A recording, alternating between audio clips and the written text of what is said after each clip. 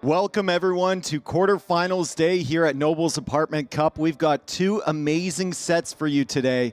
Starting off with Yo versus Hearttt. Hearttt just booking his way in after a dramatic Game 5 against Doubt last night. Doubt was playing for Tato. He was already out, but still, he really wanted that win. And as Hearttt said this morning, he's able to clutch it up once again. I'm here with the new Noble in the apartment, one you might recognize. Nilly, how's it going? I'm doing great. I'm doing great. Yeah, I've spent the last day here as well, looking through the games. Yesterday evening was so intense there, and Hearttt had a rough start into the group stage, right? Yeah. Losing his first two sets, and then 3 wins in a row, being down 2-1 yesterday evening as well. Doubt looked sharp, right? He was happy, he was in a good mood, and that's typically the time where you don't easily beat Doubt. And still Hearttt really composed, still took it back, and now in the playoffs. They have matched up once before. The second set, I believe that Hearttt played. Maybe the first set, I think the first one was against Leary, and then the second one was against Yo. He took it to game number 5. There was a couple games maybe he thought got away from him there. He said he kind of screwed up in a few of them. The High Tides game, notably, where Mr. Yo had to come out for gold at the last second. So these two have a history here at this event, and Yo has already taken the first victory, so we'll see if Yo can continue that forward. Notably, Mr. Yo is a slow starter at these type of tournaments. I think everyone except Doubt, when we were doing our predictions last night, had Mr. Yo winning this set. So if Hearttt wants to do this, he's going to have to do it from an underdog position against such an experienced foe in Mr. Yo. What do you think Hearttt needs to bring here to take it from Mr. Yo? Feels like confidence was one of the most important things, right? He also, he takes time to really adjust here. He even told us that he kind of has imposter syndrome, right? Doesn't really feel like, am I a top 8 player? I'm a top 6 player in the world, competing with the best, qualifying over and over again. And I think shaking that off a bit will really help him. And just like I told him, you are constantly qualifying for all those tournaments. He's just coming out of a top 4 performance at Red Bull, right? he belongs here. He belongs into the playoffs. And if he realizes that and can play his own game, like the crazy scout aggression, we've seen Yo crumble to that. And he kept saying, like, oh, I just feel like I'm getting lucky. And then Nilly and I were like, well, if you get lucky enough, statistically, that means that you probably belong here. And confidence is a big thing for him. Now, there were a couple players that booked their ticket to the semifinals automatically. If we could pull up the bracket, that would be great. We could take a look at that. The later set tonight is going to be Viper versus Vinchester immediately after this one. However, waiting in the semifinals for Viper or Vinchester is Leary, and waiting in the semifinals for Yo or Hearttt is the daunting prospect of facing Hera in a best of 7. It feels like whoever wins this is going to have to even step it up to the next level heading into that semifinal. Yeah, Hera against Yo would be a rematch of NAC 5 finals, right? And where Hera looked like, okay, he can lose some games, but we couldn't really see him losing the full set, right? Yes. It was best of 9, Hera's prime. He did not get weaker, though. So Yo or Hearttt, massive task ahead of them, even if they win today. What do you want to see in the draft here from Hearttt? I actually already took a small look there. Let's remember they faced each other already, and Hearttt won on Copenhagen. Yeah. Instantly banned from Mr. Yo, so we won't see that. So that could be really nice. I want to see Hearttt with a lot of aggression. I want to see him with fast civilizations, open maps, and just really dictate the games. Don't get into this weird scenario like small army, like 3 scouts, walled, and then you have a sneaky siege workshop from Mr. Yo and he can dictate the game. You want to be the dictator. Yeah, it feels like if Heartt's going to win this, he's going to do it on timings. He's going to be first to Feudal Age, the initial army out first to Castle Age, right? First to Imperial Age. Mr. Yo, he just wants to survive. He realizes that the early game is one of his weakest elements. He wants to get to the late game scenarios, like that Tide Pool game yesterday against Ogao, which was insane. The Huns versus, Tarkans versus Mamelukes. We were talking about it. How often do you see them, Elite Mameluk and Elite Tarkan teched in the same game? It doesn't make sense. And Atheism. And Tarkans teched, Elite Tarkans teched after Elite Mameluk. Yeah. When there's a bunch on the field, that's just Mr. Yo for you, right? You told me, we were talking about late game players, and I said, lower APM players like Doughton and Yo managed to somehow be successful in the late game. And what Nilly said was, at least when I'm watching Doubt, I can understand what he's doing to win. With Mr. Yo, I'm still trying to figure it out. It's wild, right? He takes so many small, weird engagements. It doesn't feel like super clean, but he's never losing massively, and he forces the opponent to make mistakes. And if the game then drags out, Mr. Yo is so incredibly confident. But you also said, the timings is something that Hearttt needs to play. Mr. Yo, he wants to get to that late game. He waltz so much that he might put himself a bit too far behind from time to time. So we'll take a look at the draft here. I think the players have completed it as we head in here. One last point on that. I think Mr. Yo is one of the best players at knowing exactly where his opponent is paying attention to. And then taking advantage of that and attacking somewhere else. And that's part of the thing that makes him so dangerous. So the first map of our series is going to be Beduins. And as we can see, Chinese banned out, Cumans banned out, Georgians banned out. A lot of those very strong civs on Beduins. It feels like you got to get rid of them really quickly in the draft. Yeah, and Yo did not ban Georgians, right? We have the phase where both of them ban at the same time. In their first matchup, both of them actually decided to not play Georgians there. Yo now more confident. Also, interesting fact in this draft, both players pick one civilization before they actually start drafting the maps. And that was Mongols for Mr. Yo and Malay for Hearttt. Yeah, Mongol's one of those timing civilizations. It's a great pick from Yo because it's also good late game, but it's another civ that you kind of want to get away from a player like Hearttt. You don't want to allow Mongols on something like High Tide, where he can just take advantage of a faster Feudal Age or take advantage of that hunt right away. So, Beduins, we start off there. What are we thinking in terms of civilizations? Is Yo going to go for something like Hindustanis? Is he thinking something like Vietnamese? What's the plan? I try to counter what Hearttt is going for, because looking at those civs, it feels like Gujaras should be the civ to go for Beduins. And then you have to think, okay, what do I want to play? Hindustanis, solid camels. Gujaras, not that happy to play camel, right? Then the economy is kind of equal. If that's how you want to start, it makes a lot of sense. Vietnamese on the other side, you kind of have to play CA. And then against Gujaras, it kind of gets tricky against Shivamshas. Yeah, if you don't do the damage early, it's going to be a problem. So on the side from Mr. Yo, we also have High Tides, we have African Redbeds, and then we have Dry River. Now, he did have a great Dry River game against Tata where he won from a, in my opinion, was an unwinnable position with the Burgundians where he just walls up, and that seems to be becoming the meta where people are just ignoring the fish in the center and walling up behind that. Berbers could be potential there. Maybe he wants to go for something a little bit, you know, weirder like Bengalis, just like a boom civilization behind, work into a unique unit. Mr. Yo loves to do that. Yeah, I'm not sure about unique unit per se. Berbers is something I could certainly see. Bengalis feels like bypass, maybe? I don't see... Or Citadel. Something like that. Yeah, Aztecs could be bypass as well. Yeah, I think Berbers feels very reasonable to me. Big question mark is where we are playing Tatars. Also something we have to mention, Hearttt, first pick, Arabia. What is that telling us? First pick Arabia. I mean, he feels like he can get the job done there. He's played more Arabia probably in the last couple of years than Mr. Yo has maybe. You know, he's grinding the ladder all the time. So he's very, very comfortable with that map. Also has picked bypass, and as you noted, he lost that bypass game against Doubt yesterday. Maybe a little bit demoralizing loss there, but still going with the Burmese. And the Burmese seems like a decent option if you can hit those timings. Doubt disrupted that really, really nicely with the tower push. And Hearttt is someone who's really thorough when it comes to analyzing recorded games. And him knowing, okay, I played Burmese, I played bypass. What were my mistakes, right? I remember actually when I was still a player, like many moons ago, when I actually played and practiced a lot with Hearttt, practicing for TTL, he was looking through recorded games and actually wrote to me what I could have done better. Like, he is just so methodical, trying to learn from every single mistake, and that's why he's such a great player.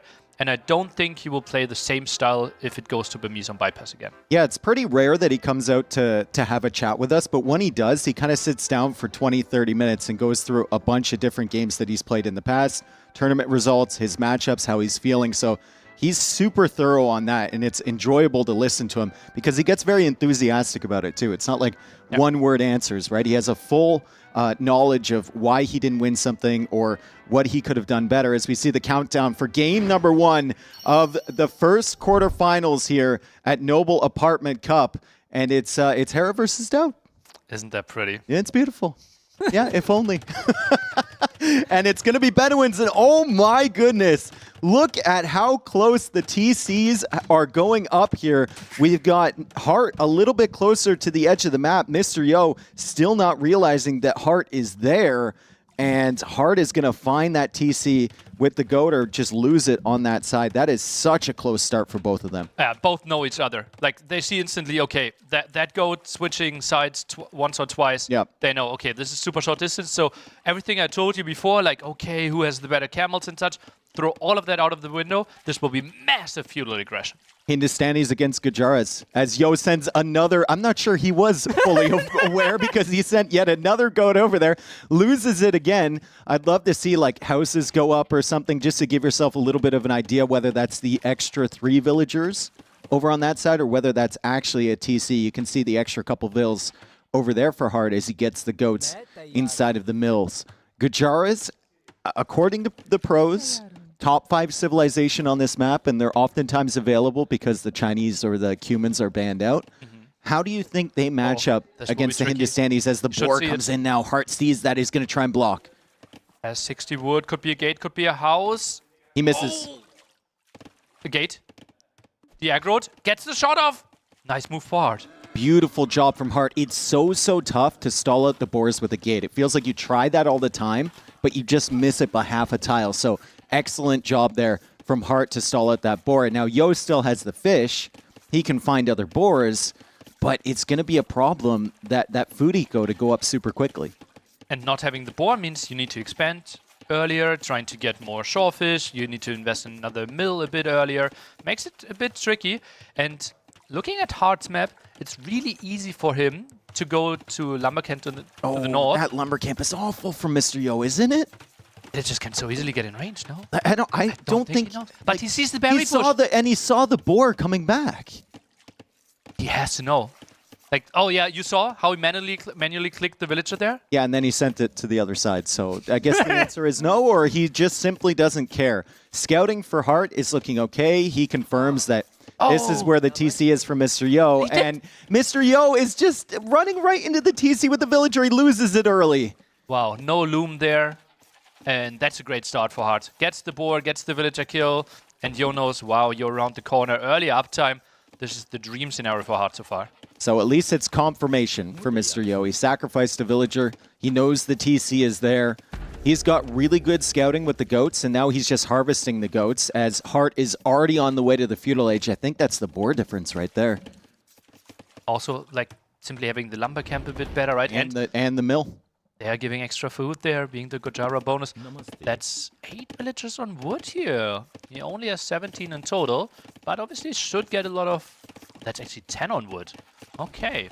Feels like a spear skirm opening and a potential for a tower there. What's your thought process when you're this close, and how does it differ from having a TC on opposite sides of the map in Feudal Age? Mobility is more important the longer the distance. Here it just feels we go for pure strength of the unit, and that is spear skirm in short distance, so we won't see scout opening. Oh, he's sending the Vills to the other side. He doesn't realize. Back into the TC for Mr. Yo. Still doesn't have loom. It's a big risk every time they stray over there. And we're coming back to that lumber camp. Was that a smart idea? I think definitively we can say no right now. Probably should have been behind. And now he's got a tower to contend with. Needs to find himself enough wood to drop another lumber camp somewhere else. And needs to garrison these villagers pretty soon without loom. Yo won't get an archery range. He has 60 No, he has to go for a lumber camp. Yeah. Goes down there first. Oh, that's not pretty. Hard with a dream opening. Still no archery range from him. Obviously took quite some time to build that tower. Yeah, Mr. Yo, down a boar, down a villager. Now has to abandon the lumber camp. He's going over here to place a new one, but it's going to be a while before he can get a production building. How does Mr. Yo manage to adapt in this situation, and what is he thinking after such a rough start? Has 500 food as well. That actually will be both players going for scouts here most likely, simply because you want to invest so much food. The mindset for Yo has to be, okay, let's stay calm. I have only lost one villager so far. I feel like Hindustanis will be nice for me in the long run. Stay calm and give yourself a chance to start in this set, not down 1-0 after like 12 minutes. I think scouts might be good, even though how close they are. It might be good for Hearttt because he's pushed him off the lumber camp. So he knows that Mr. Yo is somewhere far away from that town center now. And Yo's going to have to make a lot of spearmen to defend. Town watch coming in from Mr. Yo. Nomad starts like max 1 or 2 villagers after he gets to feudal age, always researching town watch. He wants to know exactly when those units are coming in. He's not really the biggest quick waller in the world, so he needs the extra time to see when the scouts are coming. And that mill will have pretty good vision as he now goes for a tower on the mill from Hearttt, not only pushing those villagers away, but also potentially killing that mill and taking all those goats. Would be nice, but theoretically Hearttt could build another mill, put some goats in there somewhere else, right? That is an option for him. But quite a nice aggression here for sure. Has enough spearmen. And Yo, no major losses yet. Yeah, he's got enough spearmen to defend. He's adding scouts of his own. And Hearttt is on the run from that side. I'd love to see Yo go and attack that mill, maybe with the villagers. I think it's worth it in the long run. 900 HP. I think if it's the only mill, and you know it's the only goats, it makes a lot of sense. Yeah. But simply the fact that Hearttt could theoretically have another mill with also 4 goats in there, that makes it less efficient. But he's going to do it anyway, because it's Mr. Yo. That mill is extremely offensive to him. He's going to take that out, and he's going to gain control of those 6 goats inside. His Hearttt is on the run with these villagers. Yo has a spearman there. He's got 3 spearmen there, so he might be able to cut these off. Great play from Mr. Yo to isolate these villagers and force the scouts to not be attacking him, but to be coming back here, trying to run cover. Both of those villagers should be dead, right?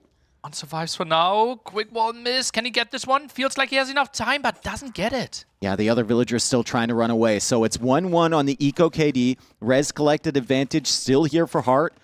He walls that villager in, but it's not going anywhere anytime soon. And Mr. Yo with more scouts on the field than Hearttt. More villagers in the queue than Hearttt. He's got 4 spearmen on the field too. Heartt's going for that archery range really, really quickly, but still, it's a great recovery from Yo. Just feels like not enough army, right? 3 scouts, 2 spearmen there was all that he had. And made it tricky because you're spread so thin on this map. Look at Yo controlling the movements of Hearttt by just keeping this army back here. So he doesn't have to worry about his villagers right now, although he's taken an engagement with the spearmen involved. That could be really rough as more scouts now come to join his initial army. And the range is just a little bit later. He did see the range from Hearttt. He knows he's behind in archer production, so he'll probably just go into Skirm Scout to try and counter this. And Skirm Scout is totally fine on a map where you have so much free food. Right? It's fast food income as well. So typically you feel like archers are the better option. But on a map with so much shorefish, I actually like skirms. Yeah, skirms should be nice here. It's easy to keep them coming out. You don't have to place the farms yet because you can just put a mill on some shorefish. And once again, it's Hearttt hanging out near the back of his base and not pressuring Mr. Yo. He does still have a slightly better economy than Yo. He's got 400 resources collected extra, although he has had a little bit of extra idle TC and obviously lost that villager rather early. This guy's also not working. Got it by the spearman. Doesn't a villager win a fight against the spearman? Could theoretically fight out, but it's so easy for There's so many to send scouts another around. unit. Yeah. Yeah. And now the archers are positioned here on the fish. Mr. Yo, low numbers of skirmishers. Heartt's chasing with the spears, so Yo's going to try and focus down those spearmen so he can engage with the scouts. It's a very, very difficult fight here, and it's Hearttt actually focusing down the spears from Mr. Yo, and Mr. Yo is going to struggle to take a good engagement. This is just, you have to retreat from this. And that's what we said, Hearttt needs for the win, right? Scout Archer, micro to perfection, keeping the aggression up. This is the dream game one for Hearttt so far. Even with the rough follow-up, I would say, losing the mill, losing the goats, he's managed to keep those timings, right? Faster to the range, faster to the archers. Now Yo is under pressure, ejects with some skirmishers, but doesn't have that many spearmen to deal with the scouts from Hearttt. So he needs to try and clear all the archers and all the spears before his scouts can take an equal engagement. He's going to take one here, constantly trying to pull Hearttt out of position, but Hearttt is just pushing forward, and now Hearttt has hits on those skirmishers. Yo has to respect the spearmen. Hearttt has all the momentum here, and Mr. Yo still fishing relatively near to this engagement, so he'll need to leave and find himself some more safe fish to take. That's going to be hard to find with Hearttt just all over his base. Area count 14-6, and this archery range can't really be used. Yo forced to build a defensive tower. Has 3 villagers on its Look at the goat eco under the TC. He's already killed all of those goats, Mr. Yo. He had probably 8 goats the last time we saw under the TC. Nothing else for the Vills to do. And now there's 16 villagers trying to harvest from 2 goats. That is just a messy situation with Hearttt having a much larger military. On gold for Hearttt. Maybe a second archery range could be an option. Maybe a market as well. Look at his wood, look at his gold. Could be a good option. Tries to find some villager kills here. Tower still protecting. Villager's a bit out of position. And it's a forward tower from Yo. So he realizes he can't really play this game with Hearttt, just military against military. He's going to have to take a position somewhere. He's already gone onto stone. He's getting that tower up. He's going to have enough stone for a follow-up tower. And suddenly, the game state is kind of shifted into one that Mr. Yo really, really enjoys, right? The messy games early, and then he can stabilize somehow and get his economy back on the same footing as Hearttt. Villager production for Mr. Yo has also been quite consistent. Only 1.5 minutes of idle TC in such a crazy game. Heartt's still only 1 minute and 45 seconds, but still, it's a little bit longer than Yo. So Yo is bridging the gap between them. What a random house by Mr. Yo between the 2 pawns there, but actually buying himself quite some time, right? He keeps up the aggression to the right-hand side, now sees that the scouts are coming through, and I don't think he will have too many losses and bought himself some Bloodlines time. came in. Bloodlines came in for Hearttt. I think a lot of those scouts were weak too, so he's going to get a little bit of extra HP on them. Most of those guys are relatively full HP, and he needs to respect this. Archers going down to the skirmishers, and the scouts from Mr. Yo are into the woodline. Unfortunately, some rough pathing for him as the scouts can't decide which villagers to kill. Meanwhile, losing units to the TC. This is all going Mr. Yo's way in the last minute or so. He's really struggling to recover Hearttt ever since that forward tower, and now has to pull back all of his scouts to deal with this army. Yo ahead by 3 villagers now, and that's what we said, right? The micro advantage for Hearttt, the macro advantage potentially for Mr. Yo. Yo still can't push into that TC, but he's got the stone. He's going for horse collar now, so he's thinking about dropping some farms. Doesn't want to stretch out for these fish, and the spearman has found the villager, which is on the way home. Yo is going for another tower now in front of his gold. And the more towers that he adds, the harder and harder it is going to be for Hearttt to do damage to him in the Feudal Age. Take a look here. Upgrades on the scouts, non-existent versus bloodlines here for Hearttt. Could be fine for him. Archer's doing more damage against the units as well. If it's not the skirmishes, willing to take this fight is hard. Yo just tries to buy time for sure. Yeah, now if you look at it from Heartt's POV, there's like 4 towers on the map. Yeah. It's really, really limiting the angles that you can fight from. I think a good strategy here for Hearttt might be to start walling up behind and then thinking about Castle Age. I mean, look at the gold that he's floating. If he gets a market, he can go up relatively soon. Problem though, let's zoom out a bit. Hearttt, where's his next Shorefish? I think he only has Shorefish at the right side. Yeah, he's got to go farms. You don't want to expand here. He's out of Shorefish at the 22-minute mark. That's way too early for this map. And Yo still has like 70% of the map. Yeah, Yo is kind of trapping him in this corner, and Hearttt is forced to chase the army from Mr. Yo to protect those villagers. Yo now coming back towards the gold. A lot of those scouts are weak, and Hearttt has his scouts with more upgrades as he buys now the food to go up to Castle Age. He's on his way, but Mr. Yo is so close to joining him on the way up to Castle Age as those camels are having a dance party over by the house. You love to see it. Is the other one going to go join? Oh, no. He's just watching. He's like, this is embarrassing. It's like me at the party. Hey, this is what the picture-in-picture is for. if this would be all that I would use it for on my stream. 100%. You would need 5. 4 for No, he each killed corner. it. What? Why? He killed it with the spearman. Hearttt. What a party pooper. They weren't doing anything to you. And that's karma right there. He loses a villager to the skirmishers. He's going to lose another one. Oh, Wow. Not quite. I can't believe Mr. Yo didn't snipe that. Maybe distracted a little bit. And, ooh, Mr. Yo missing double bit axe. I was wondering why he was so far behind him. Res collected. The game was so tense, right? Also, the sheep helped out a bit. Villagers had to run quite a bit, building all those towers. You're losing a lot of resources. Ooh, And he lost 2 more. That's a great find from Hearttt, diving right under the tower. It's tough for Mr. Yo to keep track of everything. He does it so well normally. He had Town Watch early, but when you're focusing on the other side, it's really, really hard to keep tabs on all your villagers. Mr. Yo has 400 stone. Is Ghoulam an option here, or would you just think about the castle for protection? I think just the castle, after deleting the lumber camp between the 2 town centers. On his town center? Makes it so tricky. Yeah, and that's a really good entry point as Yo now loops the army around. Heartt's going to see the villagers here. Yo goes for the pre-walls, and Hearttt sees the army, so he decides it's not a good idea. However, crossbow is on the way. Bloodlines and armor coming in for Yo. With the Hindustanis, he can't make knights, but he can go for a few camels, which with the extra attack speed are pretty good even against crossbows. And he's already got the army, he's already got the bloodlines for them. Man, this has turned into quite a close game. I thought Hearttt would just run away with this after that start, but in classic Yo fashion, Look at he's that, just not beautiful giving up. though.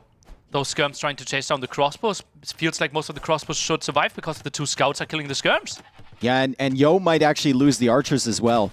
Heartt's going to see those archers coming in. Yo is trying to flank with those. He does kill 1 crossbow, but the scouts are dealing with the skirmishers. And it's only a couple camels here from Mr. Yo. As he's trying to drop a TC, he misjudged it. Hearttt looped back around this way. That's probably going to be a denied TC. The camels are neutralizing each other, and Mr. Yo is losing more villagers. Hearttt is taking control now.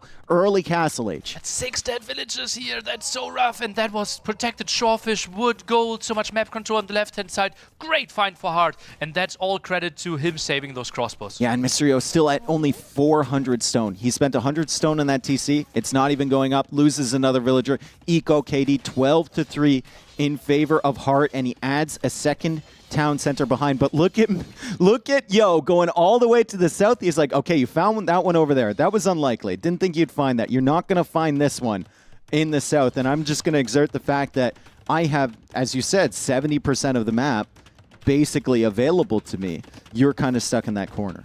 So many farms for this map. I'm really surprised. Typically, shorefish is just the dream scenario, but it was just so intense, right? And it was so tough to keep all those villagers protected at all times. That's why you want to go for the safe farms here. Camel count, scary low for Mr. Yo.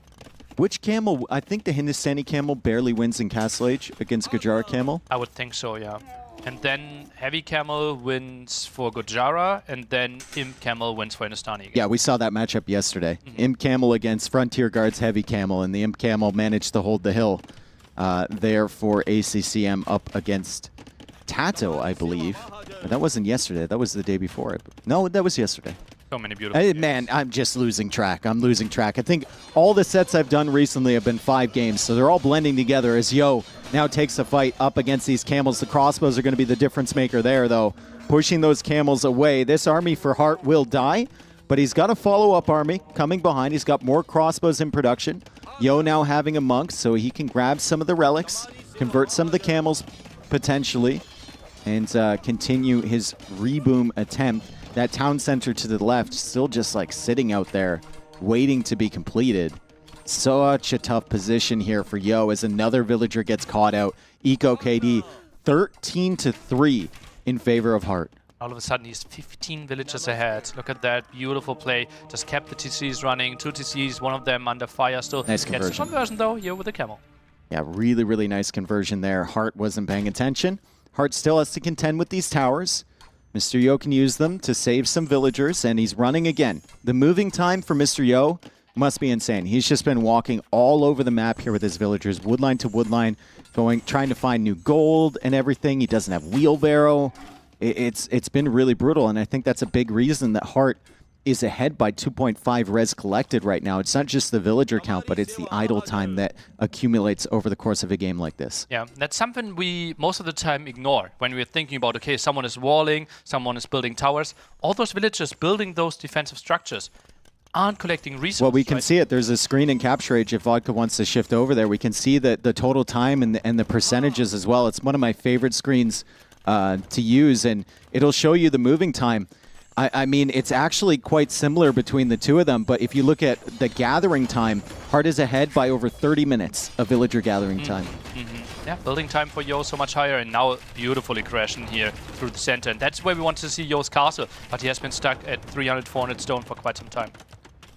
Camels now coming in. Yo goes for the walls. Great wall-offs on that side.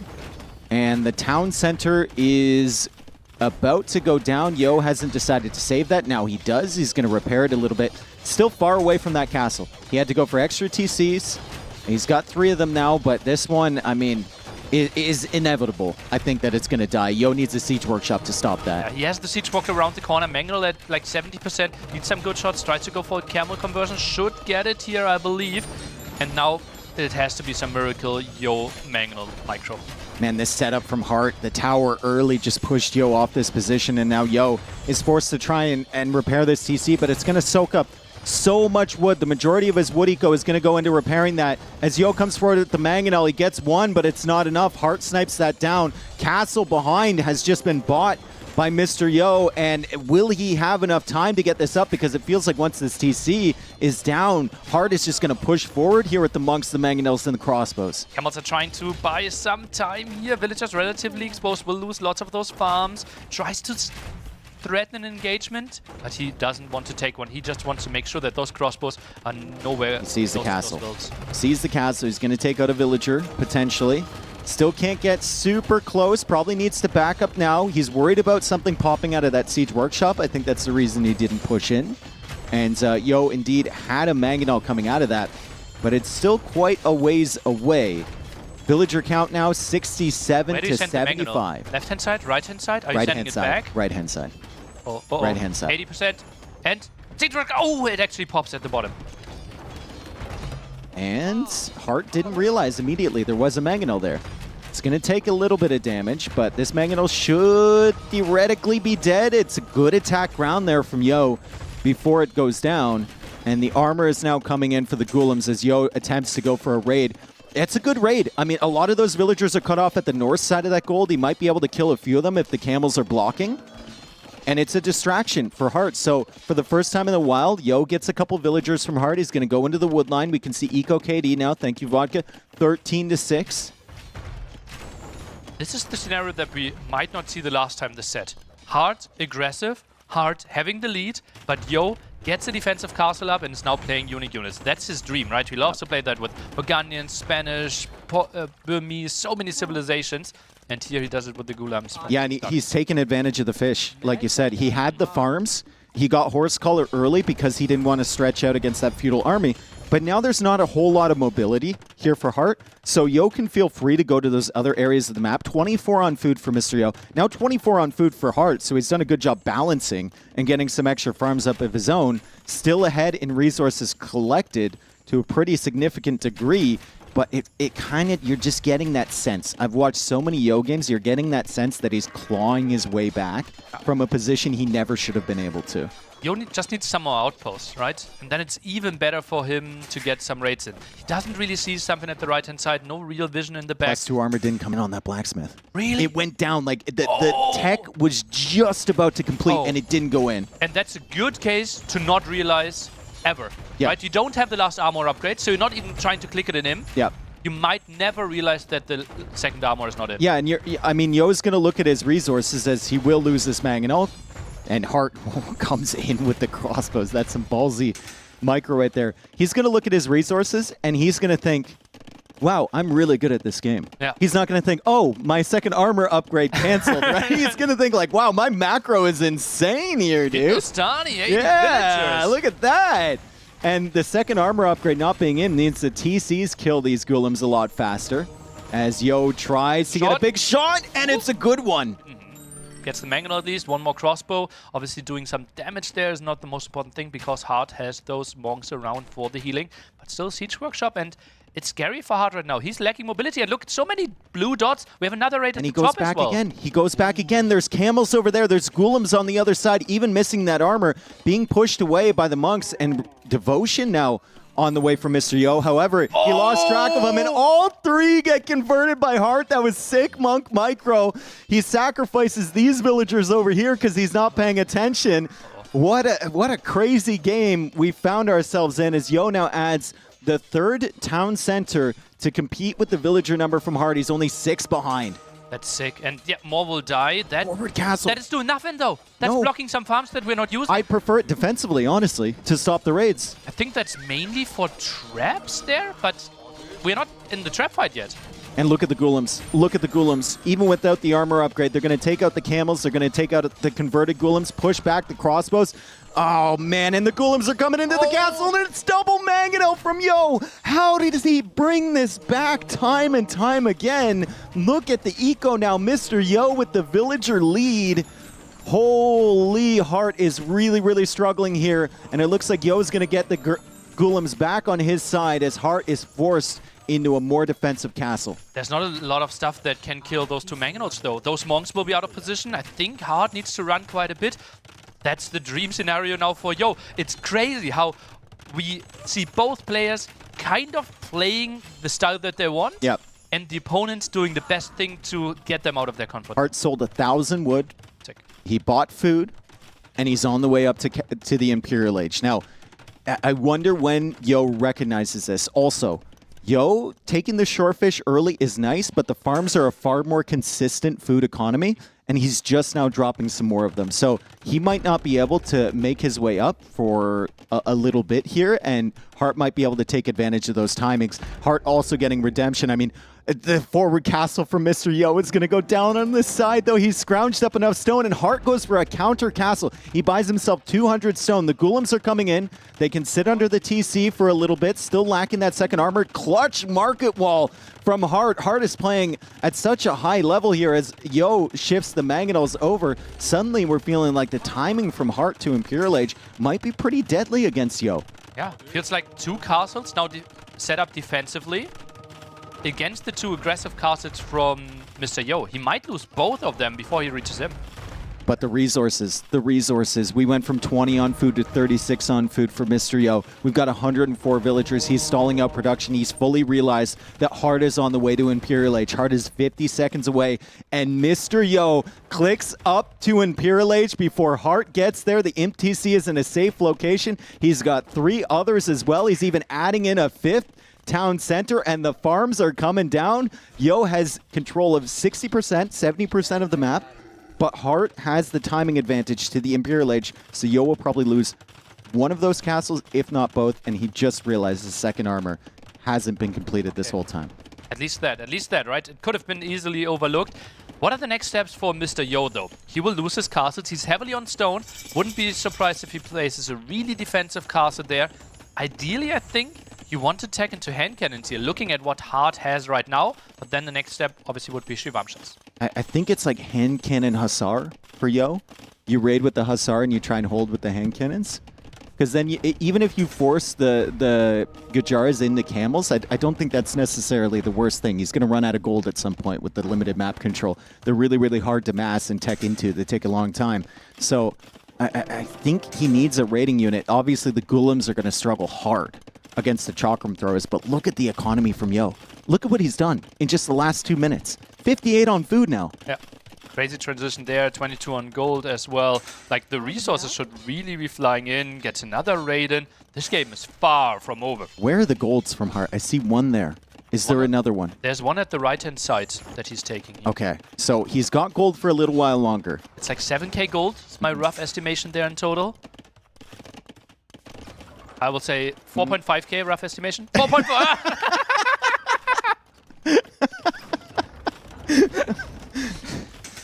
I'm resident math noble here at Noble's Apartment Cup. Oh man, Yo massing up the Ghoulims. He can't take a fight right now. He's trying to pick away, and there's still a hole over there. Look, he was monitoring that hole with the camel. He was monitoring it. He knew it was there. The Ghoulims are coming in. Hearttt on this gold with a lot of villagers. Doesn't fully recognize that the raid is chemistry now on the way from Yo. Ballistics coming in for Hearttt, but he's only got the 6 crossbows. Yeah, I think... Is crossbow the play? Maybe? Stani, what are the next steps for Gujaras?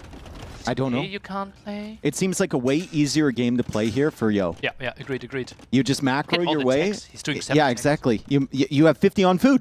He's got 50 on food. He's got all the access to resources he needs. Pumping the stone now into repairing that castle. Population is 165 to 132 in favor of Yo, and it's actually Elite Chakram, or is that Elite Shravamsha? It's one of the two. Likely Chakram. Elite Chakram thrower coming in for Hearttt as he tries to take good engagements against the Ghoulims. Chakrams, you really need like at least 20, I think, in a group to do value, because against most units, they're only doing 1 damage. They obviously have the pass-through, which is great, and you can see it in full effect there, but both the Trebs go down. Conversions coming in for Yo. Elite Ghoulim on the way for him as well. And now hand cannon production. Hand cannons are really solid. Just imagine if Yo gets the extra range for his hand cannons, then Chakrams are really struggling to take good engagements. Yo has a 40 villager lead. Yo has a 40 villager lead. Think back, everyone. If you were here at the start of the game, think back of the way it all began for him as these Ghoulims are getting absolutely massacred. Oh, man. This is insane. This is an insane performance here from Yo. Hearttt is still holding on, and we can see the potential for the Chakrams. We've seen it before. If you get a big group of them, they can basically fry everything.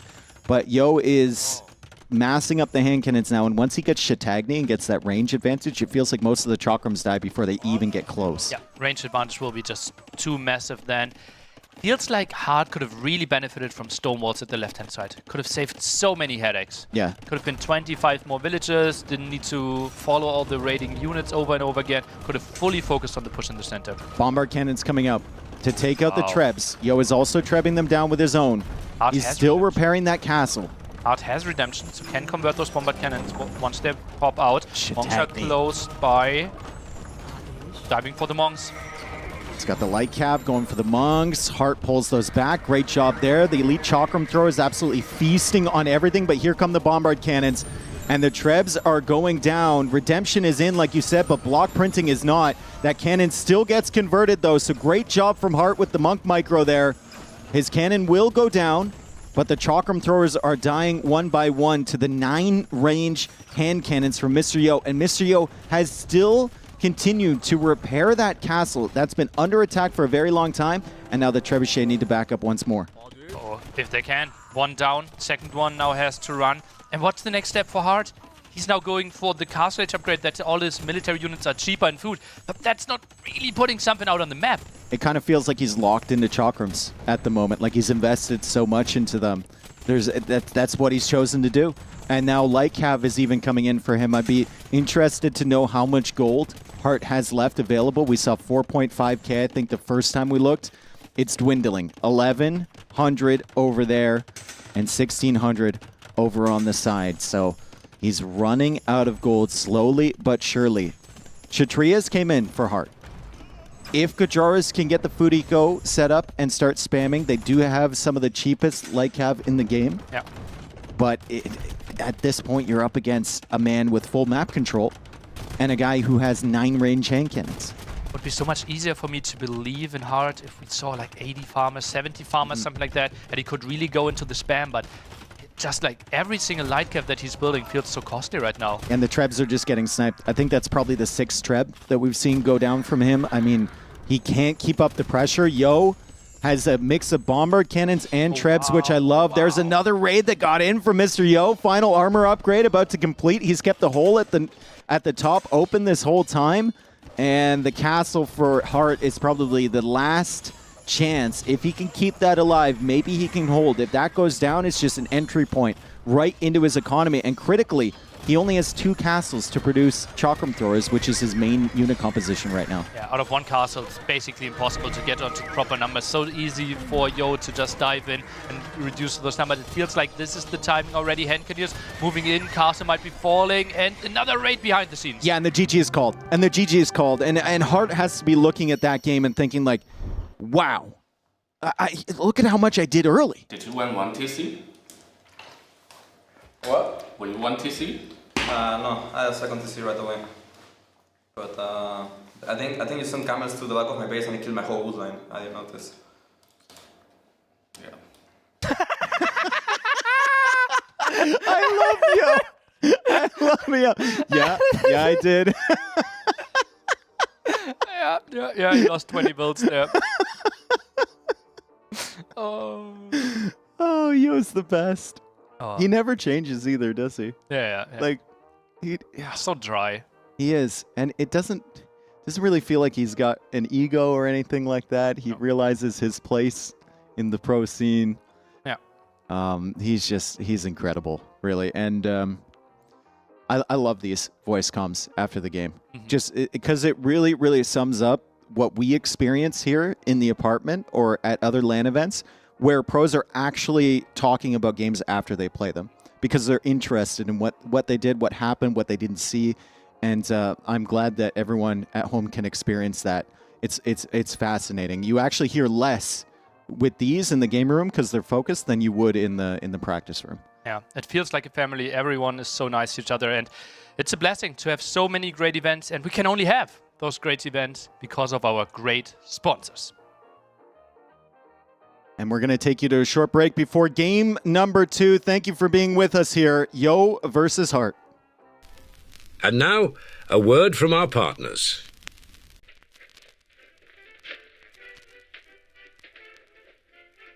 A mouse! A mouse! What is it, dear? Why you rage? Oh, honey. That's no ordinary mouse. It's the UH Reaper 250. With this mouse in your household, you never have to be scared again. Yes, the U-Rage Reaper 250, featuring DPI control, advanced ergonomics, RGB lighting, and customizable buttons, is the perfect addition to every competitive household. Why U-Rage? It's all good. Get yours on Mueller.de.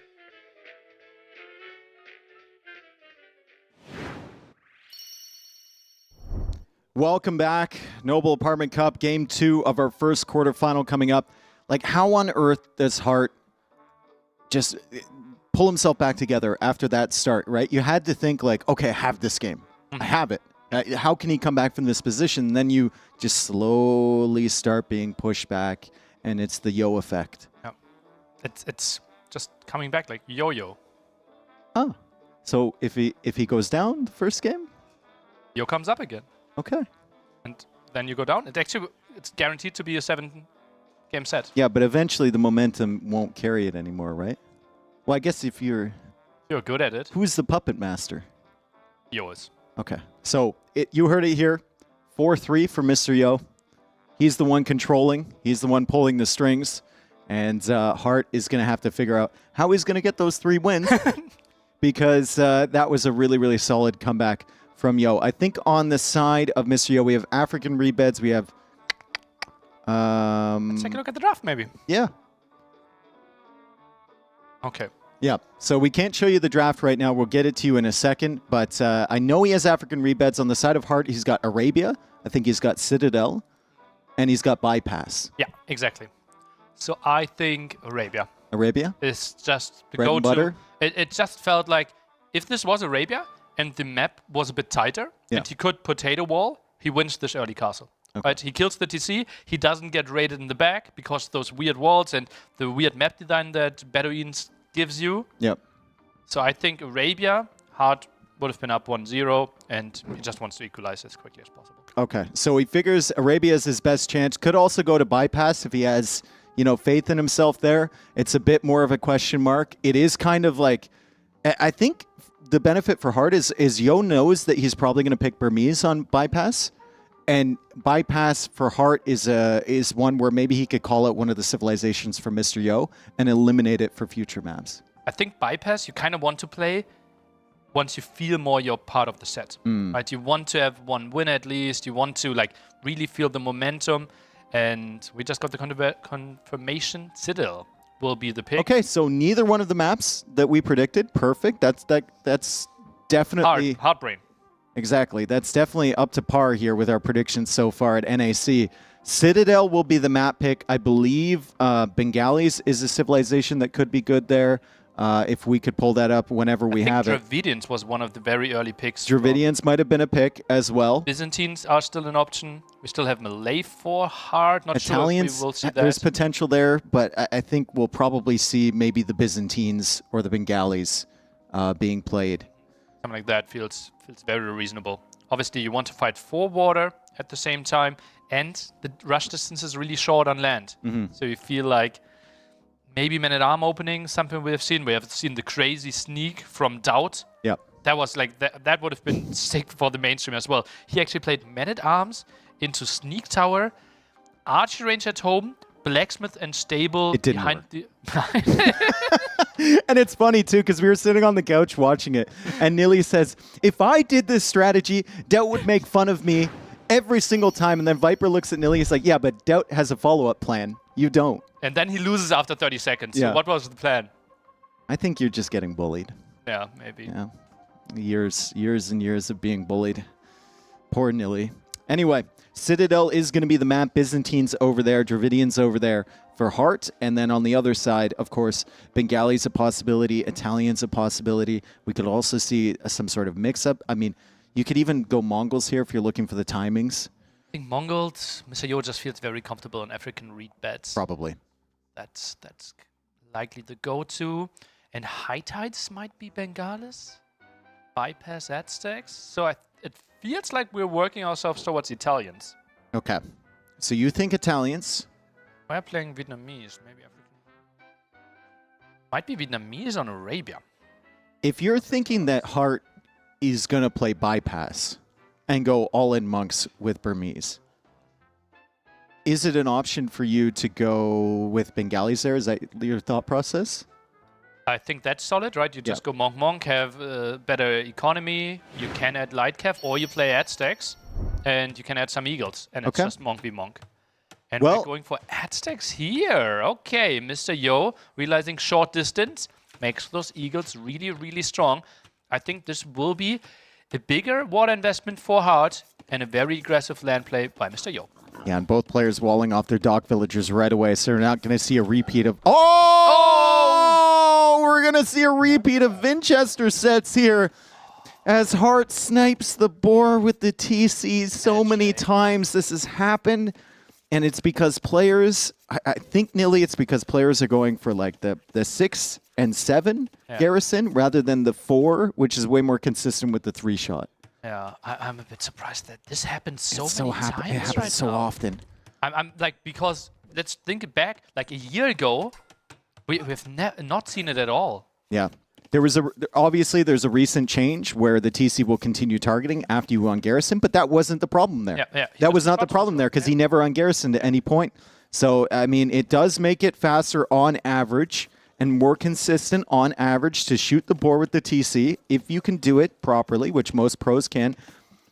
Every once in a while, though, maybe every 1 in 100 lures or 1 in 50 lures, you're going to get punished, and that kills your timings, especially with a civ like Dravidians, where it's all about timings against the Aztecs. Yo now coming into the woodline. He could get walled in there. He's got to get out as soon as possible. Hearttt didn't realize he was there quick enough, and now Hearttt is going for Loom, and you can see the amount of villagers under the TC working away on those goats. Is he even going to have enough food to click up to the Feudal H? Oh, it will be tight. I think it will be idle TC. I don't think he will. He's going to be out of goats. He has 2 fishing ships. He needs to drop off with the fish. And those ones. Yeah. There's only 20 food available there. Oh, idle TC in target. Something we never want to see. 501 food. 501 food, but now there's no food under the TC. He has to go to the mill now, to the berries, but he's busy. He's busy with the villager, and it's a quick wall from Yo. As he saves that villager, he came forward to try and snipe the villager from Hearttt. He does weaken the scout, and the eagle is chasing after. But quick walls from Yo, not something we see that often. Obviously, he has some ping issues, right? Playing mainly against Americans and Europeans on the very high level. And this is a problem, actually. This villager being pushed back, that is so much out of his food income, right? That's a quarter of his food income. That single villager. Yeah, and Yo finds it. Yo finds it. The scout is very weak here for Hearttt. It's one shot away, so it can't really help in that fight. Yo is just going to try and take out this villager. Maybe Hearttt can distract the eagle with the scout, but Hearttt is going to lose the villager, and then he's going to lose the scout. That eagle is the MVP. 2 kills already. Look at him. Give him a medal. His name is Bill. Bill the Eagle. Bill the Eagle. Knowing Yo, he's just going to toss him into the TC now. He's actually pulling him back. He's actually pulling him back. Wood upgrade now coming in for Mr. Yo. He's faster to the Feudal Age. No surprise there after the food issues from Hearttt. And, I mean, this is even worse than the start last game for Mr. Yo. Hearttt has 400 wood now. Obviously gets an additional 200. Starts farming 7 minutes into the game. Wanted ideally to have a second dock even because he has to win water having such a rough start. And he sends the villager back out over there. He can't even afford the wood for his second dock, which feels so unusual with Dravidians. It feels like you always are floating wood in the Feudal Age as the fire galley now comes in. He's got 2 more fire galleys in the queue. Actually fishing with that villager just to get a little bit of extra food income because his food income has been so rough to this point. Here comes the second eagle along with Bill onto the berries. Yo trying to harass, and Yo is following up with skirmishers as he continues to contest on the water. Resources collected. Look at that difference already. Just from sniping that one villager, Yo is ahead by almost 200 resources collected. Pretty significant, only 9 minutes into the game. And it's a forward tower. Actually, it's not that much food on those berries, so I'm a bit surprised. If he wanted to do it, he could have done it way earlier. Maybe he wants to wall in the archery range? Is that an option? Counter tower here by Hearttt. Won't really be fighting with too many archers in those towers. Yo does not want to commit and, yeah, gives up the tower.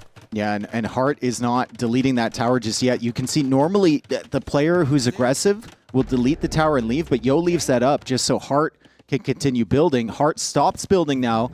If he deletes that tower, he will still have enough stone to go for another one as Mr. Yo positions his initial tower over on the right side now. I don't like that tower, I believe. How much food are you blocking? Like 350 in total? Something like that? 450? Now villagers are actually pulling away.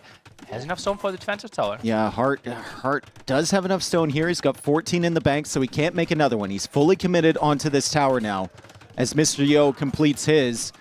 Bill does bite the dust there in front of the tower, but what an achievement it was for him early. What a role he had to play in the early start to this game, and that's the reason that Mr. Yo is so far forward. His Hearttt sends a villager to attack the tower. That villager is going to go down. More villagers coming forward from him, and I think this is already enough damage from Yo. He's just going to retreat and go back home. Hearttt actually stabilizing. 4 villagers behind, though. 5 on food is really rough. Will be more idle TC behind this most likely, and Yo just plays really stable game. Should be winning the 2v1 fight here. We see some repairs. The villager under quite some threat. Hearttt, nice block. And also, and Yo's looping around to kill this extra villager that's repairing the fire. That's a great find there from him. Goes for the fire first. And has to retreat. Nice move. Nice defense power. Actually, like, the last 3-4 minutes have been really good for Hearttt. I think one of the issues that is going to be the case for Hearttt is that he's making skirmishers, and Yo has the availability of the Eagles. So Yo has a counter unit he can make right away without adding an additional building. So that's really valuable for him. But if you get enough skirmishers on the field, the Eagles almost feel kind of useless in a way. If there's 10 plus, they can just whittle them down one shot at a time. But then you're just avoiding fights. If you're Yo and want your castle age, well, then it's not one good shot. demo. Great demo there for Yo, and he's back with the fires again. The fishing ships are still there for Hearttt critically. He needed that food, and now Hearttt is sniping all the skirmishers, and he's getting supplies! He's getting supplies! He's going to go into men-at-arms to counter the Eagles, or what? I don't even see militia production yet. I think he's only anticipating the switch. That's really sick. Demo doesn't want to commit against the fishing ships there, so that is the nail in the coffin. Yo wins water. Hearttt might need to play feudal all in here. Yeah. But Yo, I think he's building a market at home. He's thinking about castling this. Yeah, Yo is thinking about Castle Age. He knows how much damage he's done. He doesn't realize the full extent of the damage because he's not aware that Hearttt killed his boar early. But he saw the amount of farms, the amount of villagers he had on berries, and he knows he's killed the fish. So Yo is aware that Heartt's food eco is nowhere near enough to go Castle Age. He's going to try and angle there himself. There is a period here, though, where Hearttt can take advantage. He's getting fletching, he's getting men-at-arms, and Mr. Yo has already placed that tower forward, so he will need to mine more stone, which he's doing right now, to have some defensive towers to help him out against this. And he has the wood and gold so clumped up together in the back, right? So one single tower is actually protecting a lot of his resources, and those skirmishes would be so much better if they were aided with 2, maybe even 3 men-at-arms. And here they come. First men-at-arms coming across the field. Villagers being sniped. Kind of not necessary for Yo to be engaging so long out here, and it's a second villager snipe from Hearttt with nothing but skirmishers. Underestimated the range of those skirms. Obviously, they don't do a lot of damage, but shooting so fast really helped. Yeah, and Yo lost that skirmisher. I mean, the back of Heartt's base. Walls need to come down here from Yo to prevent the skirmishers and the men-at-arms from coming in. The gold is still under threat. That's a lot of skirmishers. They've already sniped villagers. There's enough of them there to do damage, and it's the armor upgrade from Hearttt. So Hearttt is reading that Yo is probably on the way to Castle Age. He knows he needs to do damage now. He's teching into a unit that can somewhat compete with Castle Age Eagles, and Yo is on the back foot in this game after taking such a distinct advantage early on in the feudal age. And you would think, yeah, Yo easily getting Castle Age and he will overwhelm with Eagles. He only has 1 single barracks. He only has 5 Eagles right now. There's no chance to overwhelm. He's losing the heads-up fight right now. He should probably drop another barracks right now. I think he's actually making a blacksmith up north there. And he's going to try and get his upgrades, but still an impressive pushback here from Hearttt as Yo is forced to go for more stone walls behind. The gold is in an unfortunate position there, but he does have another one to the right. So good map generation for him that he has 2 extra golds he can go to. And Castle Age is in. What is the plan for Mr. Yo? Is it a siege workshop? Is it another barracks? The Eagles are on the field. He's got 6 of them. It's going to be a monastery instead. Against feudal age aggression? Typically, you want to have monks to convert strong units that are in low numbers. Against feudal age, you're converting a unit that is relatively low in value. So this surprises me. Obviously, Aztec great if he wants to pick up those relics. In the long run, having those monks won't hurt him at all. I would have liked some scorpions here. They could have been good, right? And I think he could have afforded them. Yeah, even just like 2 scorpions could have cleared up this whole army or just pushed it away. But nevertheless, the Eagles are running forward. Still men-at-arms coming up from Hearttt. He's trying to buy himself as much time as possible. The relics will be sick if Mr. Yo can get them. But now the skirmishers have looped around the back, and Yo is migrating back to the front side of his base for safety. Both of the golds are cut off here. He has to delete a wall and escape with all of these villagers. There's the siege workshop. There's the scorpions. Hearttt has done a great job flipping the script here and putting all of the pressure on Yo after he was the one dealing with the army forward in early feudal age. Crazy decision to go for that many men-at-arms. And you can see very number at the bottom right. 40% there. Worker efficiency in the last minute. Ooh. Mr. Yo had to run so much, now tries to go for 1 conversion. 2 villagers stuck, 1 dead. Both dead. Both dead. He does convert a men-at-arms, but like, this is really, really solid time that Hearttt is giving himself to get to the castle age, to get those walls up. The market is coming up from Hearttt. Yo has lost villagers to this push, and it's such an unexpected investment into the men-at-arms. Out of 2 barracks, he got the armor upgrade, he got supplies, like just really, really insane from Hearttt. To 19 farms now for him because his food eco was not stellar early. 19 farms without horse collar, though. Those could come to bite him in the castle age. That's a lot of farms there that will need to be reseed. He gets 200 extra wood, but that's 3 farms, and, well, yeah, will be tricky. Would love to see him get horse collar on the way to castle age, but first of all, he needs to survive. I wouldn't mind to see Ram next. Monk goes down to the feudal age army. Villagers going down. Still, look at the eco KD. It's evened here. As Hearttt is still pressuring on the goal, but now kind of out of men-at-arms. They're very weak. A couple Eagles could probably clear that up, and the Scorpion is over there as well. So game state, evening out here a little bit. Heartt's about to click up to Castle Age. He lost a villager on the farm at the front to that Scorpion. And Mr. Yo is going to have secure gold. He's going to have secure stone, and he's going to have probably 3 minutes to do whatever he wants. 7 on stone with that stacks? Is he trying to go for Jaguars against the potential? I mean, a forward castle wouldn't be the worst thing in the world here either.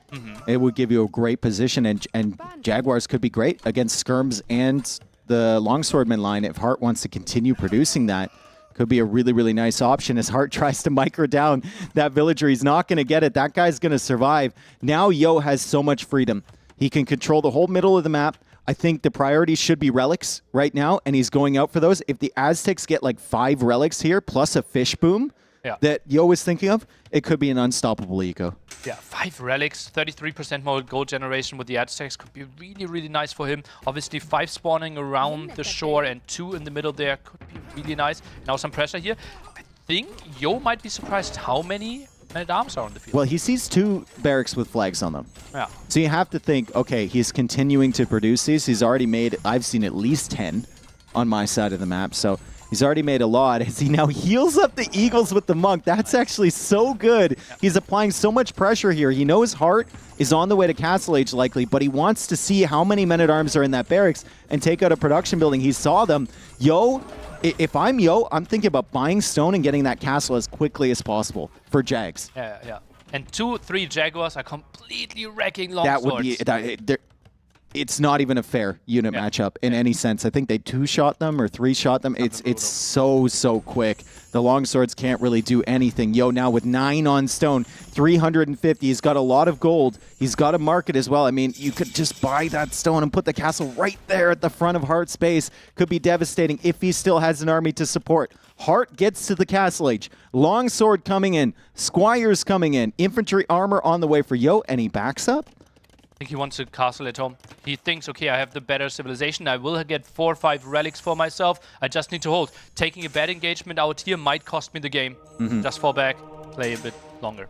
Yeah, at least the Eagles being alive forces Hearttt to keep some units at home and keep an eye at home, right? Especially now that he's open. If Yo went for the raids, it could be a potential problem. Still, Monk's getting good conversions against the Longswords. Eagles running cover for the Scorpions that are getting chip damage behind. The Longswords do really well against the Eagles, but the Scorpions getting a lot of damage against them, so Yo still takes a decent fight. The Monks can heal up the units behind as he runs away with a couple of those. Heartt's still streaming in Longswords. He's going to clear up this army right here, but the castle is going up in Yo's base behind that, and I don't know if Hearttt is fully prepared to counter Jags. He's now just making a tech switch into archers, but all of this game he's been focused on producing the men-at-arms and the longswords. It's going to be a rough transition for him back over to crossbow to deal with the Jaguars. So Scorpions did so much damage there. Mr. Yo tries to get up the defensive town center. More conversions are coming in. Maybe House Wall to block this one off. Really needed. Maybe another one.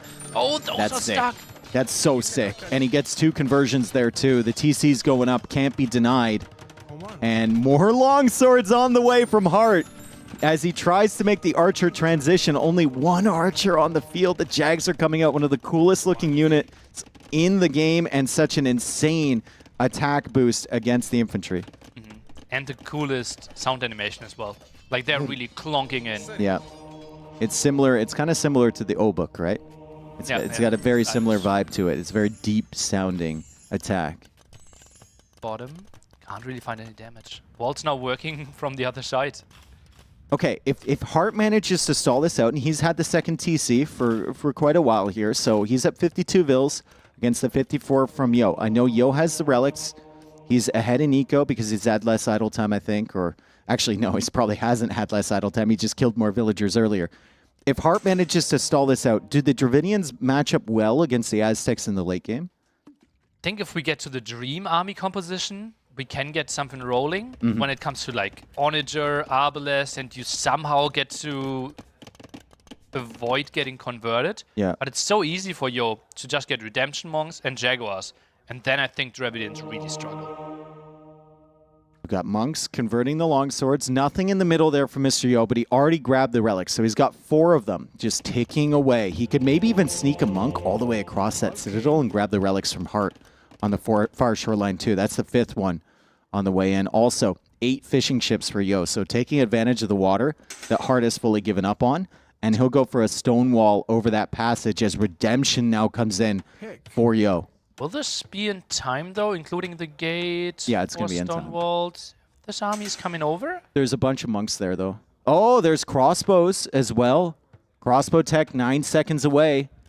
The gate takes longer to build. Hearttt will see the Mangonel pushing the front side of his base. The Jags are behind. Redemption will help out. I think this is going to get in. It's going to get close. I think he will be in. This could be some headache. He's trying to build a town center below. This could be really... Oh, he good. notices so quickly. Yo notices so quickly. He's going to convert 3 of these crossbows, which should clear up the rest of them. The monks can heal the other monks, and he can potentially quick wall. It's not going to happen there, but still, he gets away with all of the monks. Perfect. Absolutely perfect for Yo. Such a nice reaction, and Hearttt sees... Damn! Yo sees everything. And... Yeah, I can't. I felt it. Unfortunate. I saw your meal.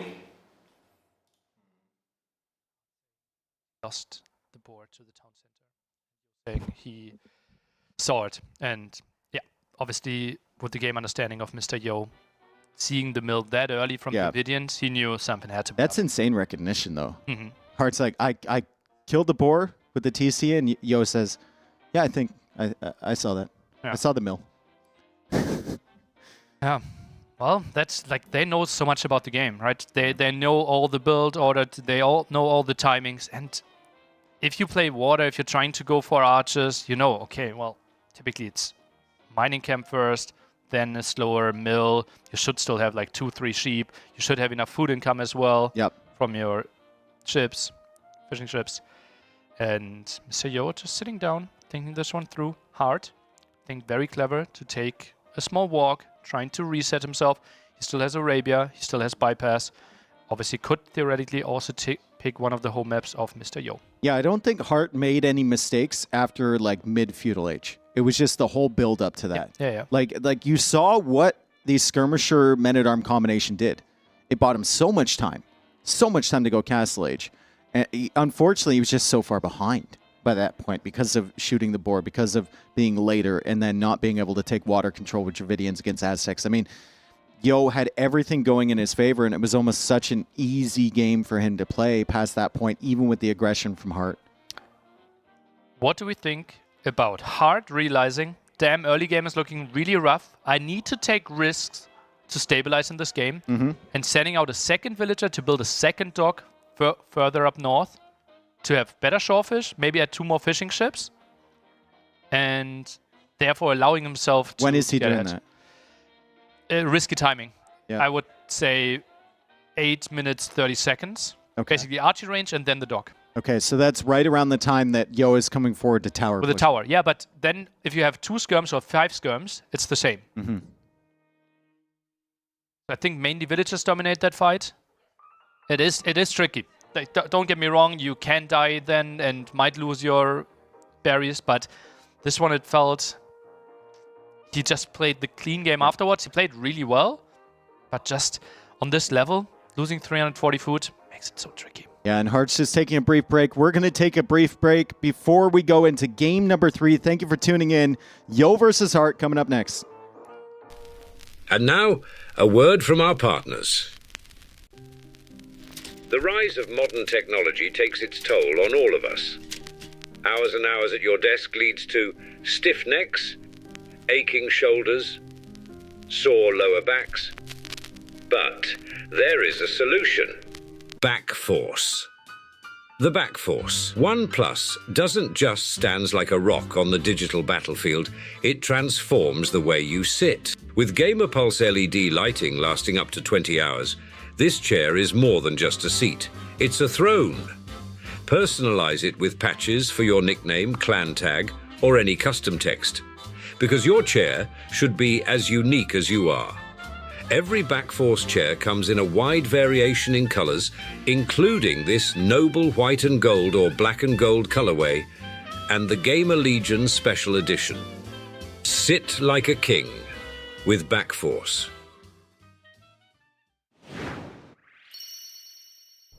Welcome back here. A disappointing loss maybe from Hearttt there in game number 2. Yo is up 2-0, and he was the favorite coming in here. Hearttt needs to get something going. He did tell us today that he's a clutch player. He's surprised how often he clutches things out. This would be a really, really nice comeback for him. You said before that he should go to Arabia because it's a map that he knows. Do you still think he needs to go to Arabia, or does he go to one of Mr. Yo's home maps and then has Arabia coming home? I think if you go to Mr. Yo's home map, the chance of running into 0-4 is too likely. Yeah. I think Hearttt needs a W right now. Yep. And the best chances are on Arabia, in my opinion. And just a very clean game. Hearttt, play your scouts into ranged units, force reactions from Mr. Yo, force all those walls, keep up the aggression, expand in Castle Age, and then you should have the advantage. And I think he can close out the game. Like, he's not playing poorly today, right? Yeah. The boar can happen. Played really solid after that. And also in game 1, he had the aggression in Feudal Age, right? I think if it's like full of Feudal Age war, Hearttt should still have the advantage. Here we go into game number 3 shortly. Hearttt looks kind of tired. Yo looks like it was just another Friday. Mm-hmm. Yo's been here many, many times before. Heartt's... He's been playing offline tournaments for such a long time, right? I know. I think I've cast him 2013, Maldives. I was joking around with someone else. I think it was Leary. He asked me if Yo has been involved in the game longer than Viper.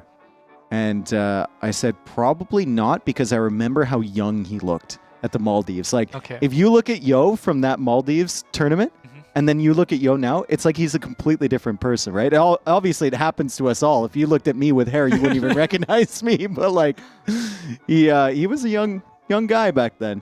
Yeah. Dogao back then as well. Oh, Dogao back then, yeah. That was such a long... Even Viper, the babyface Viper. Jordan completely different. Hera wasn't even in preschool. Not even... They probably like Leary, and maybe Leary started playing 2013, something like that. 2013. 2002. I think yeah. He played his first LAN when 11 he was 14. years old. He was 11 years old. Yeah. That's the game phase of Mr. Yo. Feels like they are in the game, and look at how much head and eye movement he has, right? Well, He's that's so actively moving. I think there's been accusations from people before that, like, oh, he's got a second screen when they see him streaming at home, right? But that's just the way he looks, right? He's only got one screen here, and he's looking up at the resources. Then he looks all the way down at the bottom of the screen. He's got a lot of movement going on. Hearttt is purely focused in. And, feels like someone that could benefit from moving the resources next to the minimap. I knew you were going to say that. I absolutely knew you were going to say that. Why are you... It makes sense. It does make sense that the resource is at the bottom. I just don't like it. And I think Yo wouldn't like it either. Not everything has to be logical. Hearttt doesn't kill the board with the TC. We're on Arabia here. We've got Hearttt playing as Malians. We've got Yo playing as the Vietnamese. Okay. So Vietnamese on Arabia. Kind of what we expected there, eliminating all the other civilizations. I like that Hearttt is going for Arabia here. Malians. Obviously, really nice early on. You get the extra gold. You save some wood on all those buildings. Feels like scout opening is really strong, followed up by crossbows. The thing is, though, early imp really struggle against CA. Yep. Because you don't have a good timing. Vietnamese, they can get Bracer. They can reach Imperial Age with like 30 CAs still left. And that's a crucial timing we have to think in this game. Isn't that kind of a wild scouting with that one sheep there from Hearttt? In the back? Oh, that I'm like, what is he looking for over? He's gonna find 2 relics with it. So like, that's some serious late game scouting with that sheep. I don't think he realized he sent it out there. Reporting back home. He'll have a journey to tell, and it's so dumb too because he's not even making max efficiency out of it. Yeah. He's going along back. the same path. Okay. Now he realizes, he realizes maybe that's a sign of a little bit of nerves from Hearttt. That seems like something that you wouldn't normally encounter in an Arabia game for scouting. Plays double lumber camp, something that's got a bit out of fashion, I would say. People really go for 1 lumber camp most of the time. Well, how much is a Malian lumber camp? It's 80 something. 85ish. Okay. So you're saving 30 wood by going for the 2, yeah. And it will be more efficient in the long run. That's why we see 9 on wood compared to the 8 on wood you normally play. And will be better in the long run. But Mr. Yo, 1 lumber camp just feels really good. Look at how tight his map is. This is so easy to wall in a small way. Yeah, and Yo already placed in the house out there. Yeah, So he's already fully read the map, and he's realizing that he can wall in front kind of to the TC as well, all the way to the edge. There's the barracks in front of the gold, and critically, it's like 4 tiles in front of that gold. So even if Hearttt arrives with archers, he's not going to be able to range that other side. Also very wallable a little bit later on, and Yo has already scouted the other wood line. So Yo is making a plan for his base, as all the top players do. They read the map quite quickly within seconds of scouting it, and they know exactly what plan A is, if not always what plan B is, if their opponent comes forward with some pressure. For now, both players going for stable though, and to me, it feels like that's where Hearttt should shine. But also, let's remember, game 1, we've seen both players go scouts. Big difference there. Yo went for like 6 spearmen, while Hearttt went for 3. Yeah. And that's why Yo could hold all the aggression. Let's see how many spearmen they're committing now. Eco upgrades coming in for Yo really, really quickly here. He doesn't have to spend wood on them, which is a huge benefit and means that he can pull some extra villagers off the wood and have some extra wood for the farms that he's about to drop quite quickly. And Hearttt also going for early Horse Collar, and he's just going for the fast walls at the front. Yo walling the top of his wood line as well. And yeah, this one feels like both are playing quite stable. The question is, are we committing into archers? And if so, how many are we trying to transition? Or is, obviously in Yo's dream scenario, he skips the archer phase, can directly go for CA, or even Rata. Yeah, he's got a safe stone in the back. He's got a really safe stone. The way he's walling just screams the fact that he wants to go Rata and archers eventually. So it's like scouts into wall and adapt and maybe add a range at home. And then back into the Ratans in the Castle Age. Yo is a player that loves to wall and go unique unit. He absolutely loves it. Yeah, absolutely loves it. Look at Mr. Yo's adjustment. No spearmen, small walls, scouts at home. Hearttt is more scared, builds 2 spearmen, has the slight scout advantage right now, but Mr. Yo will actually take the lead soon. Look at how passively Mr. Yo is playing. Yep. He wants to play the late game. Yep. He's just thinking about the walls right now. He's thinking about the walls, and that should give Hearttt a little bit of information of what Yo wants to do. The fact he had all the scouts there and the fact he went back from that engagement towards the TC should tell him, hang on a second. He's trying to get some walls up. I'm going to try and get the walls up myself. We are going to have a more stalemated game here on Arabia, as we will likely make our way to the Castle Age relatively soon. I'm not certain that there's anything you can do in Feudal to immediately break either one of these positions, aside from maybe a forward, which would just be way too risky. 4 on gold for Mr. Yo, while only having 9 on food. This will actually be an archer range in Feudal Age from him. He will actually build archers behind this. Just maybe also knowing, wow, you might go for some aggression, and it's way easier to defend if I already have some range units myself. What are your thoughts on as Yo tries to find this villager? He's actually going to take a good engagement against the spearmen early, but now the scouts are here, so he needs to retreat. What are your thoughts on, Vietnamese wheelbarrow? Do you adjust your timings in Feudal Age to get it, or are you more of a still wait till Castle Age kind of guy? I've only seen it too early once from TheViper in the Copenhagen game there. I think last upgrade before clicking up to Feudal Age. Feels very reasonable to me. Unless you want to play massive timing, then I like it early Castle Age. Okay. So a couple of hits coming out from that Spearman from Mr. Yo. Look at the movement from both of them. They're kind of dancing around the Spearman. They're trying to cut off the angles of the opponent's scouts as they get their walls completed. And it is a range, like you said, from Mr. Yo. So he's going to start to mass up the archers. It's always nice to get to Castle Age, even if you're trying to go there fast. It's always nice to get there with, like, 8 or 9 archers that you can upgrade and maybe have a little bit of force to keep yourself safe. Here comes the blacksmith now from Yo as well, as Hearttt spies that archer range. Not too worried about the immediate threat because he's fully walled, but he still, I think, goes for a range of his own at home. Has 5 on gold, 15. Maybe it's just a blacksmith. 4. I think Hearttt might just skip archers. Yeah. He sees how defensively Mr. Yo is playing. I think this could be like a 1 minute plus Castle Age advantage for Hearttt, although food still looks fine for Yo as well. He's going for archers. He's adding in the archers now. We've got the blacksmith now coming up. I know it's a big investment, but a double wall early could save you a lot of pain later on those sides, or maybe slowly start adding in the houses behind the palisades. Could be really, really strong because those palisades are going to be easy to break, especially when you're not 100% sure of what Mr. Yo wants to do. Hearttt also clicked that villager outside, checking for holes. Yeah.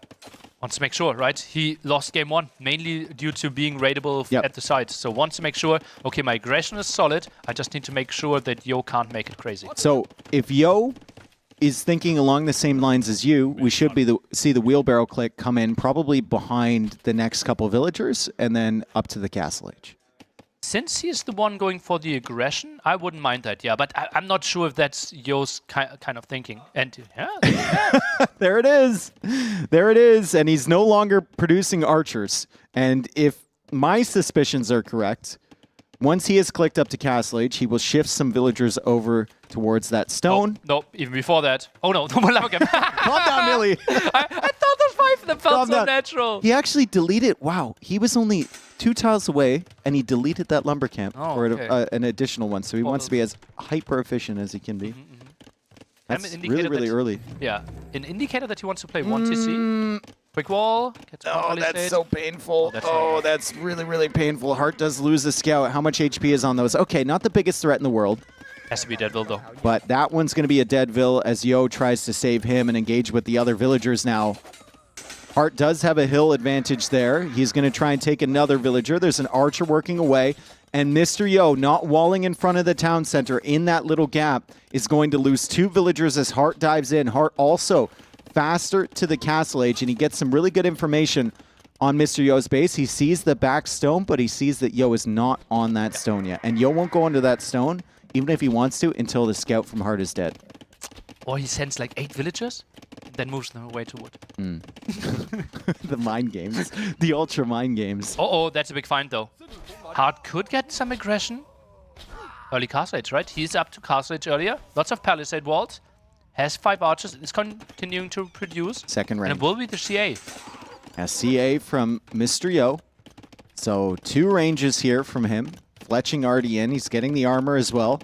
Castle Age will be in about 30 seconds faster from Hearttt. And Yo is trying to track this army coming across. He sees it. He wants to engage. Just killing 2 archers could be an option. Yeah, you just buy yourself a little bit of time, right? Push this army away until you have a few cav archers of your own. Crossbow and Bodkin is coming in. Yo loses those scouts. And Hearttt doesn't lose a single archer there unless Mr. Yo can snipe it, which he does. It's the most micro I've seen out of Yo in a while. For that last guy to just get the final kill there. Yo arriving in the Castle Age. Here come the cav archers. Take some gold only. Can't do too much. Yeah, okay, knight and 2 cav archers.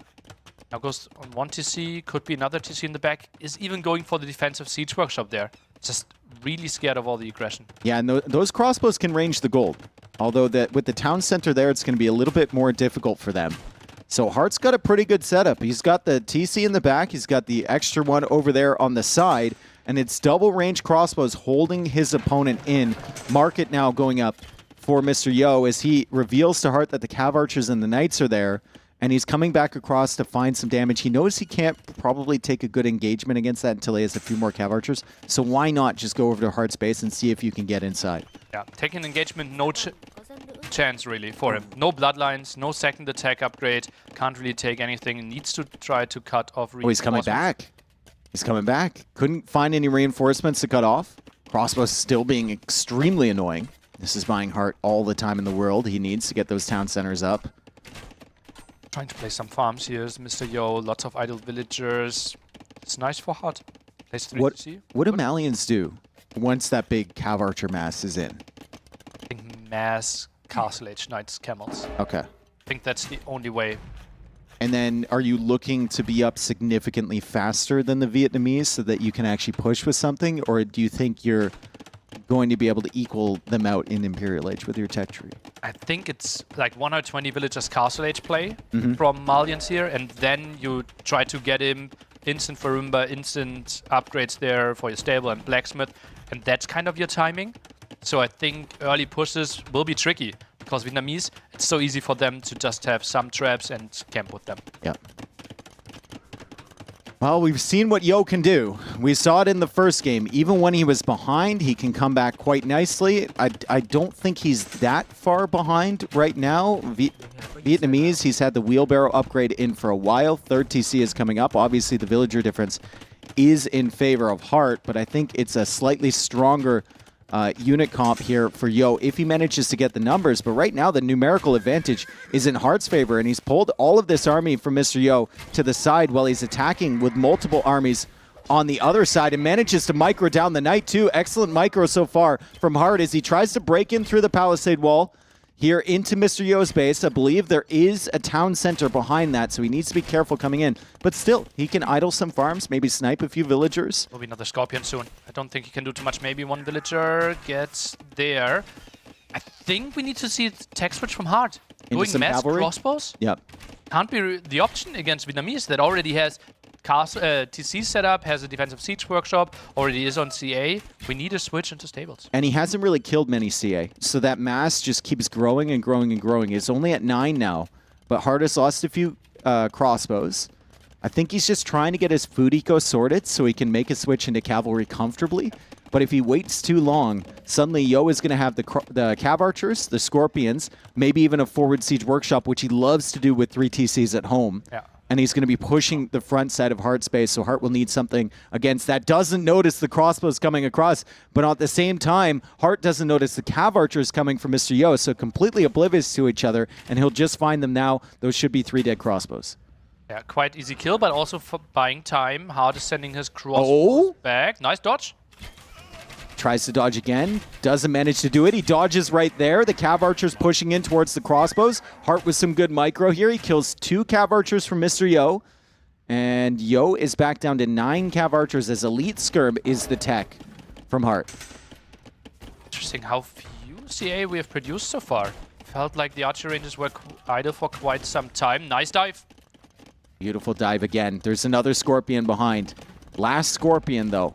Mr. Yo does not have another one in production just yet. And Hearttt is splitting away from all those bolts. Beautiful job from Hearttt. He also has the 2nd armor upgrade, which should make these crossbows a little bit better against the Cav Archers. Ballistics is on the way for Mr. Yo. That will benefit both the Scorpions and the Cav Archers. Make it much, much easier for him to clear up this stuff. But constantly, Hearttt has one army on one side, one army on the other side. Yo is just chasing all of the time. And meanwhile, behind this, the eco from Hearttt is scaling extremely well. Yo, even deleting a house while being housed was pretty rough for him, but he's now trading off some units, makes it a bit easier. Left-hand side was clearing it up with the Scorpion as well. And this is the first time where Yo could maybe go for some aggression, but Skirm's already prepared for Hearttt at home. Yeah, 3rd range from Yo. He hasn't seen the skirmishers yet, so he doesn't know that Ballistics plus 2 armor and Elite Skirm is coming his way. Cav Archer's not really the best against that. Food eco for Hearttt, very, very good. 32 on food, now 34, 35 on food. He's adding those farms behind. He's got a lot of gold in the bank. Heartt's got 81 villagers versus the 69 from Mr. Yo. And for the first time in a while, Hearttt is really holding the pressure here in this set up against Mr. Yo. And Mr. Yo is the one that's reacting to his every move. Yeah, and that's exactly what we predicted. Yeah, really good. Dodges so many shots here. Against Get that. Ballistics. Only lost one single crossbow so Is he far. going to win this fight? No way. He can't. It No shouldn't way. be allowed. It shouldn't be allowed to win this fight. Look at how weak some of these Cav Archers are. He's sniping them down. There goes another one. Hearttt on something today as he snipes another Cav Archer. He makes his way to the hill. He's dodging Ballistics. against high HP Vietnamese Cav Archers, and I think he wins it. I think it's really, really close. No, Mr. Yo gets the hill, and it's a 1 Cav Archer army remaining. That was astounding micro from Hearttt. As I said, no way Hearttt is winning this fight. I mean, true. That was crazy. There was so much value. That should be illegal. It's like, yo, just going back and having a Scorpion there to help him would have helped like so much.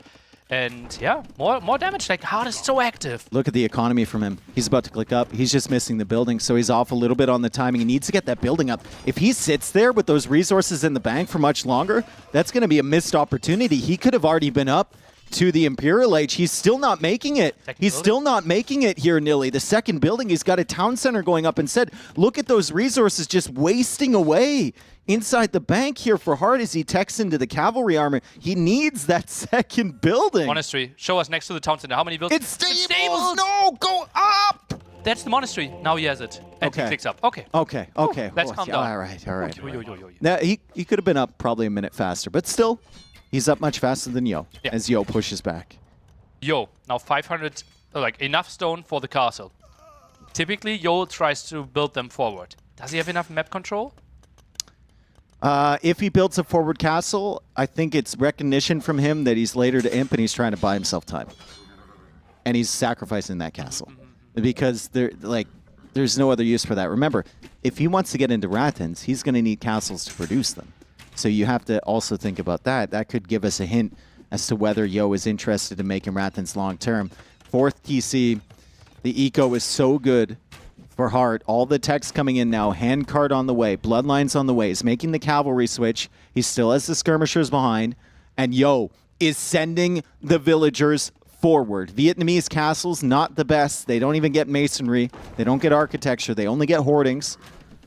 And Bit of a missed timing though, right? Yeah, he had enough stone for like a solid minute now as well. Could have already started before the knight numbers are rising, and he's getting all the upgrades. I mean, this is a tough army to send villagers forward until you have the knights to support, right? He gets a nice shot against those elite skirms. Wow, big shot uphill for Mr. Yo, and now he takes the hill. Still has the villagers just kind of waiting here. Has enough stone for that castle, and he's building it forward on the front side of Heartt's base, where Hearttt is mining stone. Has the wood as well. Gold at the side. What a beautiful spot for Mr. Yo. On the hill as well. Hearttt still without a castle.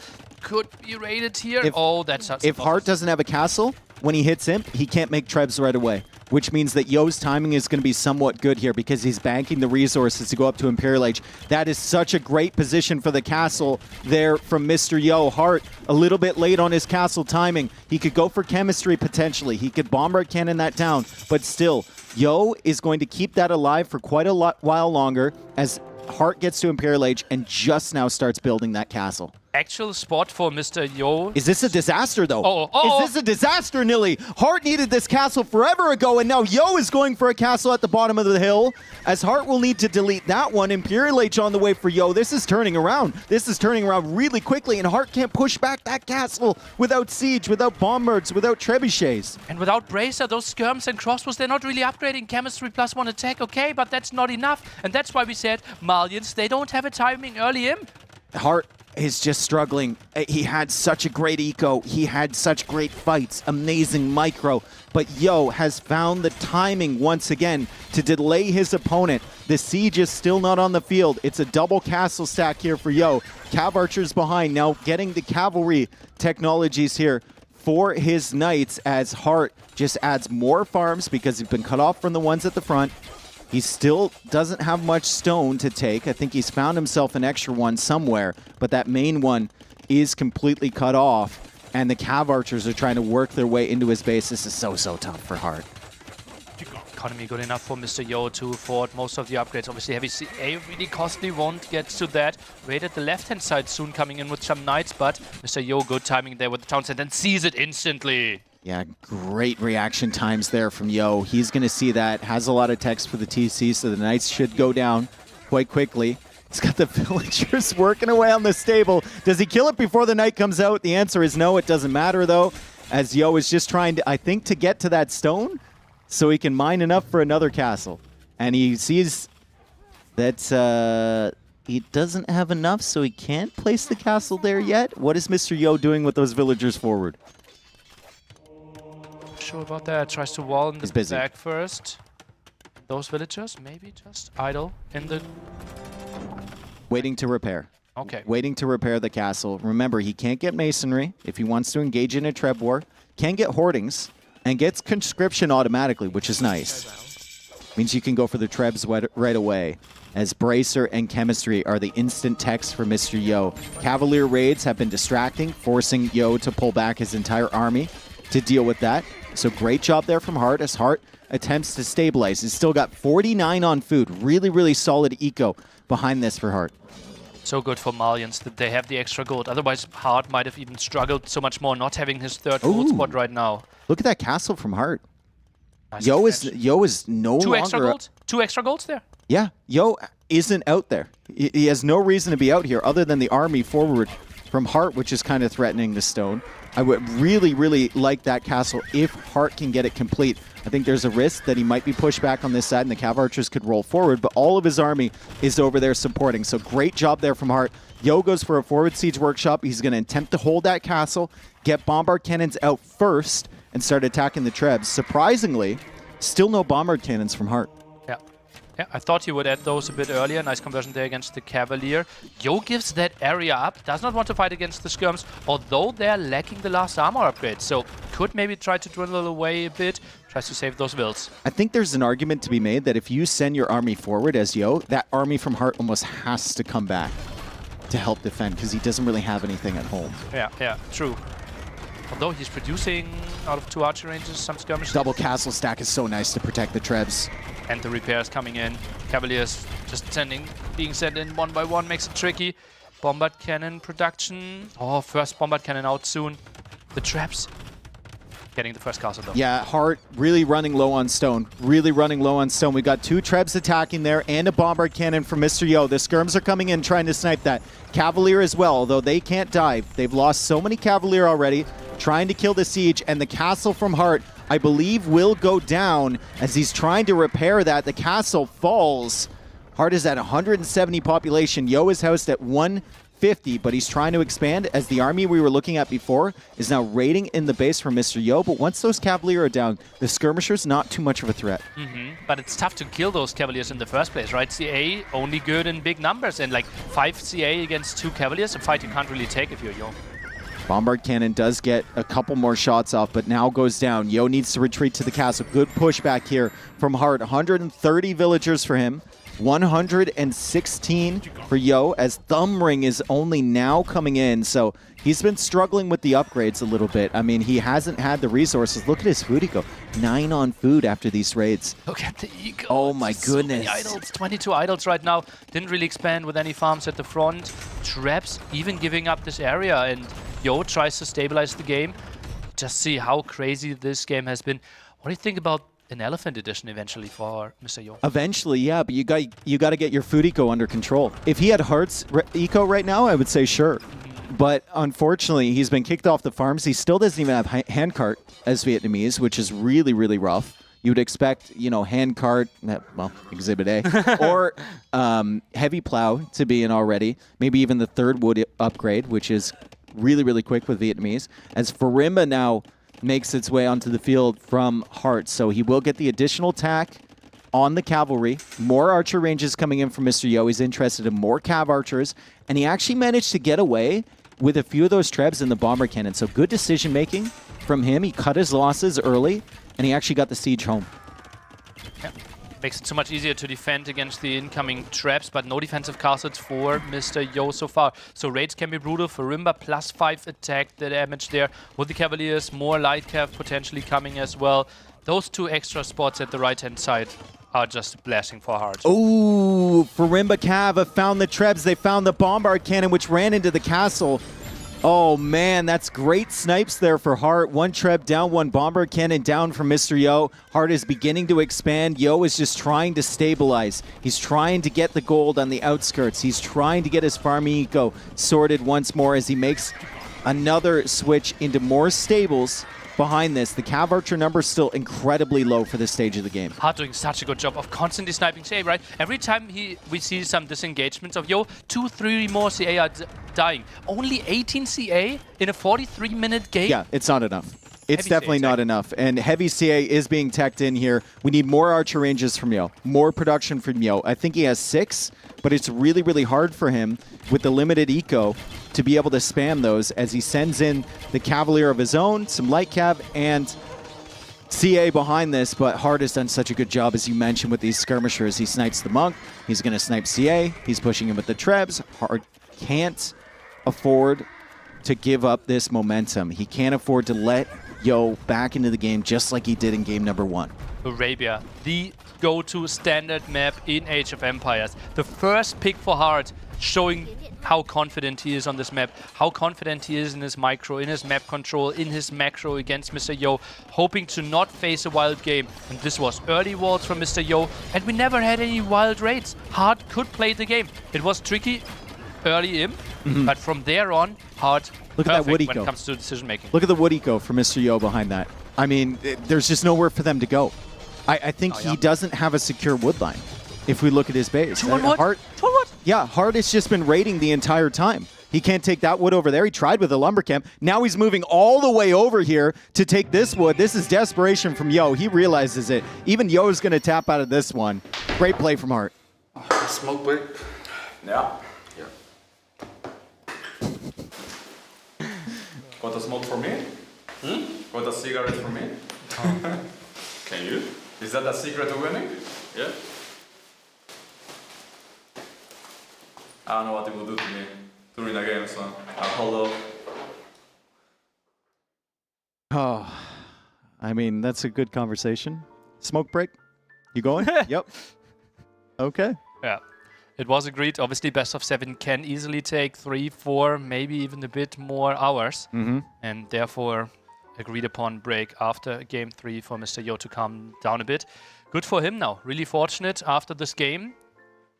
I think if we directly jumped into the next game here for Hearttt, could have been a nice momentum that he could have taken into game 4. Yeah, and he's going to take a break, and we see Yo going outside now, so it's going to be a couple minutes. In this couple minutes, though, we can talk about a partner that has been really, really important to this whole event, someone who has supported us and someone whose product we believe in. Now, I know you've had problems with this in the past, Nilly, so I'm not going to let you say anything. I'm just going to point at you, and you're going to say the words, okay? Now, let's work through this.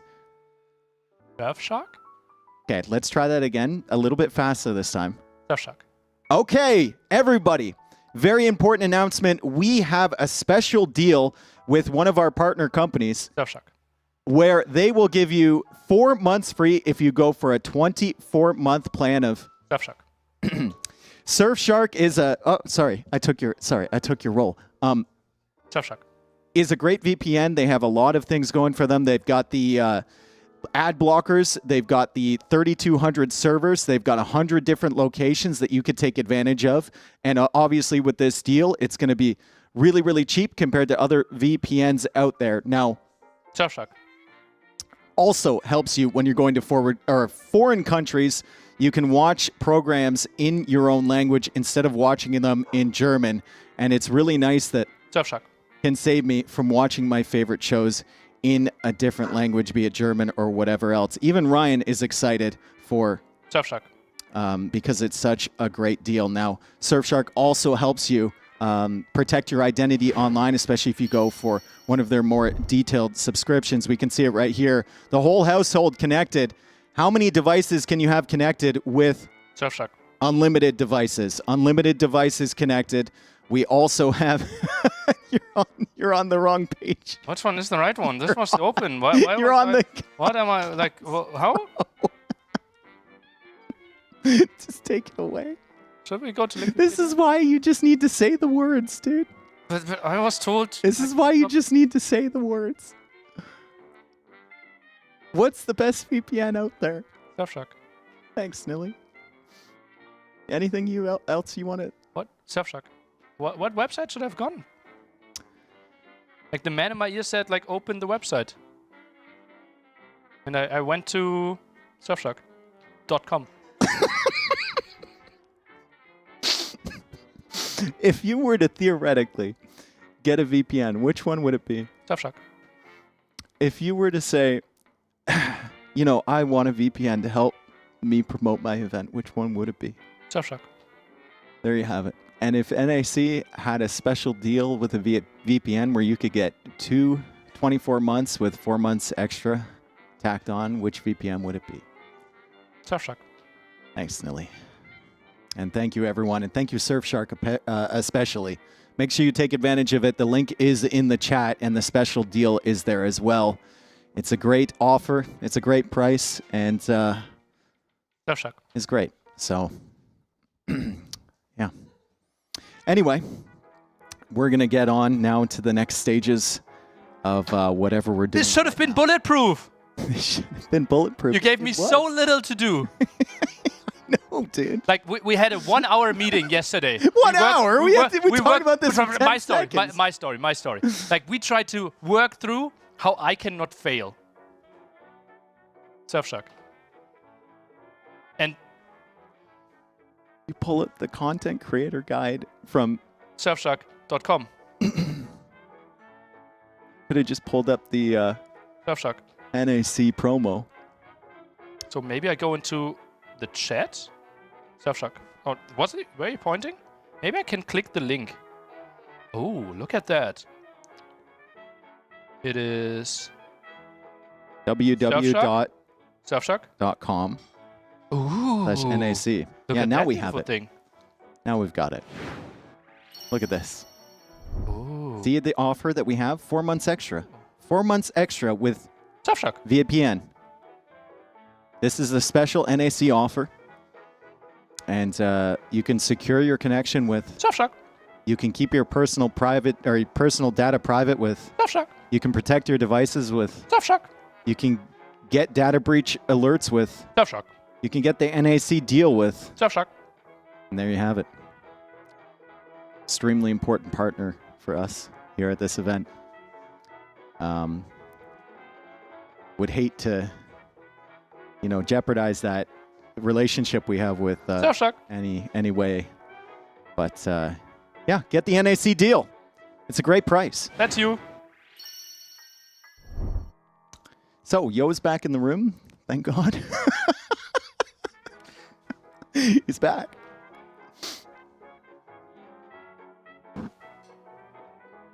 Surfshark.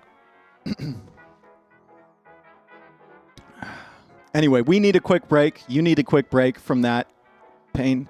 And we'll be right back with you in a second.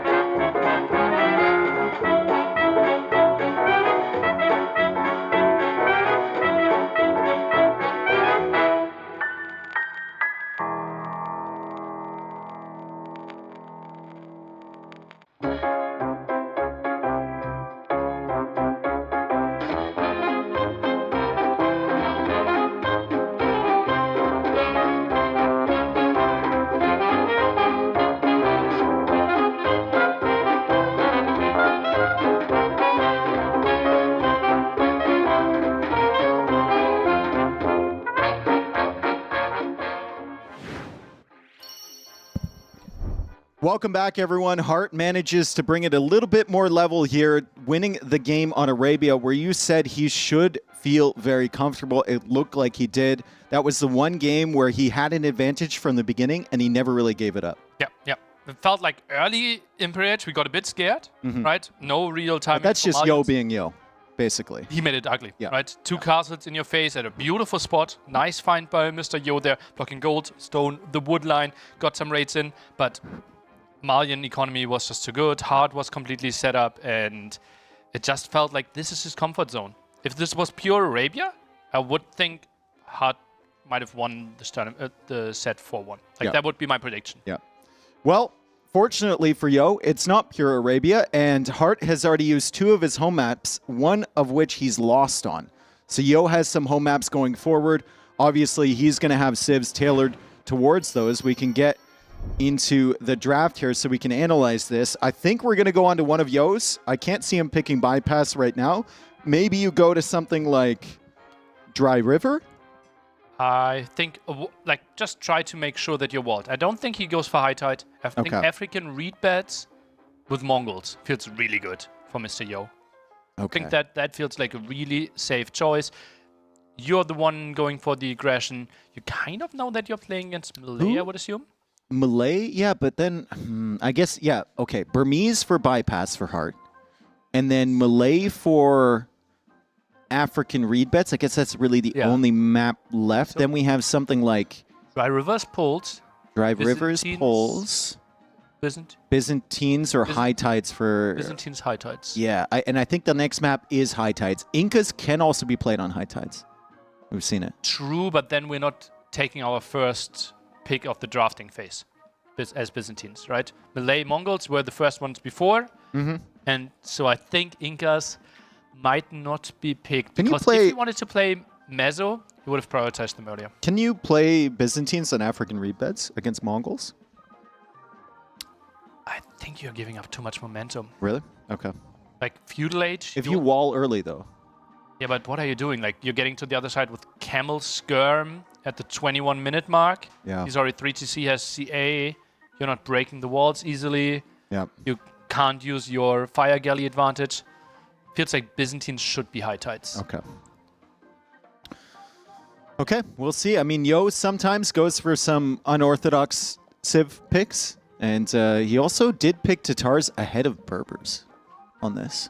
Oh, really? Or no. The way it works is Italians is the last Civ pick, right? Yeah, because it's mirrored on both sides. Yeah.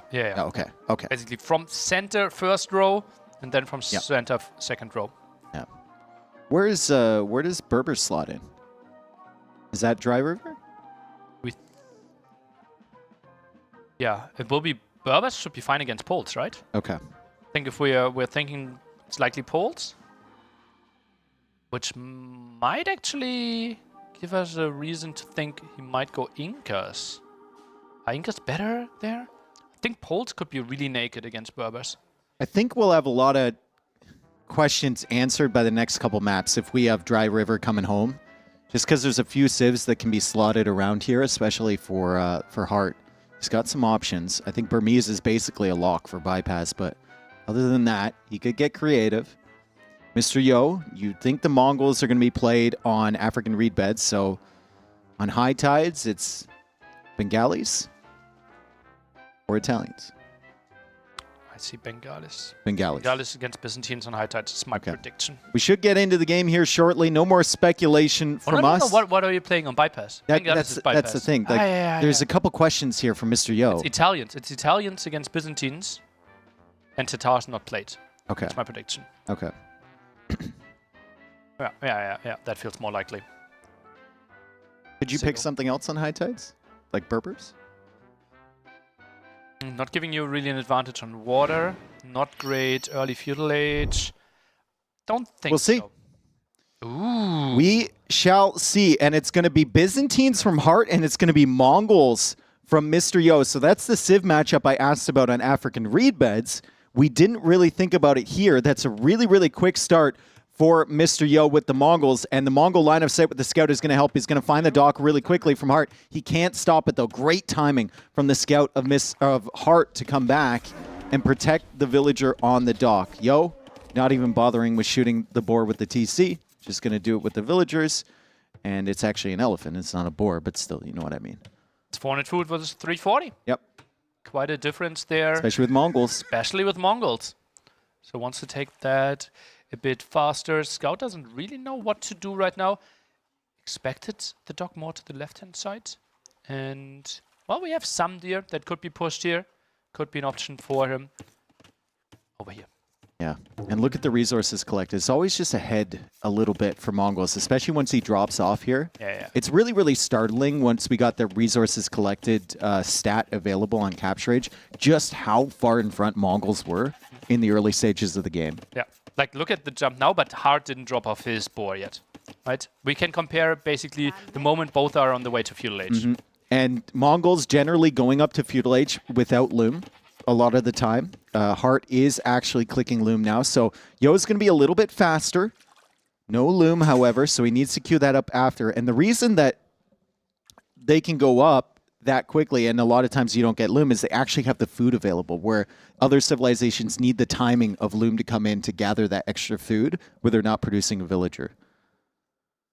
Ooh, he's found the Vill, but Feudal Age is still a minute away. I don't know if Yo can take that. Yeah, Hearttt feels okay. If it's 1v1 dog, my fire galleys will win. Just to be sure, send the villager home, and he will try to defend with some spearmen. I think this is actually the spot where Hearttt might go for some scouts, right? He's not on gold yet. See 3 on gold for Mr. Yo. Goes for the second dog. So the Mongol player committing to more water than the Byzantine Did Hearttt spot that barracks timing? I think he did, or sorry, Yo. Yeah, Yo spotted the barracks with the extra line of sight. The Mongol scout, it's really, really nice. He just caught the edge of that. Now he's going to take a look and maybe even engage against that villager. I mean, Feudal Age is in 8 seconds, and Hearttt sensed it. He knew that Yo was up already. He walls in the villager. Really great play there. Yo can't delay as much, but he might be able to delay the second building. Might be able to delay the stable or the range if he's just hanging around in this area.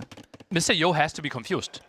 Gold at the front, not taken. He knows that he will play against no dog, or like at least maximum of 1 fire galley, and scouts. And he's coming back. Yo has see what it is. Such a good intel. It's a range. Actually spear skirm. Ooh. He sees that, yeah, like you said, he sees that Heartt's not on the gold. And if he keeps that scout in the general area, he can keep tracking that gold. But he actually comes back with the scout. He's going to try and take care of the scout from Hearttt back here, and maybe even attempt to push in one of those extra zebra or ostrich eventually.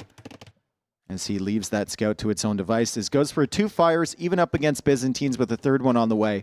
This is going to be perfectly fine and takes the time to push in that zebra. I would rather prefer that scout forward, camping the gold, just to make sure. But you kind of know what's happening, right? You know, okay, you're going to win water. He's scouted the archer range, so he knows that spear skirm is coming. Now it's just important that Yo is constantly producing skirms. I think archers aren't really adding too much right now. Okay, so skirmishers coming out from both. We got the second skirm on the way from Hearttt. The archer range is just now completing from Yo. And Yo will have the fishing chips uncontested. Hearttt only with 1 fire galley inside of that dock. It has a little bit of extra HP. As the Byzantines, it's going to take a while to come down. And Yo doesn't know how many ships are going to be inside there. And there goes the second fire galley. So Yo needs to keep investing on water. I think a couple more fire galleys would be smart. But then again, he's trying to invest on both land and water now. So it makes it tough. You don't really want to overinvest, right? You don't want to get into the spot where you build 6 fire galleys and the opponent only build 1 single fire But if you're going to add 2 more fish, I think you have to. It's so tricky. Byzantine extra HP on the dock obviously also helps to keep the amount of fire galleys hidden for longer. Okay, so Heartt's going to have 2 in there. 3 versus 2, you can still win unless Hearttt gets a really, really nice stack. And Hearttt is just scouting around. He's trying to get as much information as possible. Sees the skirmishers coming out. It's just skirmishers for both.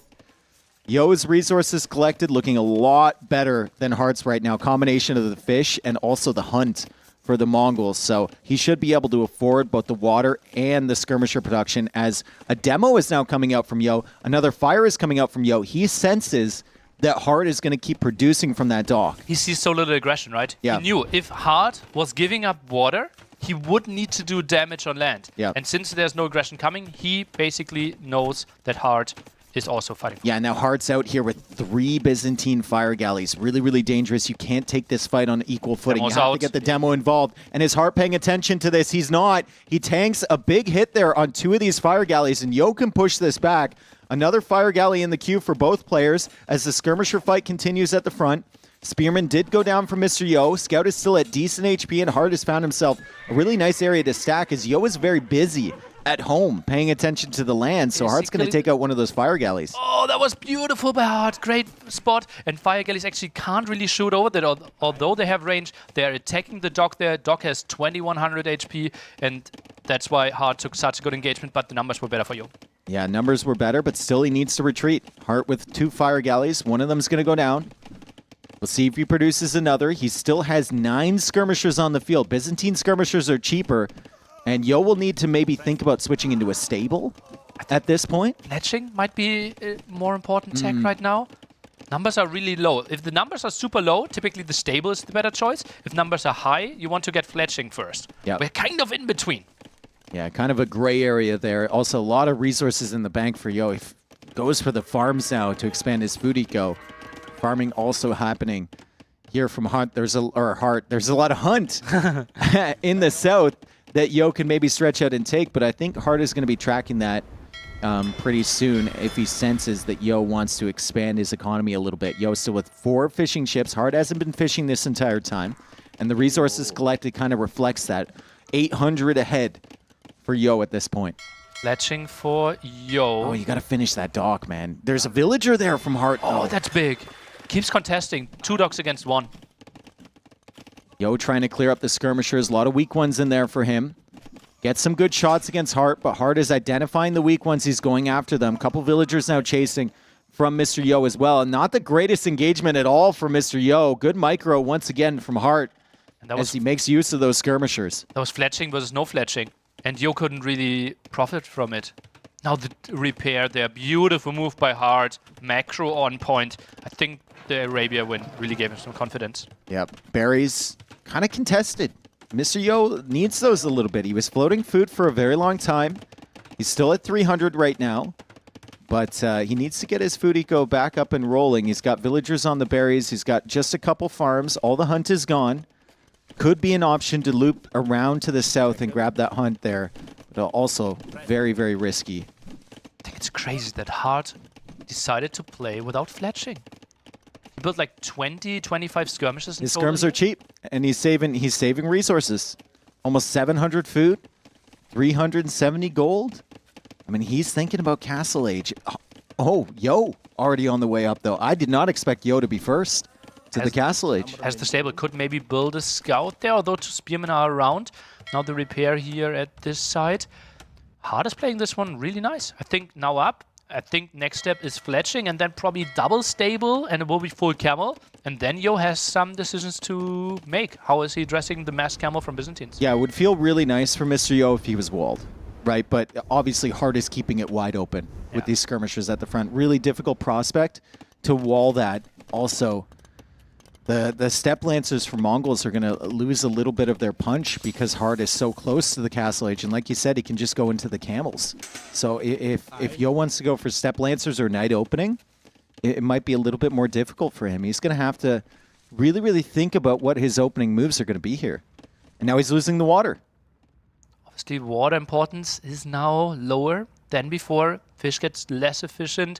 Plus, you have way more villagers, so the relative amount of eco units isn't that important anymore. Yo gives it up. Now he's trying to push on land.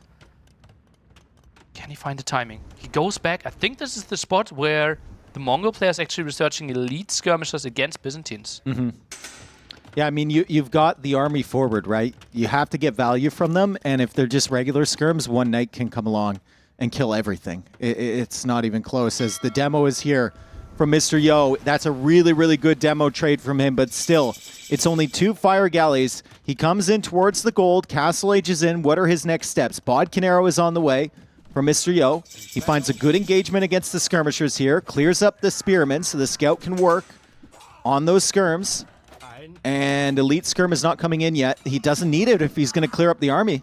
He doesn't need it. He can invest into something else. now he knows it's full camels. Yes. That's the confirmation. Hearttt clearly didn't really try to save that army. He wanted to take a trade against Mr. Yo. And camels are coming out now. So Hearttt still with decent resources. He did end up selling his stone, so he won't be able to add extra town centers right away. Yo also sold his stone, though, so it's going to be tough for him to expand his eco as well. And it's cav archers from Yo.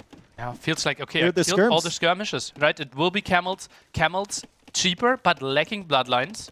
So 20 less HP, relatively speaking.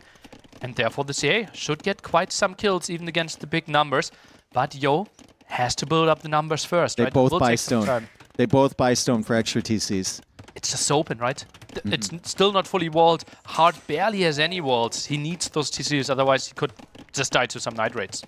Look at the army from Yo. 1 monk, 1 knight, 1 scout, 2 cav archers, 5 skirmishers, and 4 fire galleys. Like, he's clearly not sure, and that's just kind of a symptom of fighting against Byzantines. You don't really know where they're going to go and what counter unit they're going to make. Clearing the skirms was great. Yeah. That opens a whole window for cav archers, and it's going to take a long time for Hearttt to mass those up again. But at the same time, you know, you're investing a lot of your wood and your gold into the water. You want to expand your eco as well, so it's tough to get that mass rolling. He's only got 4.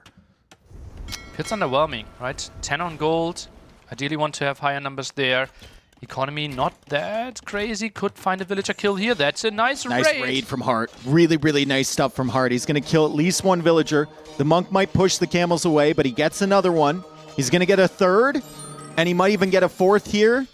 No, he goes after the camel first. He's trying to cut this one off. Yo is actually healing his villagers as they retreat to the TC, but I think a 4 villager raid there from Hearttt as Yo manages to snipe 1. The camels chase him away, and he's finally sniping the fishing ships. Great tenacity from Hearttt on the water to keep that dock alive for as long as they did. I think he produced like 10, 12 ships out of that. And the fact that Yo had to invest so much into the water really, really hurt his transition in early Castle Age. And how many trips he still got in with those 2 initial fishing ships, right? He kind of was surrounded with a dock at like minute 9 in the game. Yep. And he got like 15, 20 more trips in than most people would. And now it's at the point where, like, do you even need to contest water up there anymore? The fish are so far away from the dock, it's not really adding a significant boost to your economy. So 3rd town center now for both players. Same timing on the 2nd and 3rd TCs. They're reading the game perfectly. It's just who's going to make that one move or who's going to make that first mistake that opens the door for the other. Right now, Scorpion, Camel defense. Don't think Mr. Yo will find too much. I'm a bit surprised how many villagers Mr. Yo had on stone. He had 8 villagers on stone there. Doesn't really need a castle right now. And thinks better of it. Oh, that could be a nice raid. Gate destroyed. Gate destroyed. And the cav archers are in on the gold. That's a 2nd villager sniped. Camel's low. By Yo. More camels going down. Very exposed on the gold here. Here come the camels from the other side. And Hearttt is trying to cut him off. Great movement there from Hearttt to just loop 2 camels one way, 2 camels the other way. And he gets some really good value in these fights. Yeah, absolutely perfect. Now conversion, sees it instantly. And that monk might even die. Scorpion's doing the job. Nice defense by Hearttt. Beautiful job. And he's going to convert the knight too. Yo is forced to delete that one. So the Scorpion Camel combination has been enough to keep the cav archers away. Eco KD is sitting at 5-4 in favor of Mr. Yo. I think 2 of those have been fishing ships. So he sniped 3 villagers from Hearttt. But once again, Hearttt there with the farming timing. He's trying to get those down. He's trying to get his food eco rolling.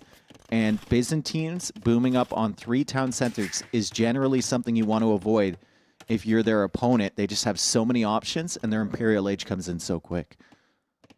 Then Bracer skirms, just heavy camel can get in there. Yeah, it's a long upgrade, but typically they arrive with quite some heavy numbers and then will get really tricky for you. Maybe Mr. Yo with 7 on stone will get a castle up in the center, and then it makes it a bit slower for the Byzantine player. Yeah, I mean, if you start building up Magadai earlier in Castle Age, you could have quite a significant force when you finally hit Imp. And it's a tough unit to stop even for the Byzantines, especially when you're not teched into Skirm already in the Castle Age. It's really, really difficult. Scorpions aren't going to cut it. Wow, he almost ran right into that. Good positioning from Hearttt. Wow, look at this. Look at this from Hearttt. The camels being positioned in front of the cav archers, and even though he only killed 1, he got a lot of good hits. Yeah, and Yo can't take this army out for raiding again, right? Scorpions can easily kill all Has those. to heal it up. Yeah, has to go back. Loses another one. He's probably going to lose a third before he gets home. Although there is a monk here randomly. And that monk will get a conversion, although he will die anyway.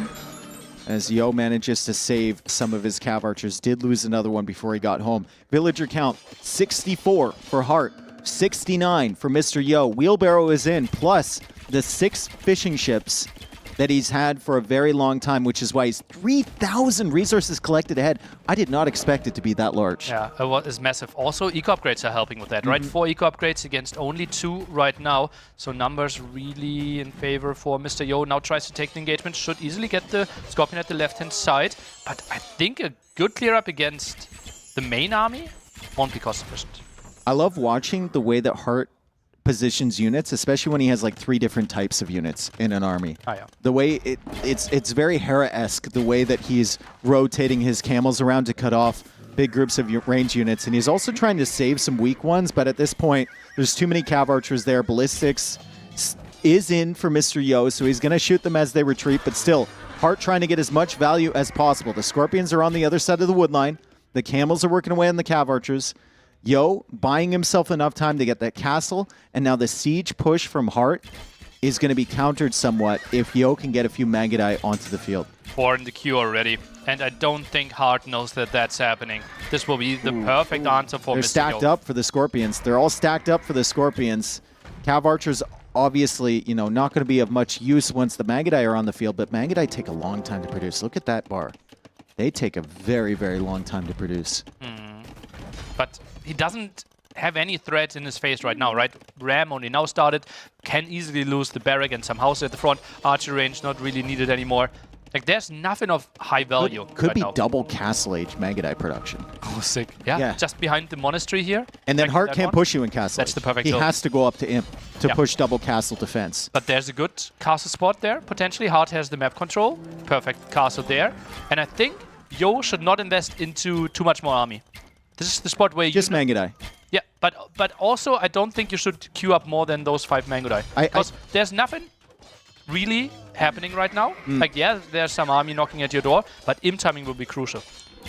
I think there's an argument to keep queuing Magadai just because they take so long to produce. But maybe with these resources, you just go up to Imp and then you continue. Queue. Exactly. Yeah. That's and by the time you get to Imp, you're going to have what, like 12 or 15? Even more. Imp something is like that with upgrade. double castle production. You can see now Hearttt running into the Magadai, and the Magadai are just going to clear the Scorpions if Yo has good micro, which he does. He's going to take out one of them. Good monk micro there from Hearttt, pushing the Magadai away, but Imperial Age is on the way, and the second castle is up, and the Magadai are coming out, and Yo almost has enough castle or enough stone to think about a third castle before he gets to Imp as well. I'd run out of stone, though. I'm not really sure how much stone we have in our starting base one at the there. front there. Deletes the walls, tries to get home. Another relic. Yo tries to get onto 4. Gets another conversion. Nice. He might not have another stone inside. You might make a good point there. Yeah, he's already mined that out, so there's a secondary one there. There's obviously a lot to the bottom. And I was wondering if that was a hole the whole time. I was looking at the minimap, wondering if that was a hole in the wall. Never got punished for that. Yeah, yeah. And now it's a nice little pathway that you can sneak out through. Doesn't have to delete the house. And that's the good castle that we want to see for Hearttt. But I think it will just get trapped down. Imp timing is a solid 1.5 minutes behind at least. Yeah, More ranges. Goes for skirms now. hasn't really been able to take many engagements. Imagine how different this game might have been if he had kept that skirmisher army alive. Yeah. Didn't need to go for the Scorpions then, right? Just some more elite skirms, can run around, and has a really good unit when he arrives in. Okay, so Yo is going to see that castle. He's going to try and take fights here against the Scorpions. Only 4 Magadai, though. Hearttt actually traded off resources to click up with normal imp resources. Didn't go for Byzantine, but then queued up some units, so it's all good again. Hey, forgot about the discount, maybe. Sometimes it's hard. Pay attention to that, especially with civs like Byzantines or Italians, where you're waiting for the 1,000 food, 800 gold as the Magadai now make their way in. Yo could dive under that TC. He's just going to go through the house, probably a little bit smarter. And this will be a really, really frustrating raid for Hearttt to deal with when he wants all of that pressure and all of Yo's focus forward. Interesting decision here by Yo to go raid with the Mango Dice, because you feel if he gets to 40 Mango Dice, it's impossible to lose He's the still game. got double castle production behind. Like, double castle production, even with such a slow unit, He can click Elite Mango Dice. he can go Elite Mangadai right now. Oh my god. The resources goes for 3 other Insane. upgrades first, but then can research Elite Mango Dai even faster. Look at how 40 far on ahead he fruits. is on res collected. Yeah, it's brutal. It shouldn't be that high. It really shouldn't be that high, but once again, the power of eco eco upgrades, Yeah. the fish as well. Mm-hmm. Adding into that, the 4th town center, 120 villagers versus 93, and all of those resources, you can see them being funneled into the technologies. I think it's Elite Mangadai next. I think he sees it. Elite Mangadai is about to come in here for Mr. Yo. He's already got 18 on the field, and Heartt's not even in Imperial Age. Look at It's Hussar. work efficiency right now. Then the last minute, Yo got 60% more resources than Heartt. 84% at this stage of the game Brutal. is crazy. That's really, really solid from Yo. Good macro behind. I'm waiting for Elite Mangadai. Stop just teasing us. Stop teasing us. You keep getting up to the resources and then you're not clicking it. He went for Hussar instead. There's the Elite Mangadai. He will have Trebs working away on the castle. He's going to have Elite Mangadai, a force in the back raiding, another one trying to cut off reinforcements, more Mangadai being produced at home once the technology comes in, and then Hussar coming forward. So much gold in the bank from Mr. Yo, and also thinking about an additional castle with the stone he's mining in the south. Castle at the south, though, or in the base? It feels like at the south I could think make a lot of south sense. makes sense. Yeah, you want to secure that long term, and obviously Heartt doesn't have his attention over there yet. He doesn't have anything to send over there yet. But just in case, as I think Heartt has called the GG here, Yo is going to go up 3-1, and that's a really impressive performance from Yo. Mongols are rough. That's why the first pick. I love Yo. It was No response to that. That's why they're first picked.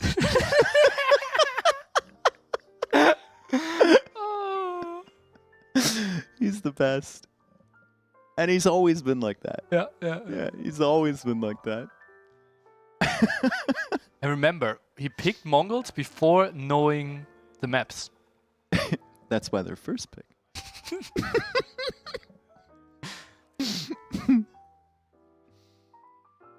And full serious mode again. Yeah, and we're going to get into game number 5 pretty soon. But before that, we have a short break. We'll be back with you soon.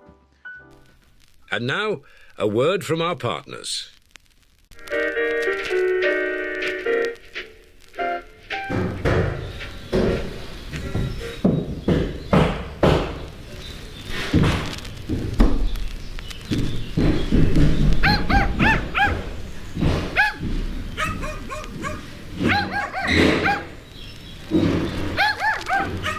Tired of interruptions ruining your moment of peace? Discover true tranquility with the Hammer Bluetooth headphone Passion Voyage. With cutting-edge noise cancellation, immersive sound, and unmatched comfort in every note. Sounds like more Hammer.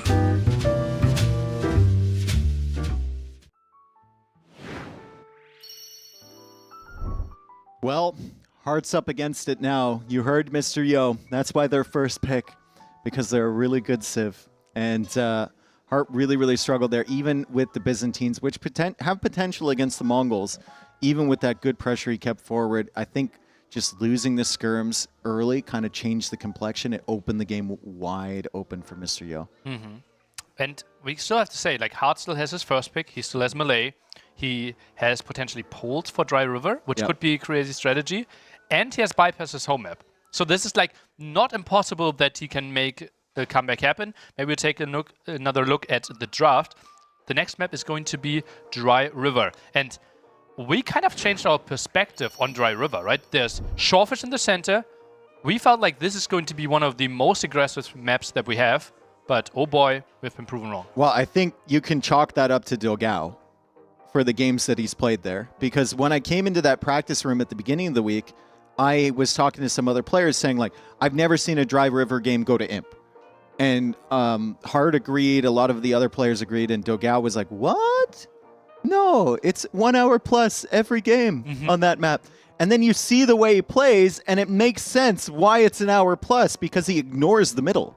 He just walls himself up on the little plateau, ignores that middle area completely, and it completely changes the complexion of the civs that you can actually select on that map if you're not looking to just go for the shorefish and do the early pressure. Yeah, and then, like, fully walled, this map kind of feels a bit like Golden Lakes, or maybe a bit like a Golden Pit. Like, you have your small wood lines, you have enough farming space, resources are okay, you can expand a bit, and then Poles could have crazy timings.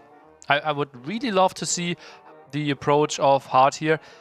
And still, like, you have to go for some feudal army, though, because if your opponent is getting, like, 8 to 12 villagers on shorefish and you're not punishing him, that will be tricky. So this could be a combination of, like, some towers and then full walls behind it. Yeah, and if you're in Yo's position, you really got to start thinking, if you're going to play that Wally game, does my Civ match up good in Imperial Age, late Imperial Age? What's my ultimate comp versus his ultimate comp? While the Poles can have a strong eco, their ultimate composition is not overly strong, right? They don't have any super powerful units. They've just got a lot of them. And here it is. It's not the Poles. It's the Incas instead for Hearttt. It's the Berbers for Mr. Yo. And as I said, Hearttt was one of those players that thought this map should end early all the time. Well, he's the one that can put up quite some aggression. And Incas, they will make it a bit more aggressive than Mr. Yo probably would like to, right? Because Berbers, they don't really have any advantages till we get to Castle Age with the cheaper, stable units. I think we might see just retreat from the middle early from Yo, a full wall into either Knights, like you said, if he has the eco set up to it, or maybe even could go Camel Archers in this situation. It is relatively open, though, in It's front very of the open. GCs. It's very, very open. There's no wood lines that Yo can really wall to. Let's zoom out on his base and on the base of Hearttt. Like that's a lot of work to do. Gold is nice. The stones are so far forward. This feels like he goes for a lot of knights before he can go for Camel Archers. Yes, exactly. Just because of the position of those stones. Better base here for Hearttt, but I don't think we will see Kamayuks too much. Is that an option? Eagle Kamayuks? I don't think it's one sexy. you it does actually, but I don't think it's something that you think of. I think it's something you come to after a while when you notice that the stone is so safe. Maybe. Like Kamayuks are a really solid unit, but not one that we see often in Castle Age.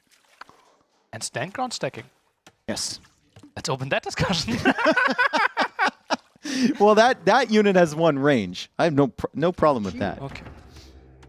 It is pop 20 for Mr. Yo, and Hearttt is playing pop 18. Spear Skirm feels very likely, and Yo, stable? Has to be, right? Not on stone yet.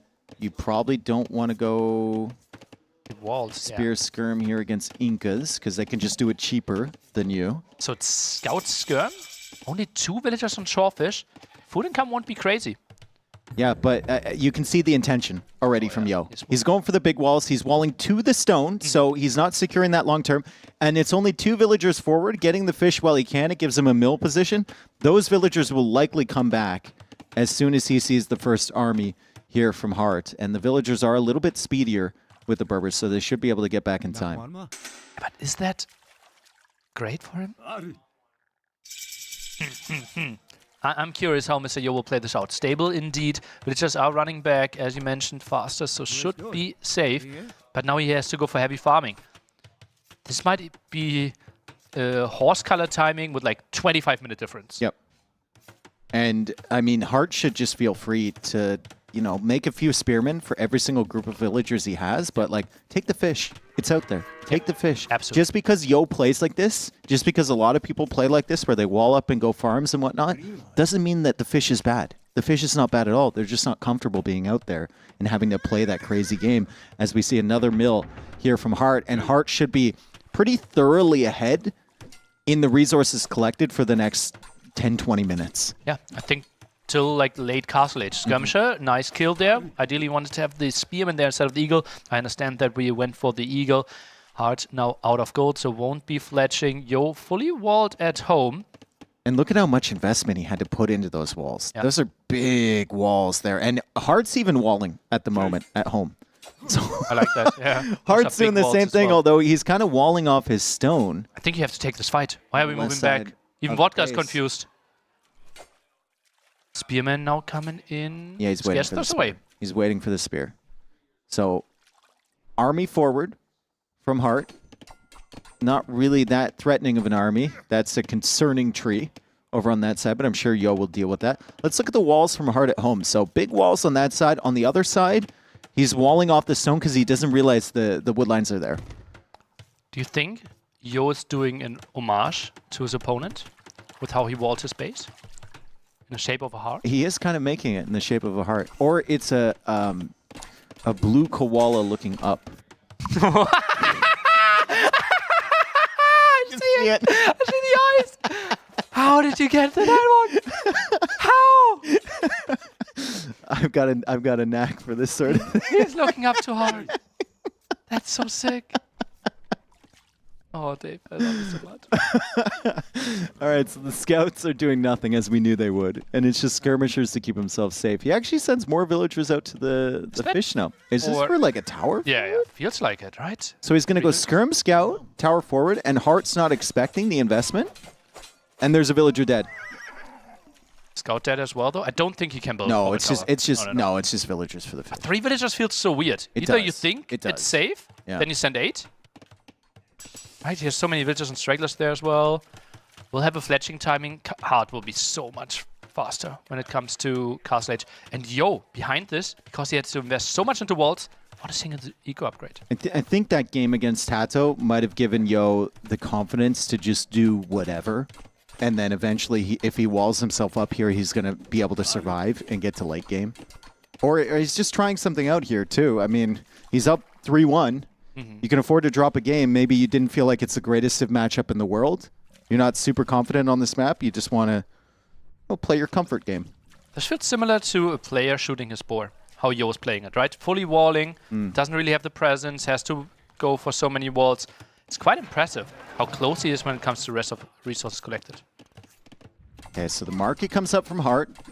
Also, Heartt might not expect this investment. Like, he has to run away if he can. Is he running away, That man is a little confused, a little stuck, as Heartt is forced back to his base, and Heartt will no longer be able to take advantage of that fish. How many farms does he have at home?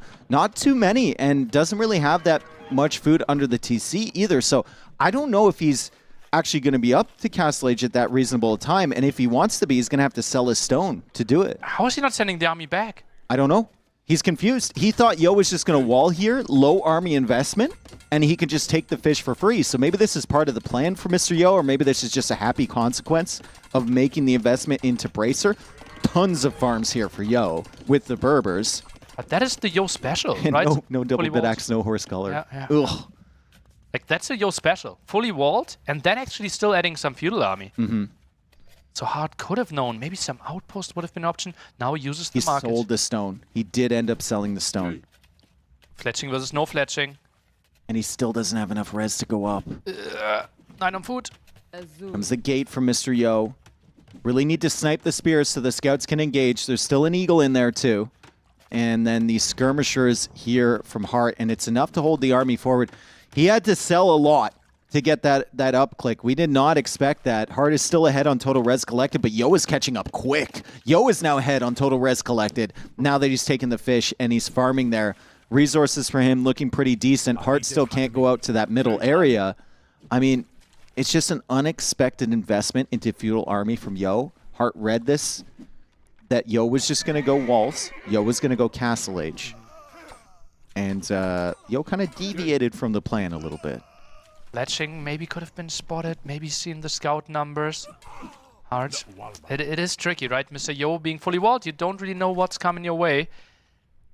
Yo tries to lure the army away from those villagers now. Trying to snipe those spearmen. Now he snipes the skirms. Great use in the army from both. I think it's a little bit easier for Yo to take these fights just because of the mobility. But Heartt has done a good enough job now, and he's going to be able to snipe the skirmishers, which means the spearmen can just chase the scouts away, and the villagers can come back out for those fish. Still, he was idled off the fish for 5 minutes. in-game time. Axmith a bit late for Hearttt. Still no armor. I think he only now finished it. Is that going to be a forward? Is that what is he doing with this? I don't know. A forward TC maybe? Maybe he doesn't have the stone. He needs to buy the stone for a TC. The armor is going to benefit his villagers as well, so it'll be tough for Yo to snipe those. This is a Monk Rush, I believe. Is it? I think it is. Monk Siege from the left-hand side. I wouldn't Against mind someone it. that is I on wouldn't stone. mind it. Oh, I think that's horrible. Oh, that's open. Yo doesn't know. Yo does not know that. Neither does Hearttt, though. Yo thinks it's fully walled, therefore Hearttt will think it's fully walled. What And does he Hearttt won't see? go in. What's the... Siege Workshop here. Yo did manage to go out to that stone, like you said, so he's got 470. He can stop a Siege Monk push if he keeps this wall alive with a single castle. And now Hearttt is going to go for a lumber camp. He doesn't realize he can just move around inside of that base. As soon as the first monk comes out, he'll realize he should be able to know with that line of sight. Pike upgrade. And I think Yo can just easily build a castle behind this, no? Goes for some palisades. The castle over there. Oh boy. Deletes the yurt! Deletes the yurt. He doesn't trust it. He's seen in previous sets Monk, how brutal Monk, that yurt can worst be, and the timing. monk comes out, and the scouts are right there. Beautiful God. timing there from Mr. Yo. Very fortunate that Hearttt ejected the monk in that direction as the Mangonel comes out now. Castle Age is coming in. It's going to be an all-in investment on that defensive castle from Yo. He's got to build it quick. He's got to build it quick, and he's already building. I don't think Heartt's going to be in here in time, and Mr. Yo will have the potential of making camel archers. However, husbandry won't come in. 40% here won't be enough. Built another town center there at the right-hand side, and that will be brutal for Hearttt. He's kind of playing the 1 TC all in here. Is this going to be He will double castle camel archers if he gets the TC set up on the stone? Why not? It could be sick. Yeah. It could be really, really sick against Incas. They are really struggling. They could go skirms. We had the pikeman upgrade though, right? Really not helping. Yeah, and the ram comes out too. Killing the market could be nice. I mean, Yo's eco isn't super balanced. As Yo now comes out with those scouts, which have gotten so much value, it feels like this game. Sniping the monk and forcing all of the villagers off of the fish earlier.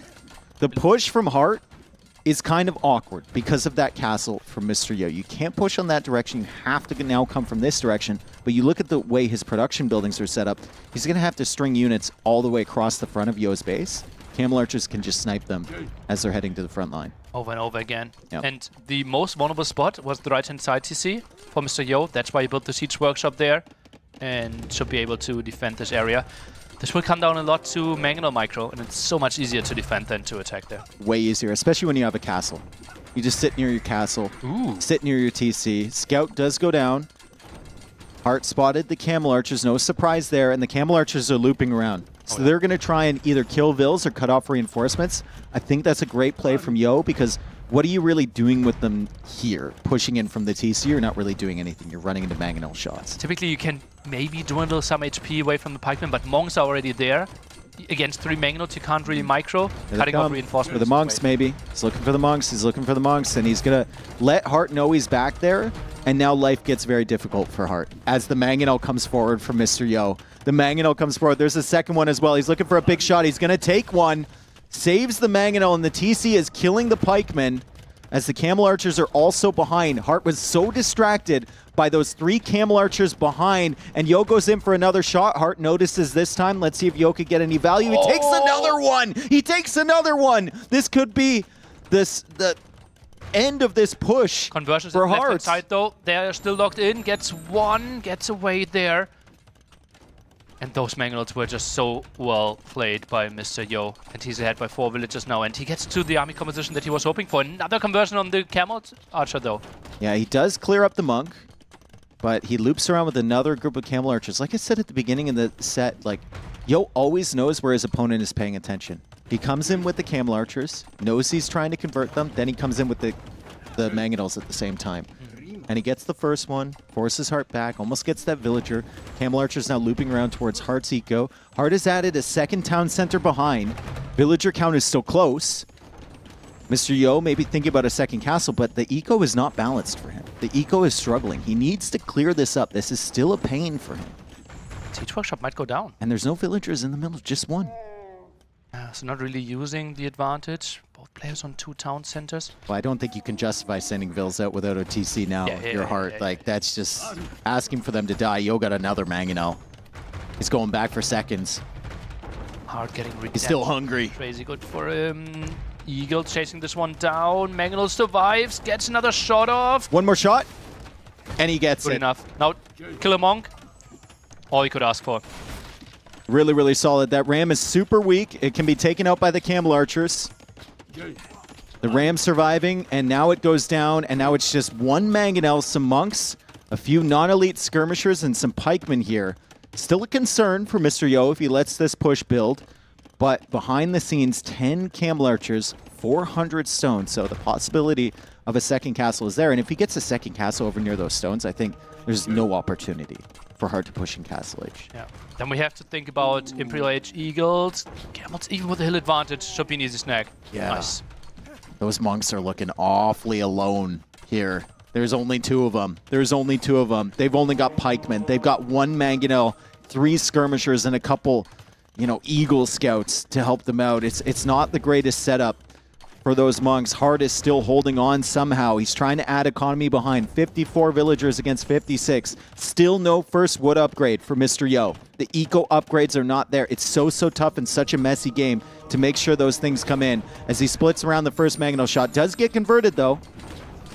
Okay. And loses another Camel Archer. Good for Hearttt. Good for Hearttt. Elite Skirm. Now the tech. Has 3 Camel Archers himself.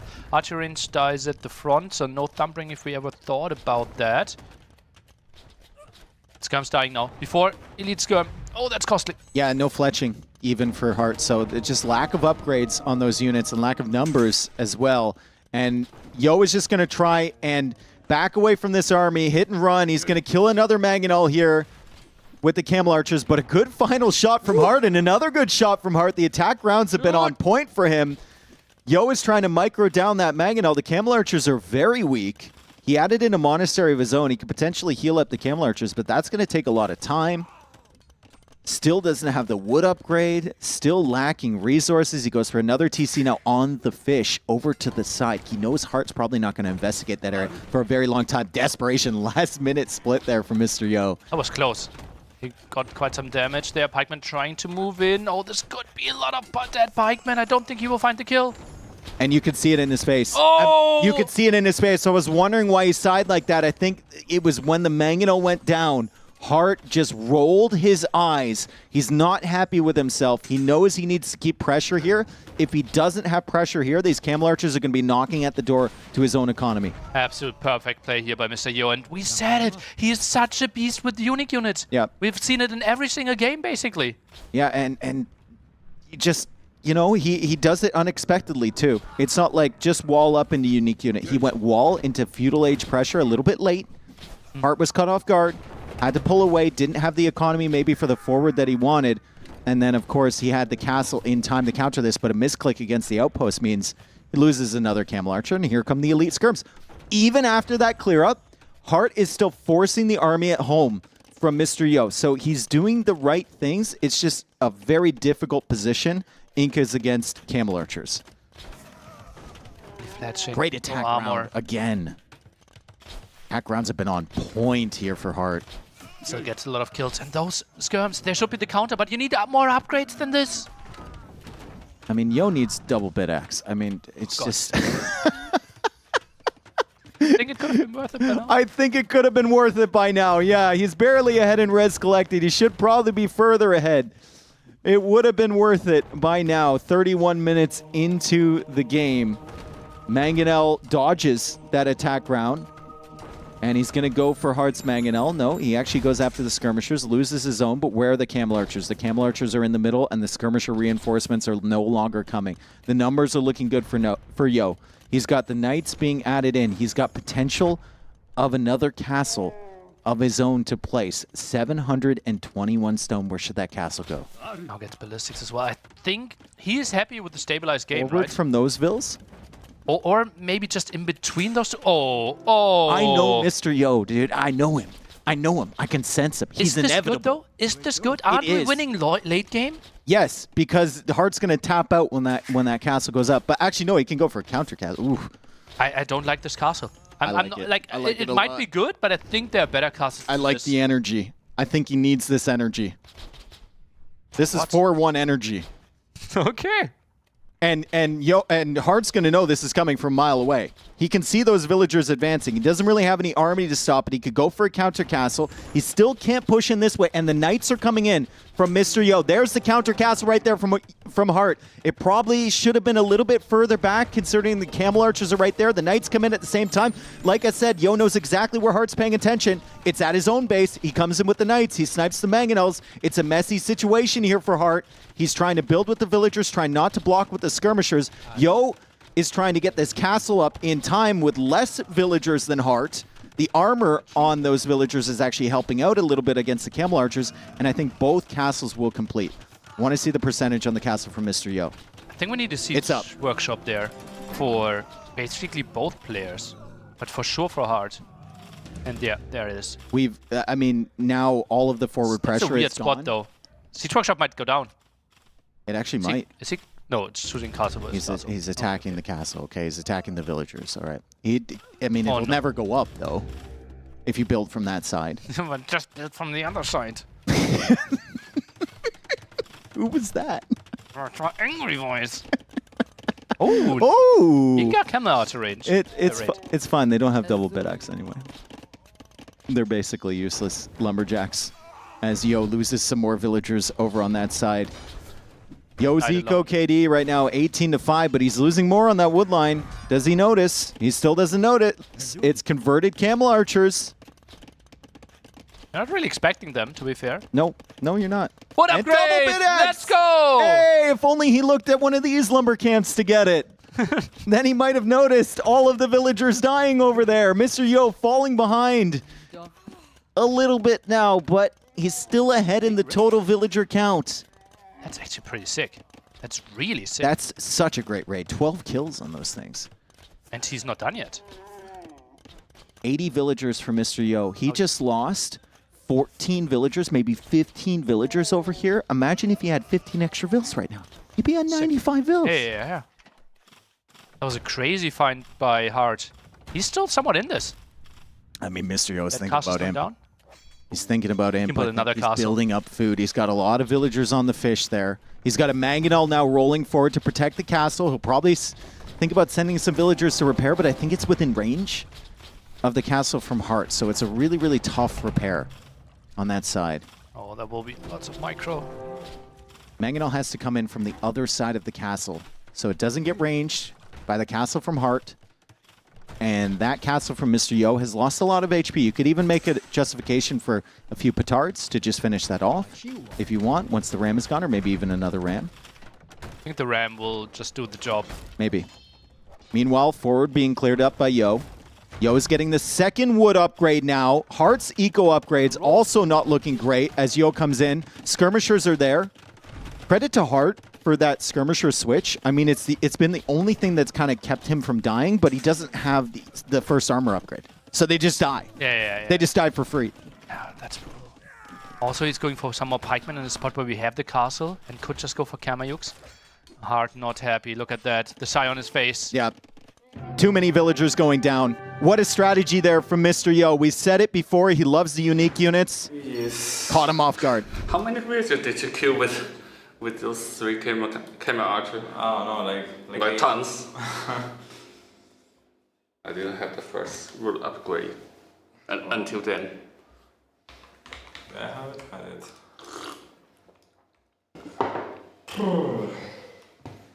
Heartt seems a little dejected. And if I know him, he's going to be more angry at himself because of some of the misplays that he did. Yeah. And he's going to analyze this, like you said, figure out what he's done wrong and come back even stronger the next time. But I mean, huge credit to Heartt. Only 6 players moved on from the 10 here. You look at the list of 10 players. I think on a lot of people's predictions, Heartt would have been in that bottom 4. He actually made it through, which is sick. Just imagine 3 people behind him. Tato, absolute beast. Doubt, who he beat yesterday. Who just won our last tournament. Yeah, that's crazy, and he showed to be so proud of himself for that crazy run. Also leaving Dogao behind him, and obviously now that's the the worst moment, right?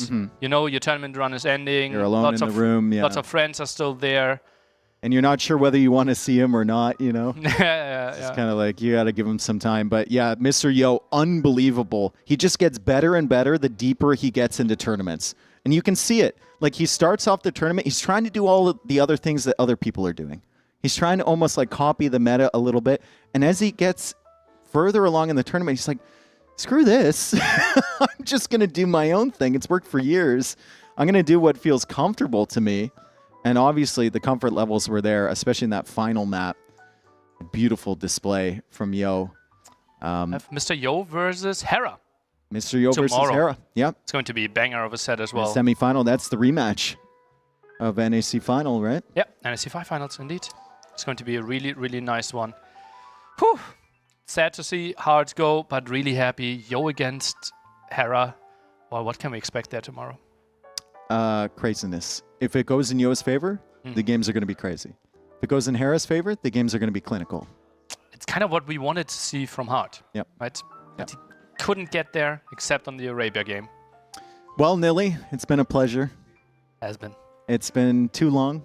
A few months since we cast together. I miss you. True. Except we are never doing a Self-shock. segment again because that was just the most brutal Self-shock. segment ever. Anyway, Mr. Yo is waiting for the interview right now after an impressive 4-1 win over our first quarterfinals against Hearttt. He's there with Ellie. He's going to answer all of her questions. And thank you for tuning in. We have another set coming up, Viper versus Vinchester. But before that, Ellie, take it away. Thank you, Dave. Yo, congratulations. That was an impressive set. Let's go through the standard question. How are you feeling? I'm feeling amazing. It was my main goal to go to the top 4. And I'm glad I reached it. I'm so happy for you. Were you also happy with your Civ draft and how that worked out for you? Yeah, I got every Civ I want, and I think I did great with the drafting. I'm not sure about if he's taking everything he wants, but I like mine. Wonderful. They certainly worked out for you.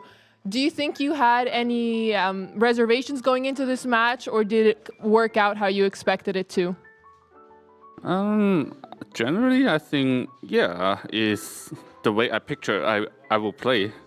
Is the win I picture I would do. Oh, wonderful. You love how that works out. You dreamed of it, and here it is. Yeah. We're going to get into some replays in a moment here. What do you think was the your favorite map of this this set?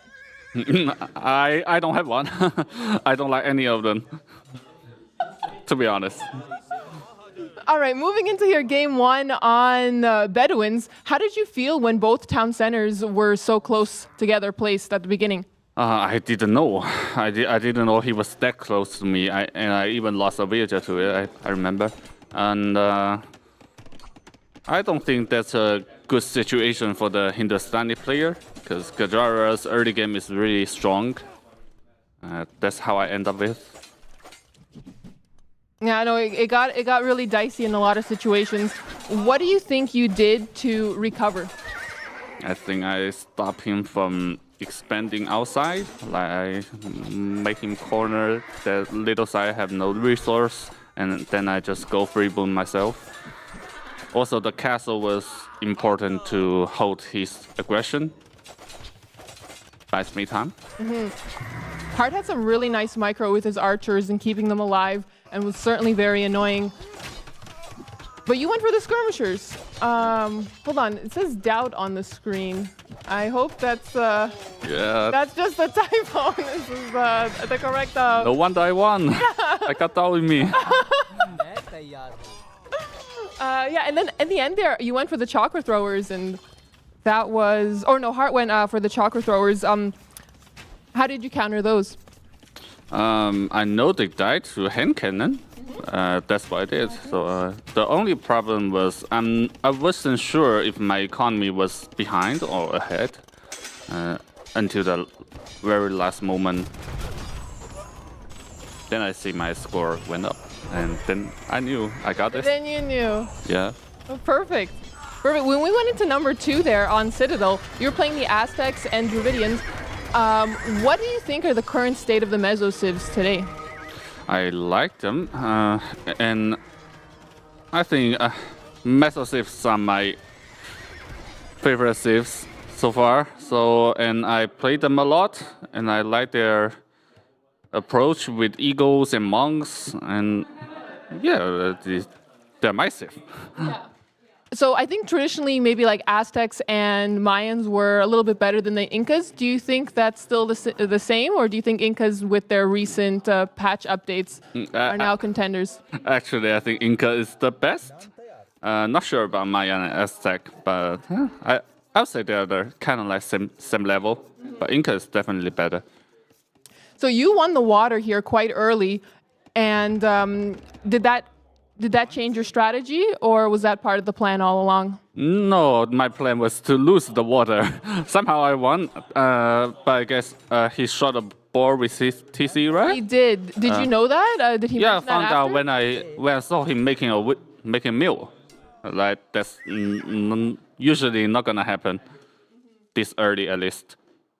I have to say, it was looking really good for Hearttt at parts of this game. And I thought there were times where he was going to take this victory. And then you came out with the monk micro, and you had me converted. And then I knew. It was looking very good for you there. Do you think the monks were the key to this victory? Yeah. That's the whole point of picking Aztec, right? You go for the monks. They never die.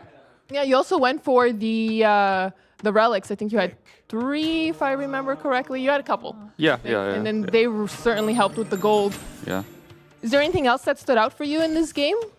What? Sorry? Is there anything else that stood out to you in this game that was interesting, noteworthy? I mean, selling the storm and going for fast castle, that's the key, I guess.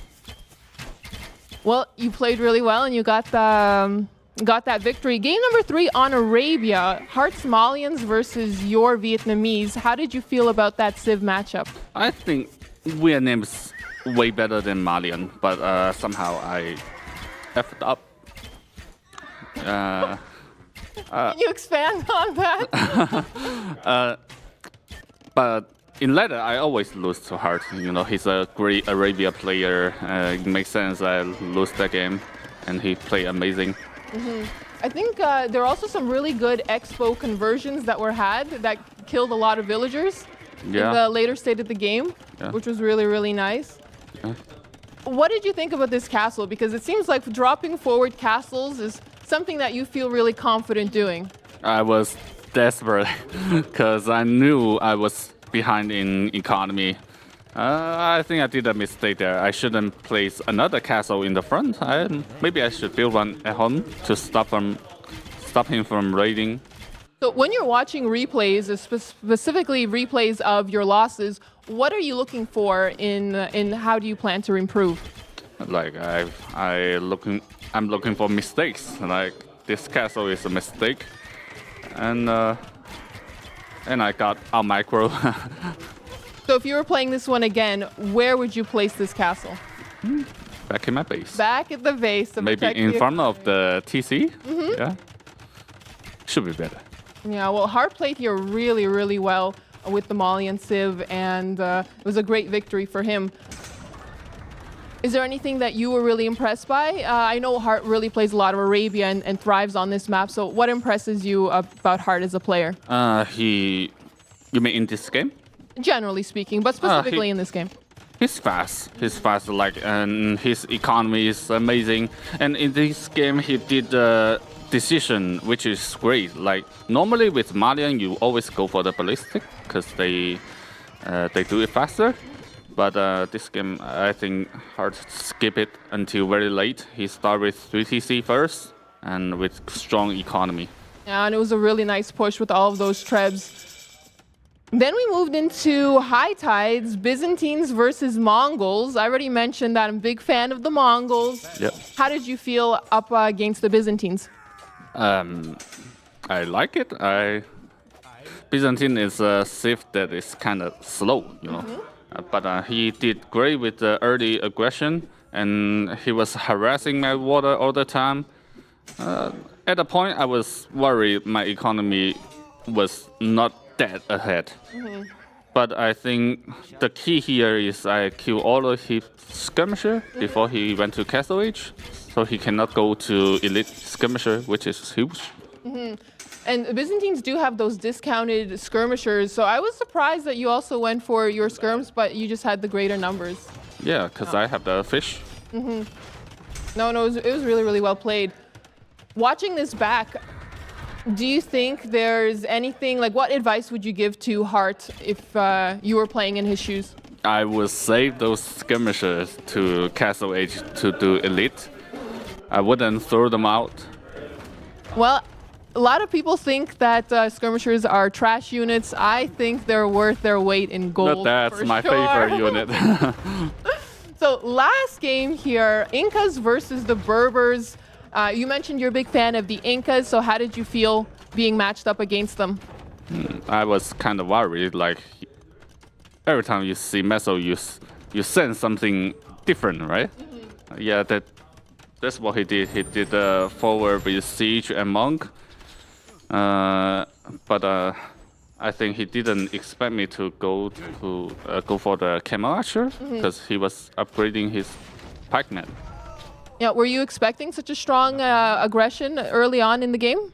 Yeah, but I didn't know like which way.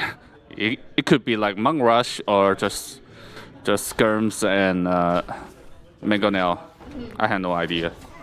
So when you cleaned up his skirmishers here, I believe shortly thereafter, you decided to also go with that forward castle. And I think you were still ahead in this game.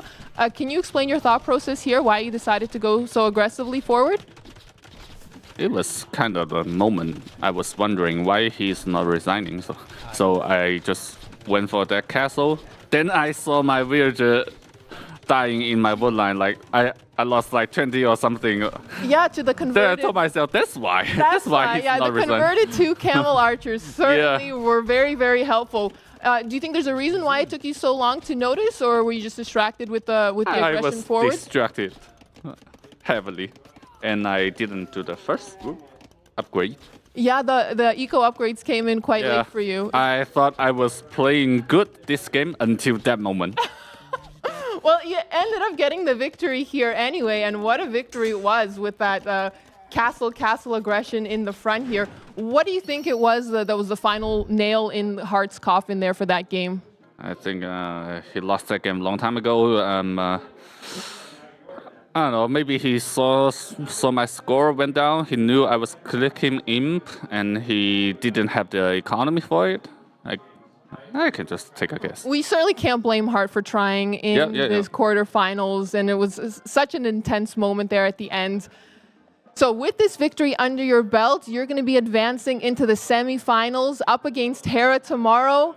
How are you feeling going into that? Oh, some pressure against Hearttt. Yeah, I'll try my best.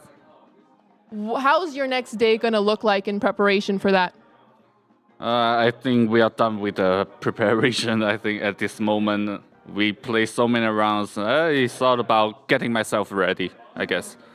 And do you have I don't want to say ritual, but something that you like to do? Maybe it's a warm bath or a boba, something like that before the game? Boba, cigarette, and shower. Maybe a League of Legends game, playing Yasuo. Ah, okay, warming up those fingers. Perfect. Well, you certainly deserve a well-deserved break here. We're going to be heading into the Vinchester versus Viper set next. Do you have any predictions on what we'll be seeing there? I think Vinchester play amazing in this tournament. I think he will win, but something like 4-3 or 4-2. I think, and I hope actually we're in for a long one. I would really like to see an intense competitive set. And from Vinchester and Viper, I can't imagine having a non-competitive set. So sure going to look forward to that. Would you like to say anything else to your friends, family, fans watching? We did it again. We did it again. Perfect. I'm so so happy for you, and I really look forward to watching you play tomorrow. Okay. So take a well-deserved break, and we'll hope to see you on the couch supporting either Viper or Vinchester. And thank you again for the interview. GG's again. Thank you. Enjoy the rest of your day, relaxed and in peace. Yeah. Thank you. And with that, we'll also take a small break before rolling into the Viper Vinchester set. And I think I speak for everyone when I say we're all excited. See you soon. Well, definitely it's super important to be positive about the game because I mean that happened to all of us who played the games. Like if you have a bad mood and you're like, these villagers, they don't work, I hate them, you will never get a good game. So it's just simple as always having a positive thinking like about the game and what's happening. I think that's even how our mind works. It's much better with positive signals. So yeah, of course it's important to focus on positive. I would not say that I'm happy that the community knows and thinks that I'm always in a good mood and positive person, but still there is always ups and downs. So yeah, but of course it's better to always focus on the good things. Actually, CCM now looks scary. I have a good scores with him in practice, but last tournament he destroyed me pretty hard for one, and I think CCM knows my style pretty well. He knows actually I never thought about it. Like for now there is no player who we are really afraid of. You can play with anyone, of course, and I'm sure that all the guys same there. But yeah, for now CCM is really good opponent, tough opponent for me. So let's see how it goes.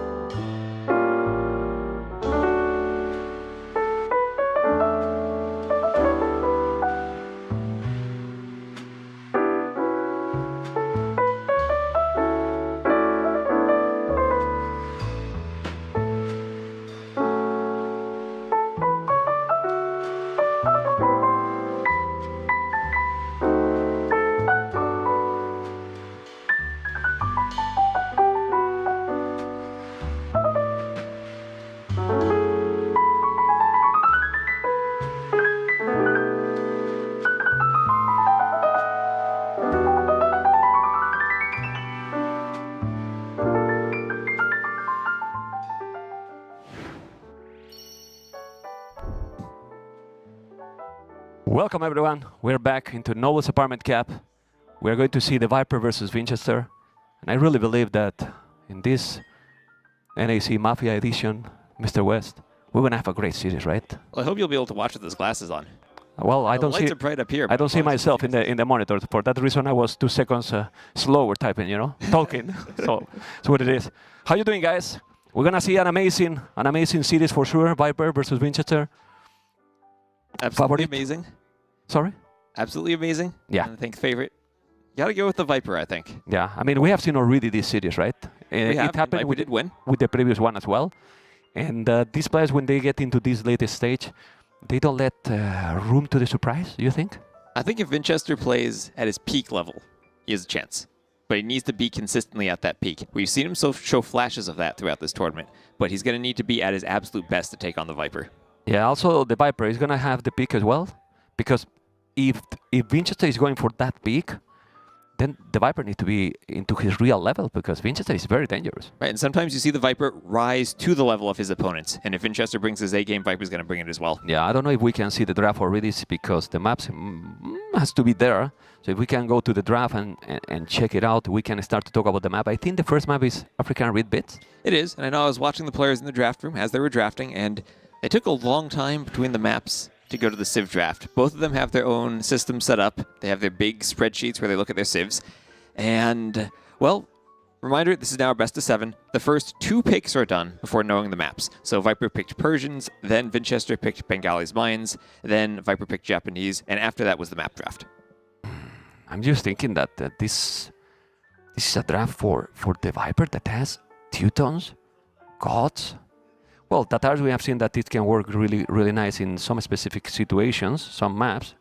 And this is not here Arabia, but we have Hearttt, Citadel, and Sunburn. Then for Vinchester, we have Copenhagen, Bypass, and Tidepool.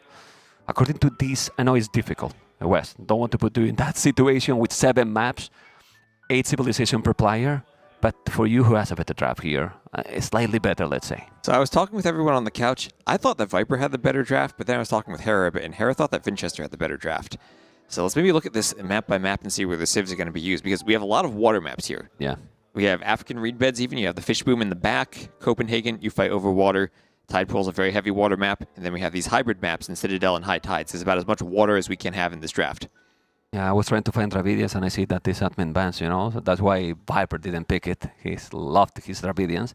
So in African Redbeds, Japanese might be, because some of the ships can work very good. Also, Byzantines with Fish Boom can be super fast imp here, you know, because we have seen that sadly this map has become a little bit of a boom fest. It has, and we see also the Vietnamese in the admin bans, a civ that had been picked, but as a counter to the Japanese on that map. So not going to be an option for either player there. Okay. And then for Vinch. Vinci went with Aztecs fairly early on in the draft, and something we haven't seen before. Celts. Celts and Britons. Is that the last or the 5th pick? The middle. Sometimes I get confused, right? I mean, that last row for Winchester, is Aztecs, Britons. Celts, and Britons. Okay. Have we seen those civs really played? We've seen Aztecs a couple of times. Aztecs, yes. Celts and Britons, no. We see that at the end of the Vipers draft, too. Again, the best of 7. You have to go farther down to the pool of civs. Teutons.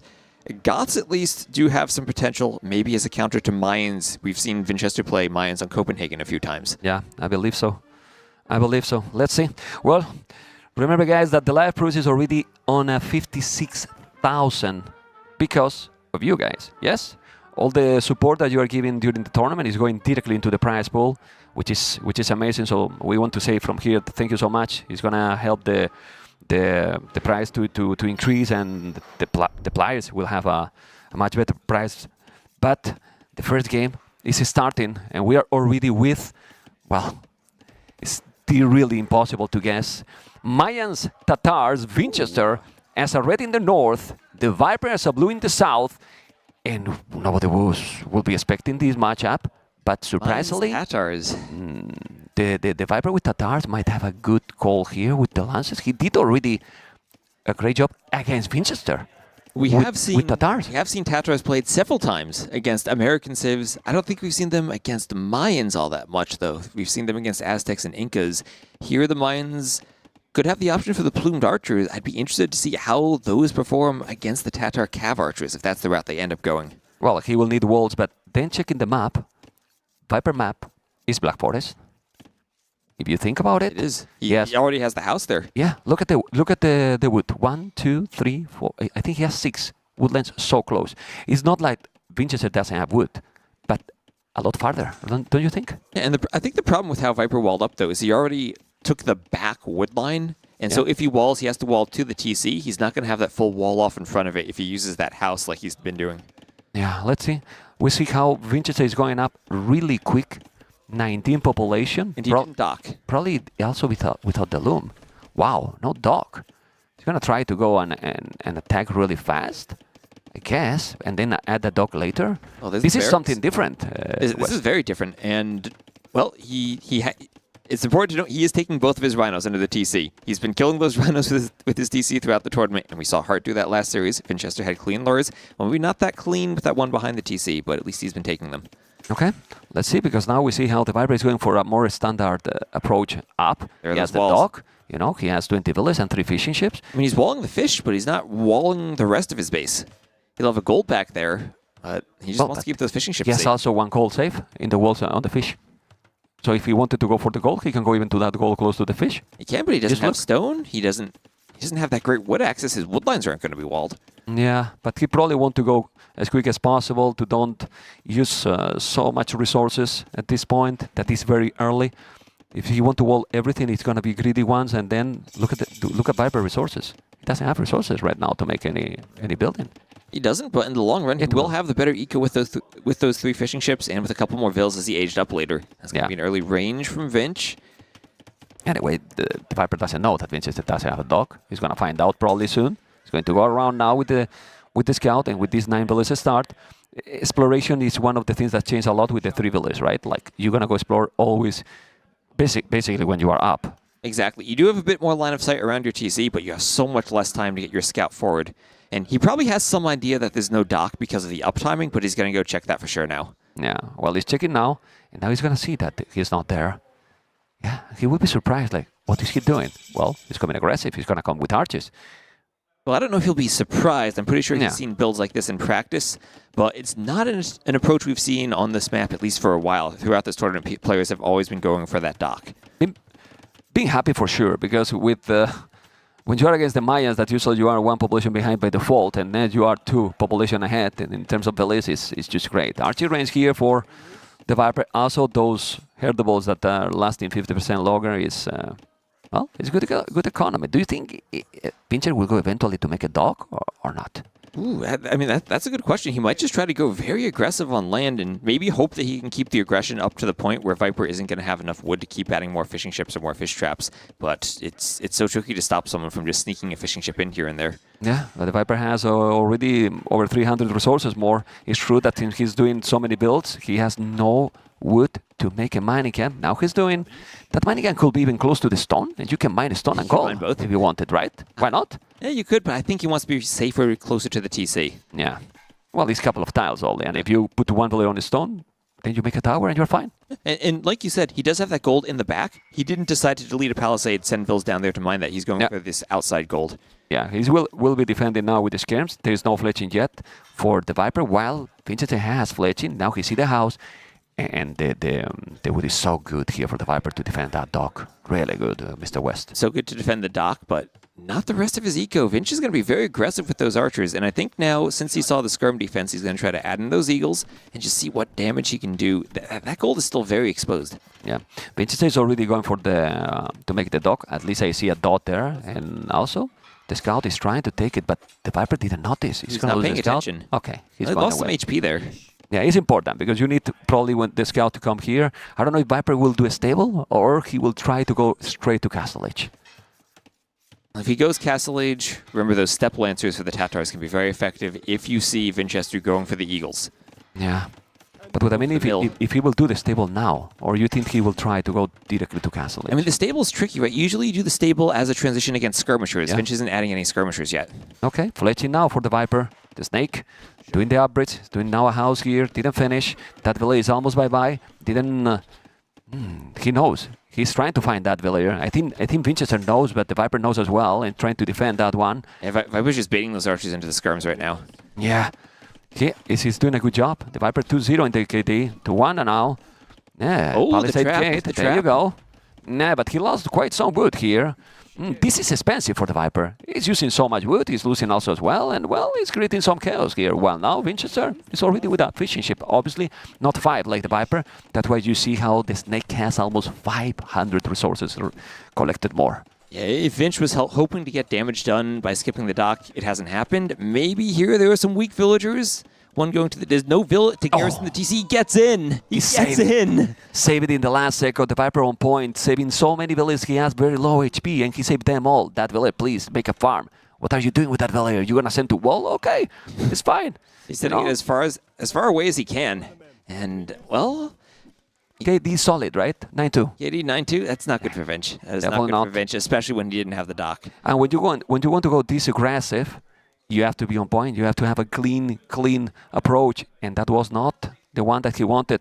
The Snake, not at all. In minute 13, is on the way to Castle Age. And look at how far away Vinch is from clicking up. Yeah. Look at his food count. He doesn't have the food to go up. What food count? You're right. He doesn't have food. It's incredible, right? It's incredible. How is possible this, right? Population is very similar, but to look how West, a different build order, a different approach, it changed completely. Very slightly different build, and right now Vinch just finds himself so far behind. And this, I'm worried that Vinch might be falling into that same trap he did when he faced off against Hera, where he tries to go for something a bit crazy, a bit different, and it doesn't quite work out for him. I'm thinking of that game where he tried to go for the sneak villager on Citadel and had a build where he skipped the dock there, and it just didn't work out for him. Here, it feels like a similar situation where the Viper has just read this, defended with the skirms, calmly set up his eco, and now he's even getting the walls a bit more forward. Okay, this is good. These archers might... No, but the Viper reacting instantly, and now walling here is on point. It's really on point. You're going to lose a villager. Okay, that one villager down. And now Vinchester, he's wall completely. If he has the market, he can buy his way to go up. Okay, it's still going to need a couple of minutes, and that villager is in danger. He needs to know. Vinchester has to know that there is a villager. Yeah, he's trying to go around, but he's not sending all the archers. He saw the villager now. For a moment. For a moment. Yeah. But the skirms are there. That feels okay. And now you talked about his map being Black Forest earlier. He's managed to get the walls even more forward. That vulnerability he had with that gold on the side, no longer there. Yeah. What I don't like it, he's going up to Castle Vinchester later than his opponent and even sell the stone. Not the ideal situation because now the Viper can go, ooh, he's going Lancers already, Botkin Arrow, he will get map control, and here's he have the 200 stone, so he can make extra thesis. Yeah, and can we take a look at Vinchester's base as Viper adds more fishing ships and just see what military units he's adding? Is he going for the barracks or is he going for more archery ranges? Looks like he only has one of each so far. Yeah. So it's going to be tricky to get Castle Age Army pumping out. Yeah, well, it still is with 39 delays, 5 delays more than the Viper, but, well, 3 fishing ships. He's still fine for sure. Mayans are dangerous, but now the military from the Snake is not scary, to be honest. While Lancer and 5 skirmishes. With Botkin, yes, he's transitioned to Cab Archers, but Vinchester will have army. Siege Workshop or Monastery to hold there for Vinchester. Do you need either of them when you're this far apart? You've only seen skirmishers from the Viper. You haven't seen him coming forward. I think you kind of want to keep track of what Viper comes forward with first. If you see a lot of step lancers, then you can go for the Monastery. If you see Viper coming forward for a workshop, then you can do your own workshop. But the problem is that he see that he's doing botkin, and when you see that he's not doing elite skirmishes, he might assume that he's gonna make cap archers, right? Vinchester has crazy food. Good amount of gold. Go Imperial, man. Go straight Imperial. Go straight to Imperial. He has the resources for it, almost. Yeah, almost. He can do the buildings. Okay, on the right side I see something. What he has on the right on that goal? The Vinchester. Okay, the army there. I was thinking that the Viper is going to go that early, maybe to that area. This is too early, right? It is too early. And as you mentioned, not seeing the upgrades on the skirms, here we have Cav Archers.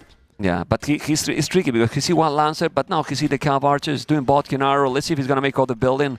For now, we don't see anything. He just buy a stone and they're going to make TCs. He's probably not afraid of this army, and in my opinion, he probably should be afraid. Especially with the Cav Archer edition. And right now, he basically only has feudal units. He needs to wait for those upgrades, and the skirmishers already counter all of the archers that he has. Yeah, he's doing botkin, crossbow, he's doing the armor, he's going to take one villager. That's not a good move here. He's going to lose all those archers. The DC, also, if you wall, he's going to be probably in danger to be up. He's going to take those skins, but please go to the town center, Mr. Botka, because there is a lot of villages. Okay, he's going to both sides. Forgot about that. Beautiful move there, but he has lost already 5, and the KD looks okay for the Snake. Looks okay. It's 21-6, 21-7. He is Vinchester has crossbows now, so he should be able to defend against the Feudal Age skirms, but he just took so much damage trying to get that TC up. That's a TC in the back of his base. He's going to have his fishing ships attacked now, and this is looking so ugly for him. Yeah, he has no wood yet, but he's doing a town center. He should put all those villages on wood. He has put on stone. He will have to relocate them because with only 4 villages on wood, you go nowhere.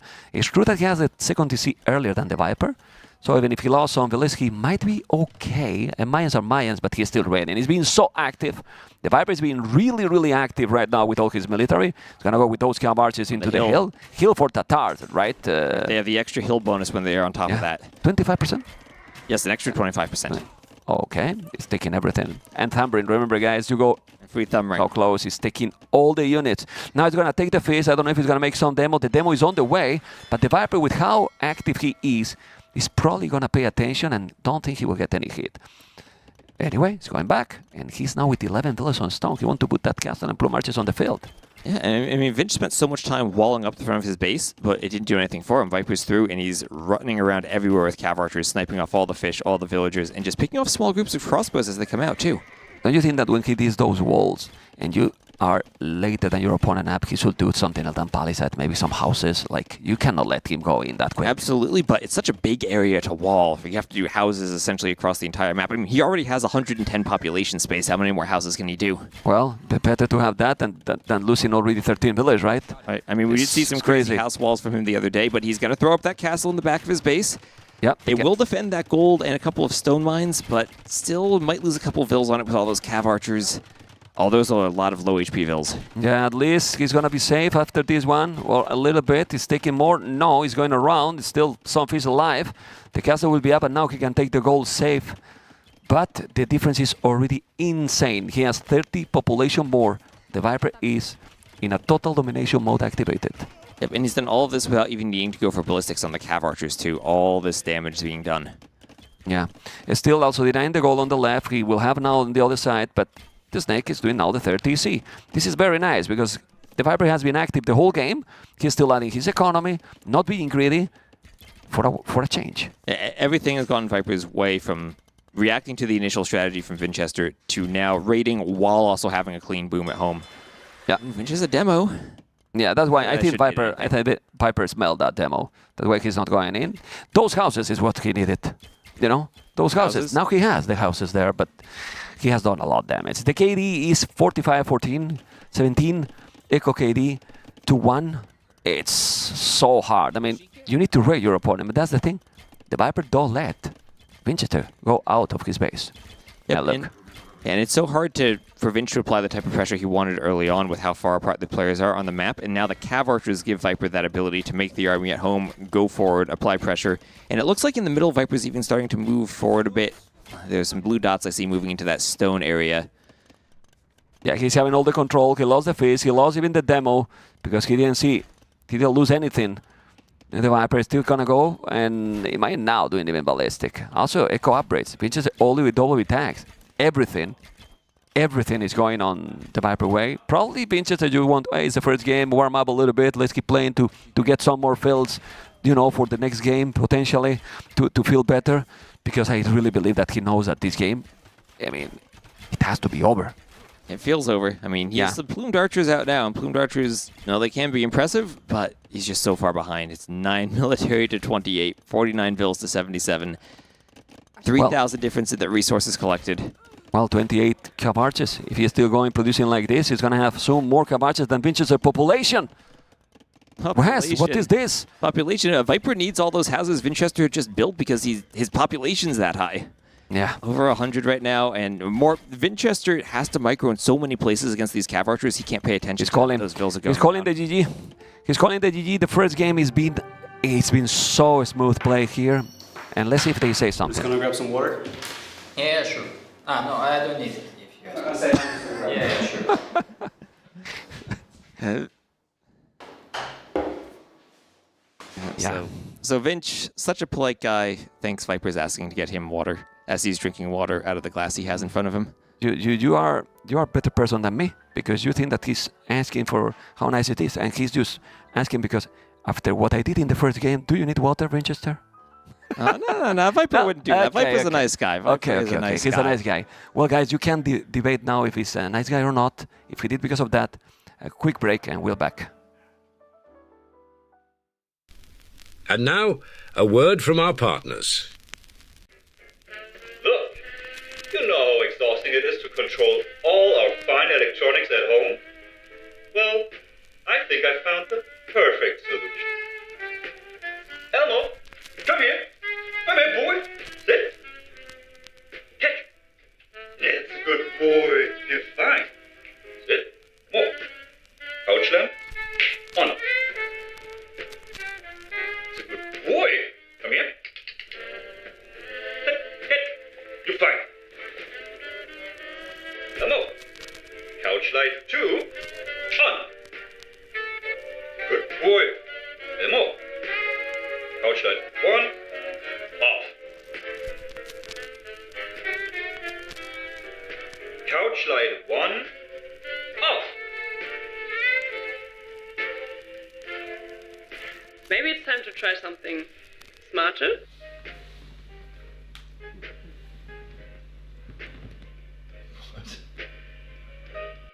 Say hello to smarter lighting. Hammer Smart Lights bring voice control, energy efficiency, and 16 million vibrant colors right to your fingertips. Oh my, what a terrific alternative. More smart, more home. Hammer.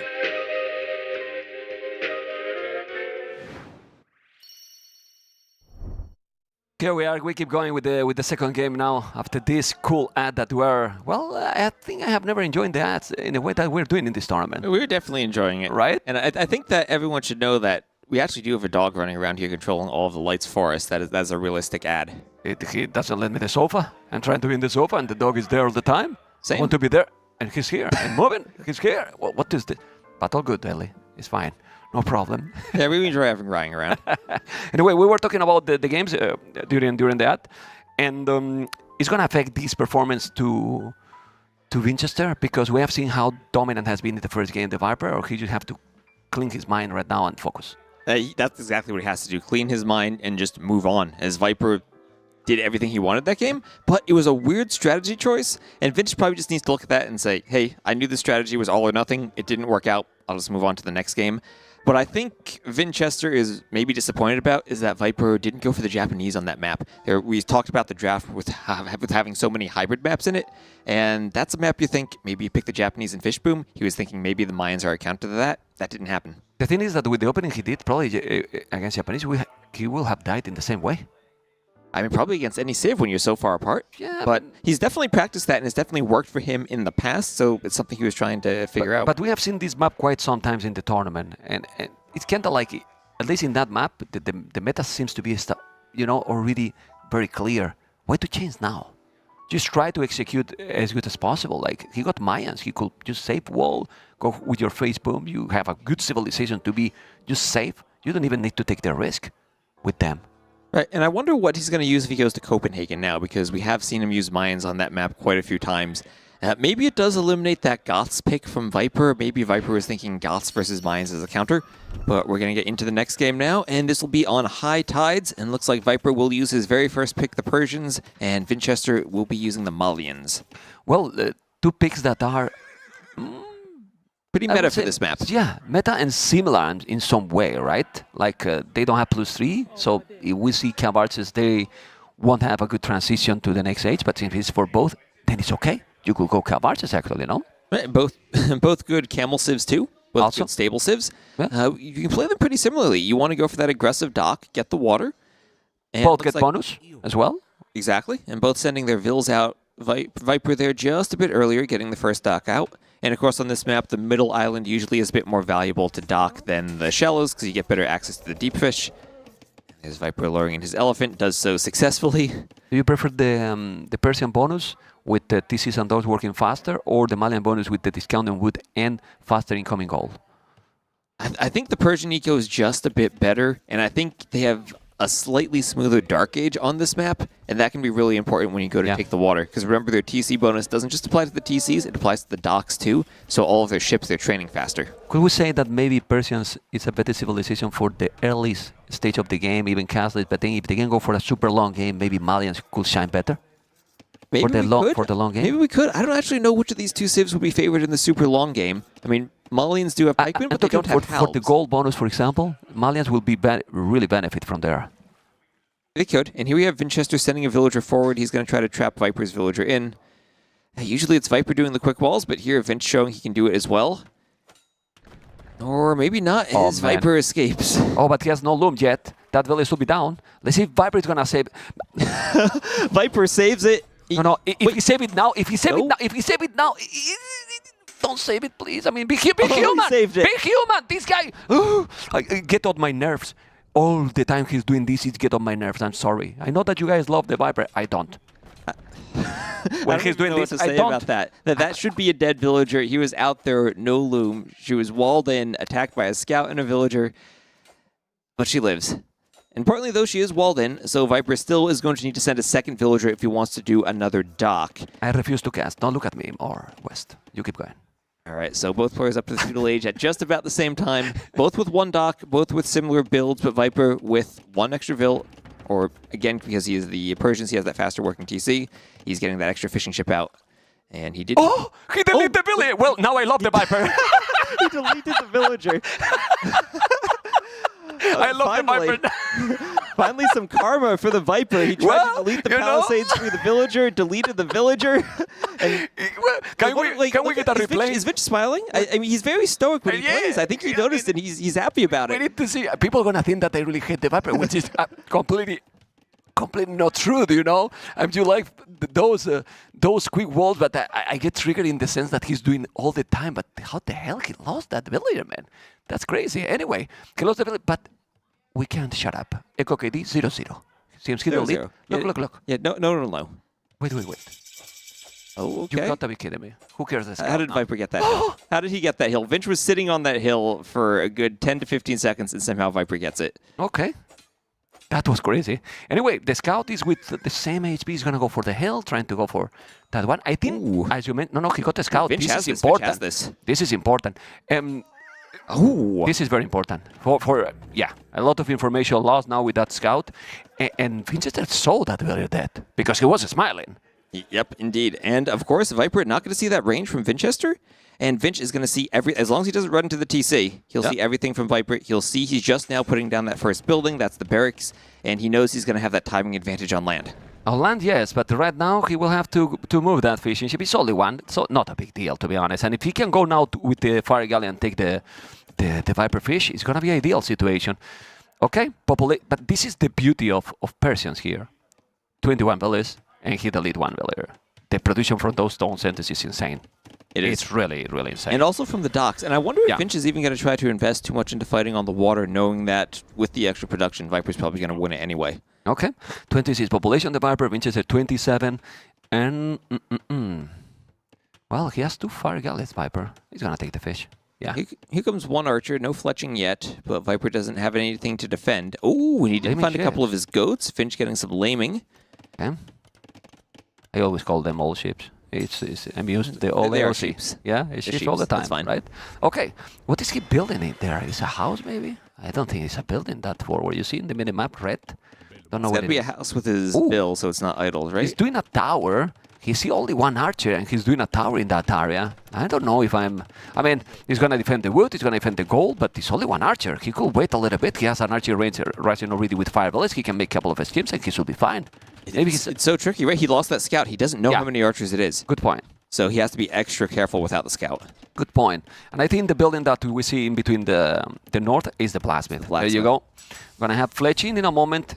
This now looks so good for Vinchester. You can see how can it snowball a game. He deleted the village, he lost the scout, then now Viper Kanda doesn't know what exactly to do. Or what his opponent is doing. Right, exactly. The only thing he knows is that he's won the water, but other than that, he doesn't know what Vinchester is doing on land, and he won't have any scouting of the eco to know how quickly Vinchester is trying to make that Castle Age transition. He won't know the feudal investment versus Castle Age timing. Yeah, people have to understand that even if you see in Capture Age that there is 4 villages more, just look how the efficiency for the Viper at the bottom right corner is very low. Like very low, and that's why with that higher population for the snake, resources collected is the same still. Still exactly the same. Yeah. And as the Persians, you want to be ahead with how efficient you are with getting those extra villagers and also keeping your fish alive on the water. Love this tower. This tower is out of his line of sight. amazing. It's out of line of sight. He cannot see it. The wood is going to be bye-bye. It's very good tower because he can he's see the denying. fill. He's denying. No, doesn't see anything. He's denying both woodland. Even if he see it, doesn't matter. Because he cannot make a counter tower. Exactly. Exactly. As the offensive player, you always want to see the defender do the tower first, because then you can put your tower exactly where you want it. Pillar down here. He's going to move the lumber camp at the bottom. He's sending all those, but he has 4 archers. He's only 2 skirms. The skins don't have fletching. He's doing the house, yes. But if you micro properly now, you might take those skirmishes down. And if you take those, there's another 2 villages in danger, Mr. West. No fletching, no armor. Those skirms are going down. He's trying to add more skirms, but those archers are doing so good for Vinchester. Yeah, he's moving and he keep going there. I mean, if he keep this aggression, it's probably a note for him to go up quicker to Castle Age. He could keep going more aggressive and feudal. Another down. Whatever he wants to do. I mean, we also want to check Vinch if he goes for that stable and goes for a scout transition to deal with the skirms, or just tries to go up more quickly to the Castle Age. He need to... It's an option. It's an option. And he can put all the pressure there and then finish the game in feudal. Yeah, man, Viper's he's coming not with more. No, I mean, the scouts can get in. This is the 1-1. It looks like this. It looks like it. Look at all those vills. Viper has to pull the fight. He can't do anything. He has to do another tower. Oh, wow. He's doing another tower here, but that's so bad. His economy is a mess. 1 on wood, 7 on food, 6 on gold, almost 500 gold. But no wood and food at all. Not doing any other building, Vinchester, and I think he doesn't need. He has 10 archers. His economy is really smooth right now. Can we see his base for a moment? Yeah, there you go. Mining stone. Farmers. Okay, he can go Castle Age, drop a castle right on Viper's face. Really good. Really good. Or just make at home, because if you are up quicker than your opponent and then you go Gebetos, you can raid all over. It's true that we know how Persians can recover. So we cannot speak really too fast because Persians is a sick economy civilization. And Viper has been adding fish, so he has 6 fishing ships, and despite all of this pressure, it's 38 to 36 on the eco units. Incredible. And he's still keeping it close in the res collected, only about 200 to 300 difference. He just has so much idle time on the vills. Well, but still, being behind 300-400 resources now against Persians, it means that Vinchester is doing many good things in this game. Absolutely. And look at his resources. Can we see if Vinchester has a market or a second What is that building close to the blacksmith? The market is there. He will buy the resources to go up. The Viper will need a market too.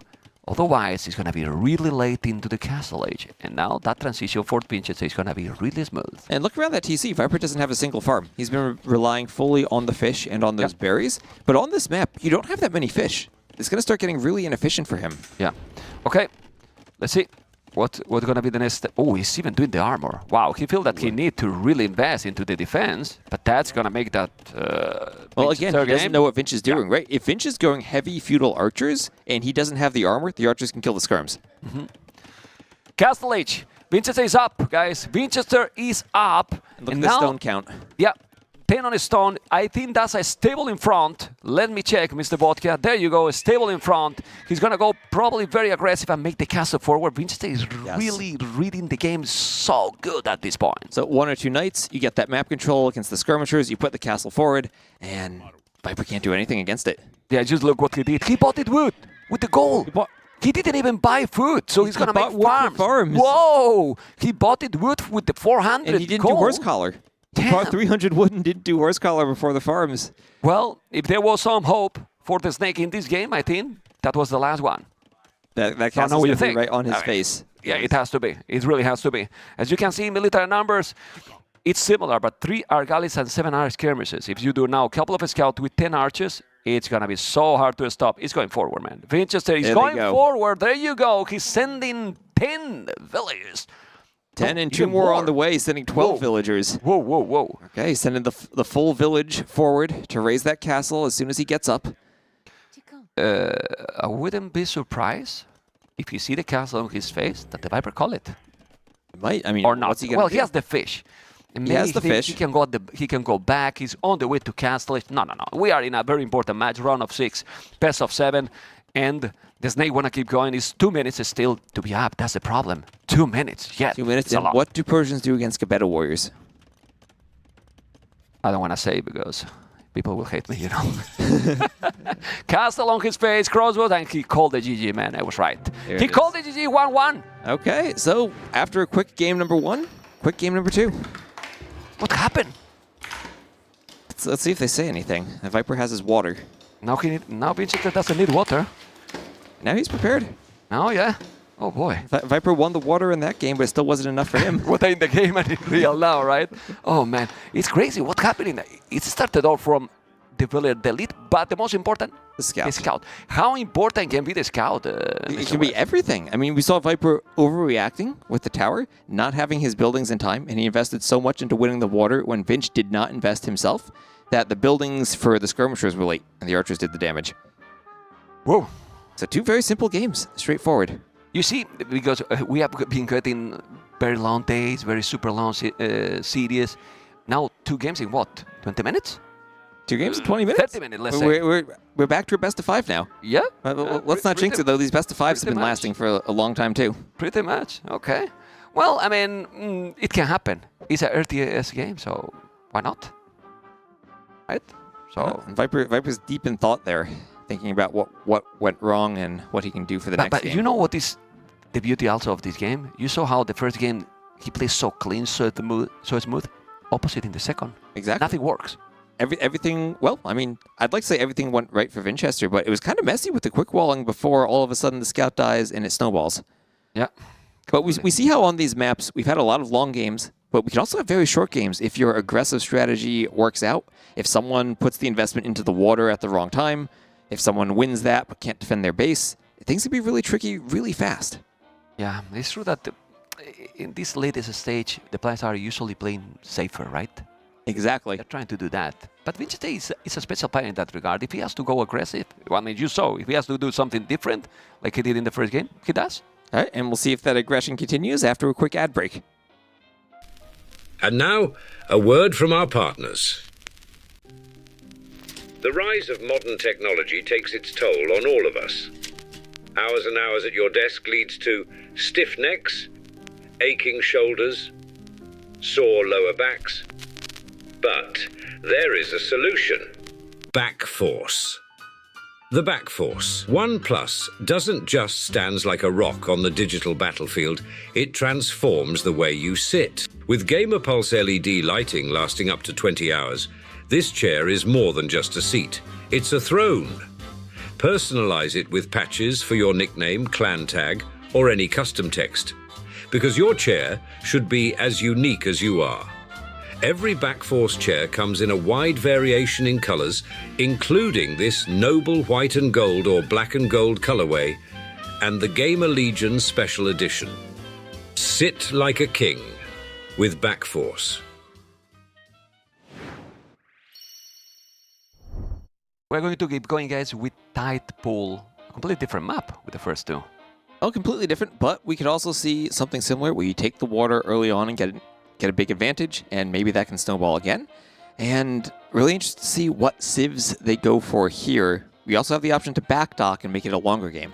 I'm thinking about that, but this map usually is long games. I mean, I would be surprised. We've seen throughout the tournament, usually, we do have long games here. Yeah, I mean, well, Hearttt we have seen in video games as well. Look what I mean, happened, we've seen that on all, we've seen different lengths on all maps. Okay, let's see what it's going to be. And favorite. Oh, by the way, we don't almost speak with the chat. I want a name in the chat. Who you want guys to win? But I didn't say anything. Okay, Vinchester 1, TheViper 1, and this is the Vikings and the Byzantines. Ooh, so tricky matchup on the water here. Byzantines, great fires. Vikings, they have longboats. Okay.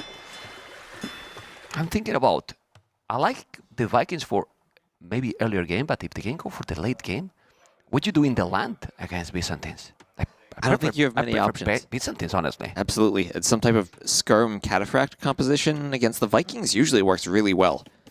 What I worry about more is how do Byzantines deal with longboats. We usually think about Byzantines with their aggressive fire galleys, maybe taking the middle of the water with their timing in the feudal age and their aggression in the feudal age. Here with the outside docks, you have a bit more room to get to the castle age and get to those longboats.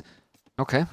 Yeah, you get wheelbarrow for free, handcut for free at the time that is in castle age, which is going to be absolutely great. But this transition to Imperial with Byzantine, how many times we have seen how smooth it is? I mean, we were talking about some battle, then you check, oh, he's up. And it happens suddenly without noticing. This is going to be interesting. We need to check something that has been kind of tricky in this map. The goal placement. Goal placement for the Viper, Mr. Bodke. Can we check where is the goal for the Snake? This one is, the main one usually is very cool, is close to the TC. The problem are the others, but in this time, I think the generation is really nice. He has quite a spread all over. Right, and I think what you want on this map is ideally your TC is more towards the middle of your island, so you can go either to the left or to the right to have gold access. Yeah. And so if you're pushed on one side, you can fall back to the other side. Then if we check Vinchester, we see the goal is in front, but close as well to the town center. But all the others are in one side, on the right. Right, two of them very close together. So if Viper realizes that, that's that situation where you can do that forward castle with the Byzantines, go for that quick imp transition, and suddenly have that map control. Yeah, push from there. Push from there. Let's see what is going to be. I like a lot the Byzantines here, as I said. Also, in a map like this, in Castle Age, with Tom Patro for free, you see everything.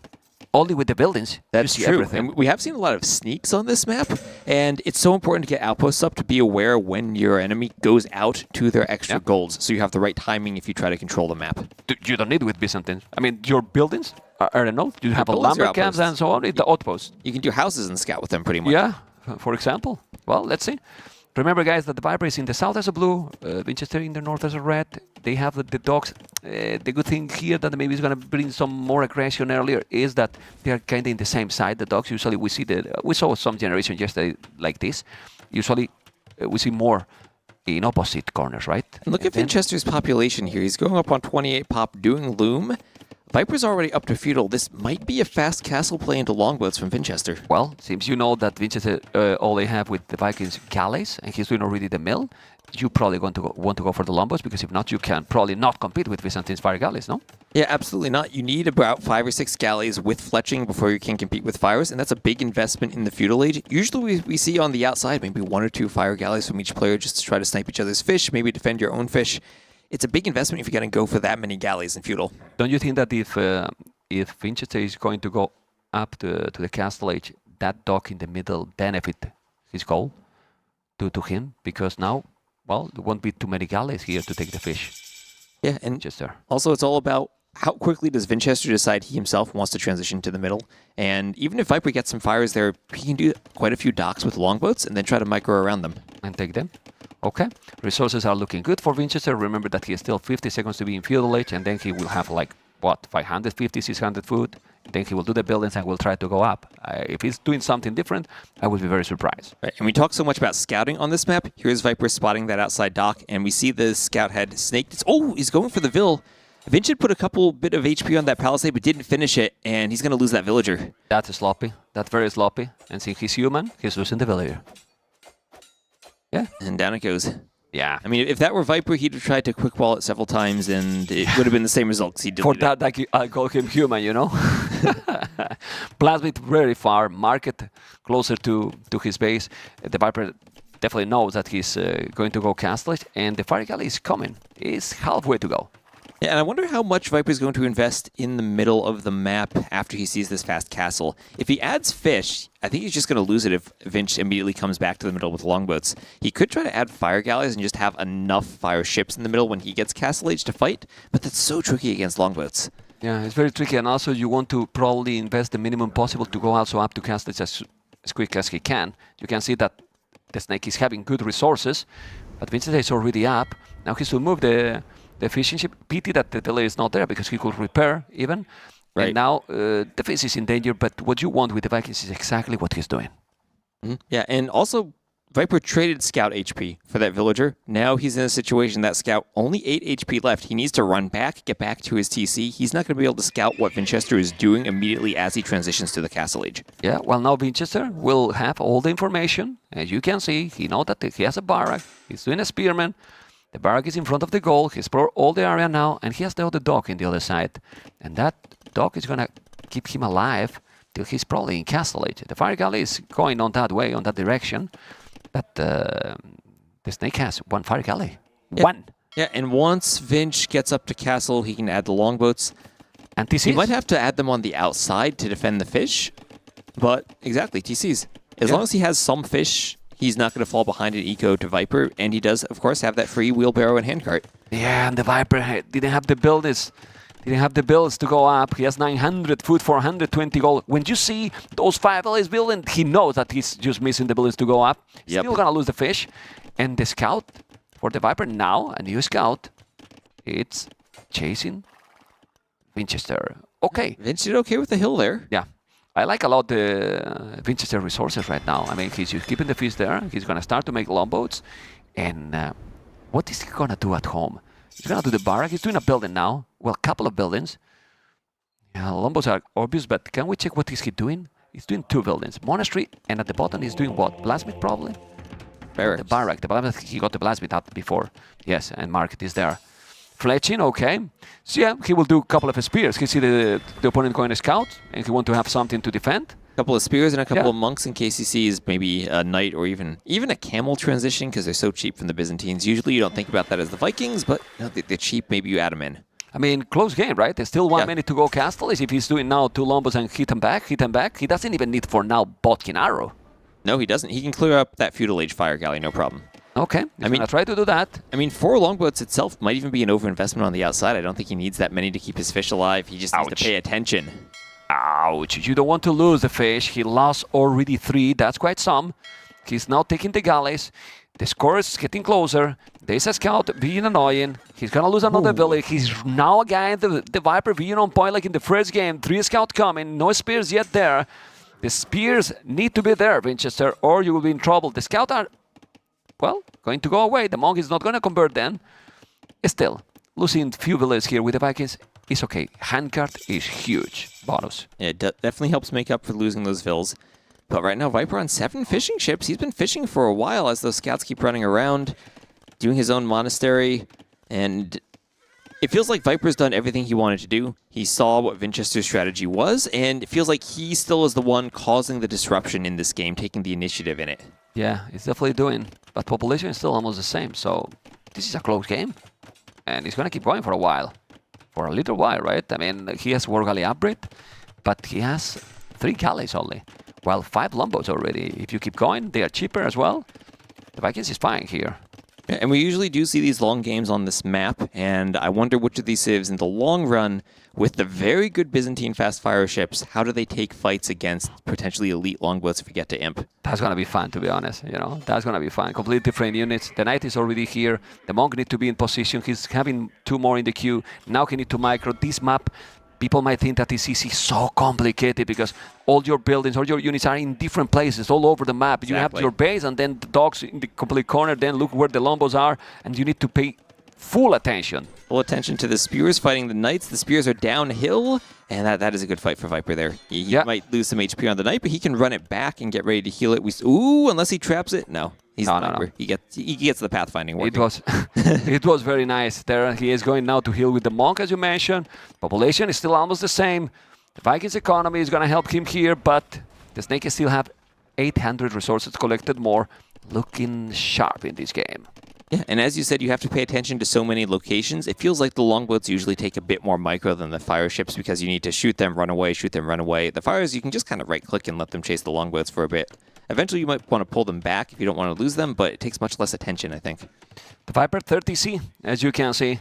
Going back with the longboats, hit them back, trying to kill another fire galley. Well, I think Vinchester should be doing already a third tone center. He has 17 on food, which is quite some, with the Vikings having Hearttt as well. But what he want to try, probably the Vinchester, is to find a fish for the snake.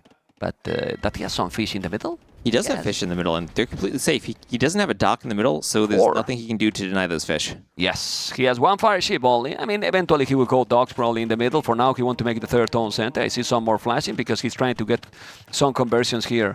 Vinchester is going away. Also, he got the spear, and it's already with 2 relics for Vinchester. He has one and bringing a second one. Horse collar. Oh, yeah, but man, Vikings Echo.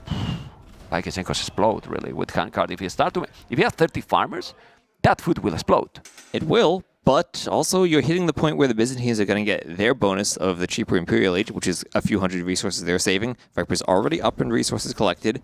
And we'll see. He needs to transition now and figure out some way to pressure on land as he is losing to the longboats. Yeah, let's see what is going to be the next step for both players. Wheelbarrow now doing more longboats. A dog here, but he sees it. Great reaction here by Vinchester. That dog will never go up, and now he has to cancel it and go away with that valley. And the good thing is that now Vinchester will be more, even more aware that this can happen, you know. And he knows there's a villager out there, right? And I see a red dot on the beach there. I don't know what unit that is, but it looks like something he might think to use to pick off the villager. Maybe it's a villager himself to make a dock in the middle. Oh, it might be. Yeah, let's see if we can check Vodka on the middle of the map on the right. And yeah, there's a red dot going around the beach in the middle. There we are. It's a monk. Okay. When to convert the fire, maybe. Well, I think he has one only there. Still, he converted the spear back, the Viper. Population ahead for Vinchester. Whoa. He's starting to have quite some longboats. Just look. 9 longboats, only 3 fire ships. And Villa's numbers is almost the same. And what's Viper accomplishing with those fire ships? He keeps adding them in, but they're not really killing any of Vinchester's fish. Yeah, they're keeping his own fish alive, but he has to spend resources for it. Atonement to convert monks. Oh, wow. This is a smart move here. He said that he has few monks, 3 monks, but he has 6 spears. And then, well, if he's doing a tournament, what he has? Vinchester to defend against that, to be honest. Right now, nothing. He doesn't really have any scout. I mean, he has no scouts. Oh, look at the dock sneaky at the back from the Viper. Find a way to get the dock up. You find there, it's in the mini-map there. It's so close to the corner. Yeah, look at this. He's going to find now the tone center too. The scouts are coming. You need to wall and keep wall it in the last second. Now, you need to make some more walls. Too. Yeah, but he need to do more walls. Why he's not wall? Okay, but why he waited the last second? Man, I'm a mole, man. Heart attack. Well, that's what Vodka does. He leaves us in suspense, looks somewhere else, and bam, the walls are up. Okay. He's going to convert one villager, but he still didn't wall too much. He's not going to make the DC, but why you don't wall more of these people? Just, man, my blood. Okay, he's going to make now those villagers, and he's fine. Well, he's started to fall back in villager pop a bit, though, 72 to 65. And now that we're in the Castle Age, 1 fire ship, if Viper's just able to sneak it into the north, he just lost some of his own fish in the south, but he might be able to pick off Vinchester's fish. Check Vinchester resources. You say about the bonus he has, the Viper? If he unqueue all his villages? Viper's ready to go imp. Yeah, but and Vinch? Vinch? The same? He's close. He unqueue all the villages. Still, he has like 8 villages on the queue. You know, 10 villages on the queue. That's 500 foot, and then he's going up. He's going to convert more spears, but he needs to take the scout. He's going to be with 4 more. The Viper still doesn't have the buildings to go up. That's triggered me a lot. And now unqueue all the villages, Vinchester, and you can go up to Imperial as well. Well, the Viper is going to go up to Imperial with Byzantines like it was a standard civilization. He's been waiting, right? He didn't have the buildings, and now he's clicking it. Vinch, as you're saying, Vinch is close to it. He has, I mean, if he has a market, he can buy his way up too if he just unqueues a few vills. And this timing is so important with the Byzantines because your castles get all that extra HP when you get Imp. You have access to bombard cannons, and you can take a lot of map control with them. There's something in the middle. There's something happening in the middle. Crazy villages are going, oh, we're going party. Let's go. Okay, crossing they both all go over. back. both with handcart, and then look, scared from each other. Castle in top of that hill, another castle as well. Vinchester is on the way to Imperial, and this is going to go as we expected for an Arbalest battle, skirmishes maybe, because both are doing now range. Yep, and we do have that redemption technology in there for Viper that'll let him convert Siege. That's kind of an interesting choice against the Vikings, because you expect them mostly to be going for trebuchets. They don't have their own bombard cannons. But, I mean, if Viper converts a treb, that would be crazy. Yeah, let's see what's going to happen. Let's see what's going to happen. Definitely the Tech 3 is a lot better, in my opinion, for Byzantines in the late game. The Monk, okay. Didn't kill it. Redemption, a Thornament, Mangonel, delete it now. Vinchester delete it. Well, he didn't delete, and now he has a mangle on his face. Okay, He's converting everything. Well, there's Redemption being useful. Yeah. Interesting that he went for the Mangonel defense there, knowing he was against the monks from Byzantines, and also just against scouts, right? It's not like Viper had forward Siege to counter Mangonel. The Viper resources, after going up to Imperial and doing all the upgrades, are disgusting. They're so good. He could go Imperial again as the Byzantines. Yeah. I mean, same for Vinch, though. He has a lot of gold that he's floating. Neither player really adding in too much military yet. Viper a bit ahead in that regard. Ooh, take the Monk, and now he's going with Villiers because he has nothing else. Viper he has one Berserker, but Viper is not paying attention. Now with the Mangle, he's going to take the Scout and the Spear. No, the Mangle is... Ooh. Okay, he took it, but now he has no Villiers on the TC to kill the Scouts. He need to repair? He will, because he has the handcart, and those Villiers are fast. Chemistry right away. I believe he will do fast fireship and bombard cannons as soon as he can. Vinchester will do traps, and will do what else? Longboats and... Will he even bother fighting for the middle at this point? I mean, he did redock, but Viper's going to be so far ahead with those fast fire ships, those Byzantine fast fire ships that attack faster, and if there's one unit that can kill longboats, maybe that's it. Yeah, I think he need to focus on the land, but that's the problem. Is Byzantines a bad civilization on land? I think Byzantines is one of the best civilizations you can have in this situation. You're going to get your trebs out, you have so much extra HP on your castles, and if the Vikings do any infantry, you have your cataphracts. That's a good castle anyway. You know, it's a good castle. Has to be very there. forward. Those he's taking those gold piles. You know, controlling if he's doing it, because he has 4 spears attacking the village, and I don't know if he's gonna make it. I think we should focus on that castle. There you go. He need to make some walls. Maybe it's gonna be annoying. Eventually he will do it, but it will take 1, 2, and maybe 3 villages. Can you wall Vinchester, please? You might need those walls there, but I mean, as you said, it's a good castle. Viper also knows it's a good castle. That's why he had those spears there. He was prepared for it. And I like how he's taking the docks. He's forcing Vinch to have a slower transition to the middle, make sure that his fire ships can be more useful. I don't know if he really want to go anymore. Like, I think he's focused already on the land. Well, he's doing more docks, but he's not producing anything. He has trebuchets. And he has a droneman. Oh, the longboats clump up. The dromans could be a great counter to them if you get some good shots on them. Ooh, it's like a Mangonel on the water. Yeah. The attack grounds. I like to call siege owners with mobility, you know, with mobility. This is block printing as well. Fast fire ship Longboats are great, yes, but those drones are disgustingly good. As you can see, the fast fire ship are going to take now the battle. The Drummond is going to go down. He has the +3 elite Longboat already, and he's having trebuchet. If he mass with the Vikings, the Longboats is still, in my opinion, superior. If he mass. If you have a one unit other than Caravel to deal with them, I think Byzantine fast fires plus Dromans are the key. Look at how trapped they are there. They're going down. Well, because he has no longboats at all. That's the problem. The longboats have nowhere to run. Some demo there will be great. The trebuchet is going to be down. Good shot there in the Drummond. Okay. And now those fast fire ships are under the castle, so he's going to lose them. Now you need the accuracy that he got before. Just in that one. Doing a tone center on the right side, but Viper is creating a lot of chaos. Well, what are those Vills doing? What are those Vills doing right in the middle of Vinchester's base? He's not paying attention. Yeah. He's going to do outposts for now, but they can cause more havoc. Doing an outpost. The trebuchets need to go back. Vinchester is unable to get good army there. He has 2 archers, 2 berserkers, 5 longboats. Doesn't have army, Vinchester. For now. It feels like Vinchester is constantly reacting to whatever Viper's doing. He's reacting to the docks on the water or reacting to the push on land, and Viper just feels like he has the timings to be slightly ahead. Maybe this longboat push could change that, though. He finally has good numbers in the middle. Or that galley. Or that galley, of course. Anyway, you can see the Siege Workshop is sending some Berserkers. The Berserkers will do nothing against the castle with potential cataphracts. Population 130. The Viper, 151, is doing all the average. I cannot read even all of them because it's too many. Fervor, Greek Fire, Careening, Arbalest, everything, Conscription, damn it. It's doing all. That's why the resources are going now down for the Snake, because he's using them all. Arbalest as well for Vinchester, but he has only 4, and he will need to do a lot more. Well, the Viper is going to go into a tricky area. The castle is close, but you cannot wall that rock area. No, you cannot. You cannot. And those no Navy on the outside. No Navy on the outside for Vinchester, so he can't really stop that. That's a lot of exposed Vilt on that wood line. Yeah, he's losing some Arbalest, but he's going there. The wood there is definitely not pretty. It's definitely not pretty. We need to focus in those villages on the left. How many he's going to lose, I don't know. But he's losing a lot. He hasn't noticed. 2, he's not 3, running away. 4, 5, 6, whatever he wanna kill, because Vinchester is paying attention exactly there in the middle of the map, and now he's losing so many units. Damn it. And what did we say earlier? The longboats, they can beat the fires, but they take more attention and more micro. Vinch not paying attention to all the dead vills on those Arbalests. Crazy. He focuses through in the middle and probably into take the castle. If he take the castle, then the Bombard Cannons probably is a great achievement. But there will be a moment that you will need to have villages. And right now, Vinchester has lost 33 villages in total. The Viper 6. Not good. Those Arbalests. He's still Finally, losing. he noticed. Finally, man, finally. Well, he doesn't have any wood anymore. Well, that upgrade, if I'm not mistaken, is for the one attack more, for the range units, for the Arbalests, and for the longboats. And for the longboats, yes. Yes. Indeed. So he can do the job. The good thing here for Vinchester, he has more army. Look at the army numbers.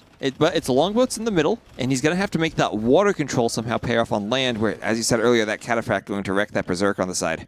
It is possible with this economy to survive, Mr. West? Is this possible? It's not like you have a tiny economy. You still have 99 vills, but Viper, he's getting close to that 200 pop, max pop that he wants to be at. Bombard Cannon, look at the cannon now, trying to kill that Trebuchet. He has another here. The Arbalests are coming. Those Arbalests are more powerful, but in the middle of the map is happening more and more stuff. Man, he's so annoying here. He take the siege workshop. That TC that is with wood and coal is unable to get it working. But he's being now so annoying, Vinchester, here with those longboats. He is. On the outside, I wonder if Viper has room to do Dromans on the outside, too. There, Vinch would have to build another massive longboat, spend more population space and resources, and maybe that would allow him just to push on land a bit more. Well, I think the Viper didn't make any Dromon outside because he has 0 Dromons. And now, surprisingly, Vinchester is coming with so many villages. He's going to make a castle on his face. That castle will take the siege workshop, 2 range units, and the stone. But 2 artillery ranges, but he's gonna make it. The traps are there. Wow, this is so crazy by Vinchester. He's gonna lose the castle before he's doing it. Or not. It's tricky. It looks like the castle will go up. He's still keeping those longboats alive in the middle. But how does he... I mean, I'd ask how he's going to defend the Trebs, okay. But at the same time, Vinch doesn't have any army to move in and snipe the Trebs, right? He tried to do some Berserks, but if you're going to kill Trebs, you need a melee unit, and the Cataphracts are still going to be out there to counter them. I mean, I love the castle, but if the castle was supported by something... By anything. You know, but and he has doesn't nothing. have the eco for that now. And now he needs to repair the castle right away. Yeah, great castle is beautiful, but he's gonna be down. He's being raided now on his base, and that castle is about to be bye-bye, Mr. West. Damn it. There it goes. Yeah. The Viper has the control completely right now. I don't know how... He's everywhere. Yeah, he's everywhere. I don't know how Vinchester can come back in this game. He's losing his eco right now. And Viper, as we said, getting closer to 200 pop. And Vinch is just being raided everywhere. Yeah, he needs to stabilize. He's trying to go without taking him away from his base. He's trying to go so many places, Vinchester. Shouldn't he focus in one spot, get him away from his base, and then go slowly for there? Viper's not letting him focus in one spot. It's Viper who this entire game has been controlling where the fights happen and forcing Vinch to pay attention in so many areas. But why instead of doing that castle here, that is ideal, I agree. Could have been at home. Make in the middle at home, where he's getting all those blue dots. And then you clean him completely and try to go patiently forward. Can we see Vinchester's scouting? I wonder if he sees the extent of Viper's blue dots on his island. It looks like he does. It felt like maybe a castle in the middle there could have cleaned up some of those arbs. He might be feeling safe because he does have that castle on both sides of his island already, but it's the middle area where Viper still has units that haven't been cleaned up. And he's fine. He has the water. He has been getting the water control. He could do some longboats in this area where this elite cannon galleon it is. You know, well, the cannon galleon is not elite. You know, but now look, he's coming with ram. He's coming with skirmishes. This army, man, he's been here the whole game with 1 or 2 skirmishers. Yeah, and nothing has been there to clean it up. Maybe when he made those few berserks and sent them forward earlier, he could have used them to clean up the army that was already in his base. but just everywhere in his face is blinking right now on the minimap because of that attack. And the next that Vinchester is going to do is Alt F4 because he's right now with half the population. The Viper has 200 population, Vinchester 183 villas, 18 army. And if he keeps trying, it's just because this is round of 6 on the Noble Apartment Cap, best of 7, very important match, but he's so behind. He is. Now, it's so tricky to clear those longboats off the water, but right now, that's not really what's important in this game. You can get a cannon galleon or 2 out, but Viper is everywhere on the land. Yep. Okay, Castle is now on the right side. Even so the Viper is getting even more area. Map control is very clear, being so annoying here. I mean, the Vikings is a civilization that don't need that great, but he's calling the GG. There's the GG. At the end, 82 to 148 Vils. I really think that he's so focused in cleaning the middle. In that spot that will be absolutely the most important there. I don't know. Doesn't look like they're saying anything this time. No. They're full focused mode. They have their water. Yeah. I mean, it was a weird game to me. I mean, it's a game where Vinch tried to make something happen with the Vikings. He tried to go for that fast castle, cause a different game than the one where the Byzantines win with their fire galleys. But Viper was prepared for it. Didn't work out for Vinchester. Now, again, he finds himself trailing by a game. Needs to figure out where he wants to go next. I think that he didn't even have ballistic at some point. So he needed to focus on, I need to be strong on the water. Then get good economy going. And from there, with the lead longboats, with in the outside, maybe getting also lead longboats and control. By the way, this sound that we see, is Vinchester just killing his keyboard? Yeah, listen to him typing. What the hell? I mean, it's the... Hello, As we see everyone on the couch there. Look at this Nelly, this is Dash, this is the great supporter Carmen, the Canadian, Roxy. Is Roxy Canadian or Argentinian? I don't know. He's Argentinian. Okay. Then we have Leary, Tiramis, and Mr. Dave. Yes, Dave, I see you, man, I see you. Okay. And, oh, and Ellie is there too, but I don't see her face. Ellie, can you... No. Okay. Right. And this is our player room, too. We have everyone watching the games intently, watching themselves now. ACCM knows what's up. He sees himself. I think we have a small break here, if I'm not mistaken, because after the third game, they have a break. Okay. So, guys, we'll be right back in a moment. And now, a word from our partners.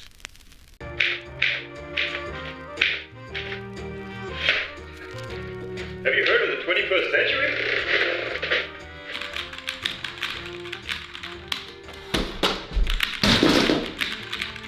Why settle for clacks, clunks and jams?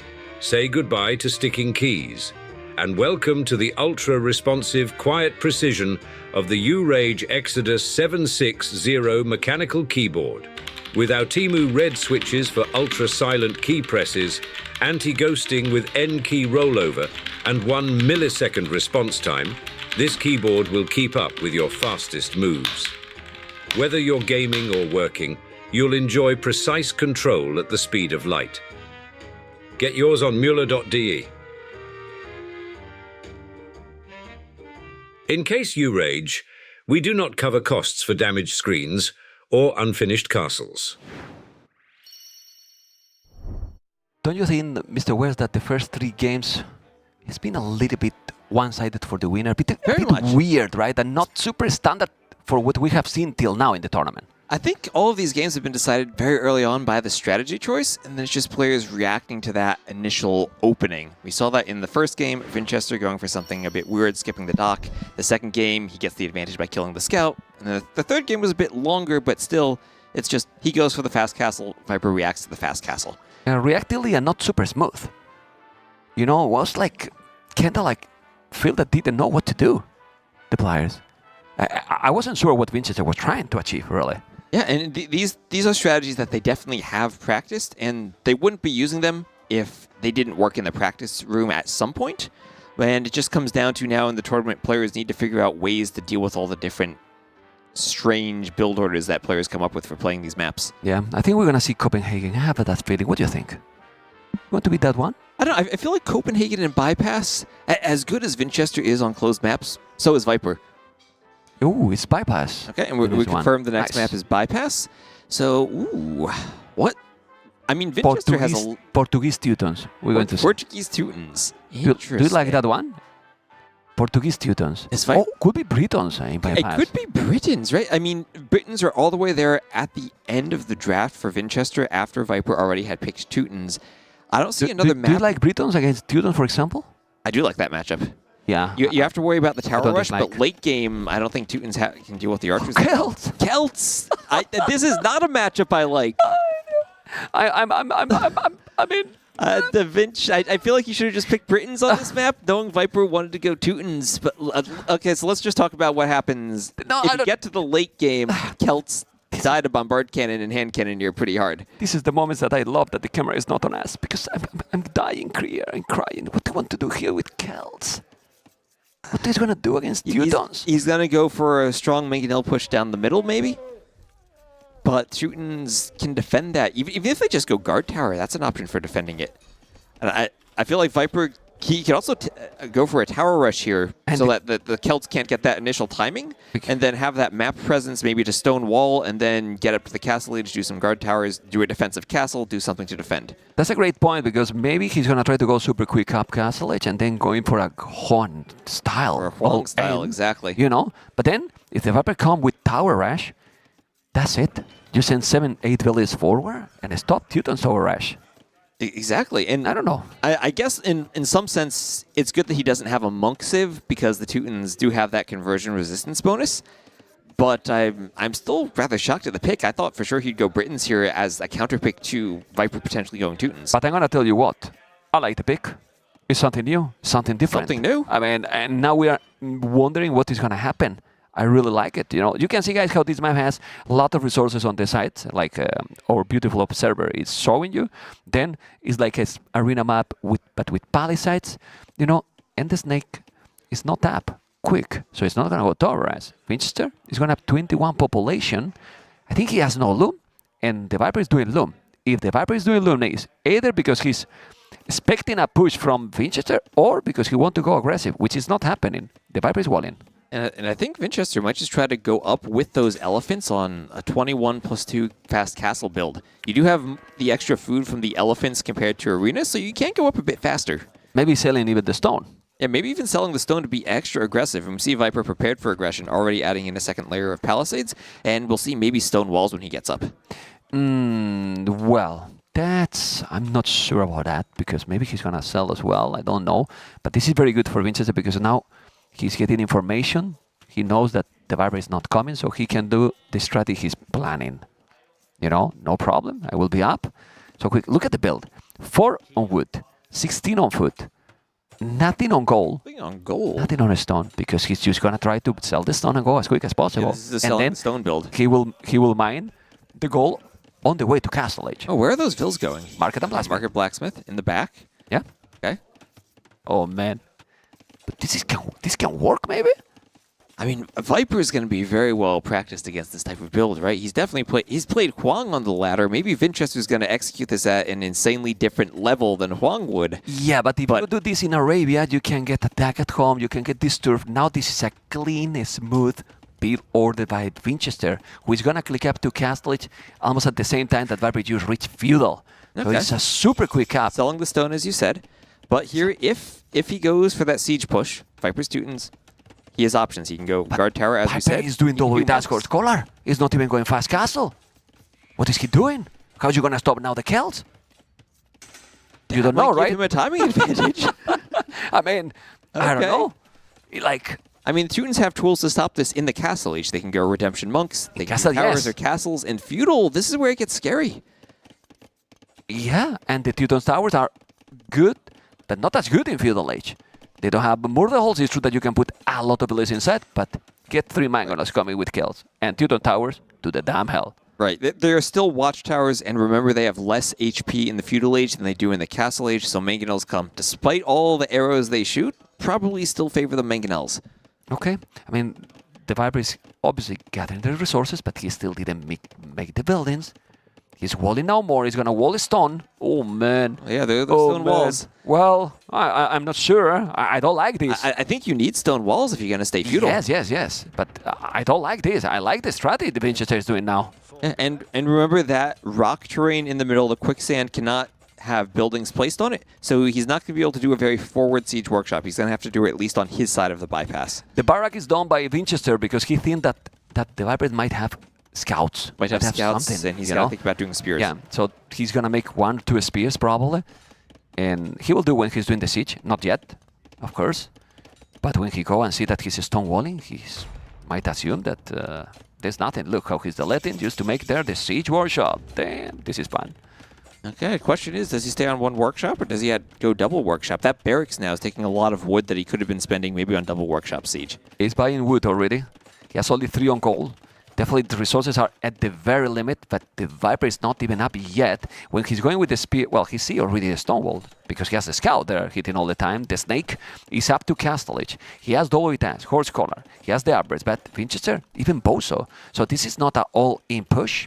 He's gonna make a tower. There you go. Okay. It's a mud that the walls is gonna be open. A ram, I like it. Okay, and a scorpion. You didn't expect the ram. You know, the tricky thing about the ram is that you can keep walling behind it. You need to get that combination with the ranged unit so you can stop the vills continuing to build more walls. Yeah.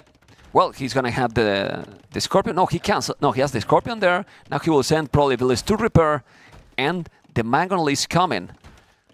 Oh man, he's gonna wall as you mentioned. He's gonna repair. I think he's wall instead of repairing. But now the scorpion is there. He's gonna break in. The mangonel is gonna be needed. The problem is that the Viper will send more and more villas to take. Look how fast you take the walls. Okay, but now it's gonna wall, and the ram is gonna be bye-bye. Oh, great move by the snake, man.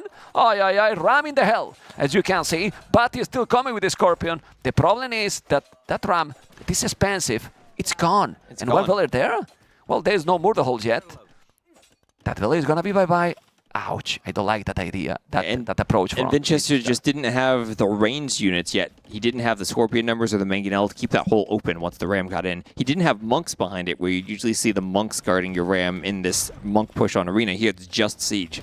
One question here. Would you take first the tower or first now the walls? Because now the wall in 10 seconds is going to have more HP. It will be harder to take it. So will the tower. I think you have to take the tower here. Tower first. But only 1 mangonel. He's going to attack. Now he's going to make the siege workshop. This has been tricky. Tricky moment here for Vinchester. Viper is definitely now in a better position, but he still have no army. And the tower is going to be down. This is the second mangonel. He's doing a town center. Okay. But he has the spears as well. He still has stableman, 4 farmers. Vinchester has no economy, but at least he's still doing villages. All right, this is not a build where you have economy, and if this push fails, that's the game. Vinchester isn't going to be able to do anything else. Viper has to defend this. I'm actually kind of surprised Viper's adding the second TC. Yeah, he'll have more eco, but I feel like he just needs to stop the Mangonels and he's fine. Yeah. Remember that those kills far faster. They're faster. How is the percentage?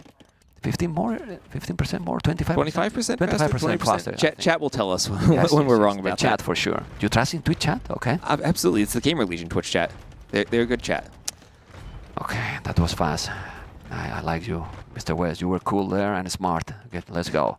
Okay, 7 on gold, 7 on wood, 14 on wood, and 3 mangonels. Mangonels? But he doesn't see it. Can we go point of view for Vinchester? Ooh, Vinchester, you can't lose this. But the scout is there. And he's going to take it? No. He's going to take the siege workshop. Oh, I like it. That is a good micro by Vinchester. And now the siege workshop is going to be down, as you mentioned, a little bit greedy here, the Viper. He lost it, and now the siege workshop is going to be down. The Viper is in big problems now. He will have nothing to defend. Don't kill your own scout. And this is 4 mangonel, 1 scorpion, and the Viper has 1 that mangonel. That's it. He needs good micro now, and we see him doing the monastery now. And he gets the scout. Oh, that was a good attack. Right? Yeah, but Villiers down. The goal is going down. Well, it's going to be down, no, because he's moving. And you have to be careful. Spread out. Okay, he loses micro. 1. Good micro by the Viper. You cannot lose that one. Let's see if now it's going to be MBL micro here. We'll love MBL. He's, in my opinion, the best with the mangonels, and right now he take another. He's 2 already. He's repairing. This is so good for the snake because he has no siege workshop, and he take already 2 mangonels with the only mangonel he has. And even if he trades 1 for 1 now, that's just clearing so many mangonels and buying himself so much time.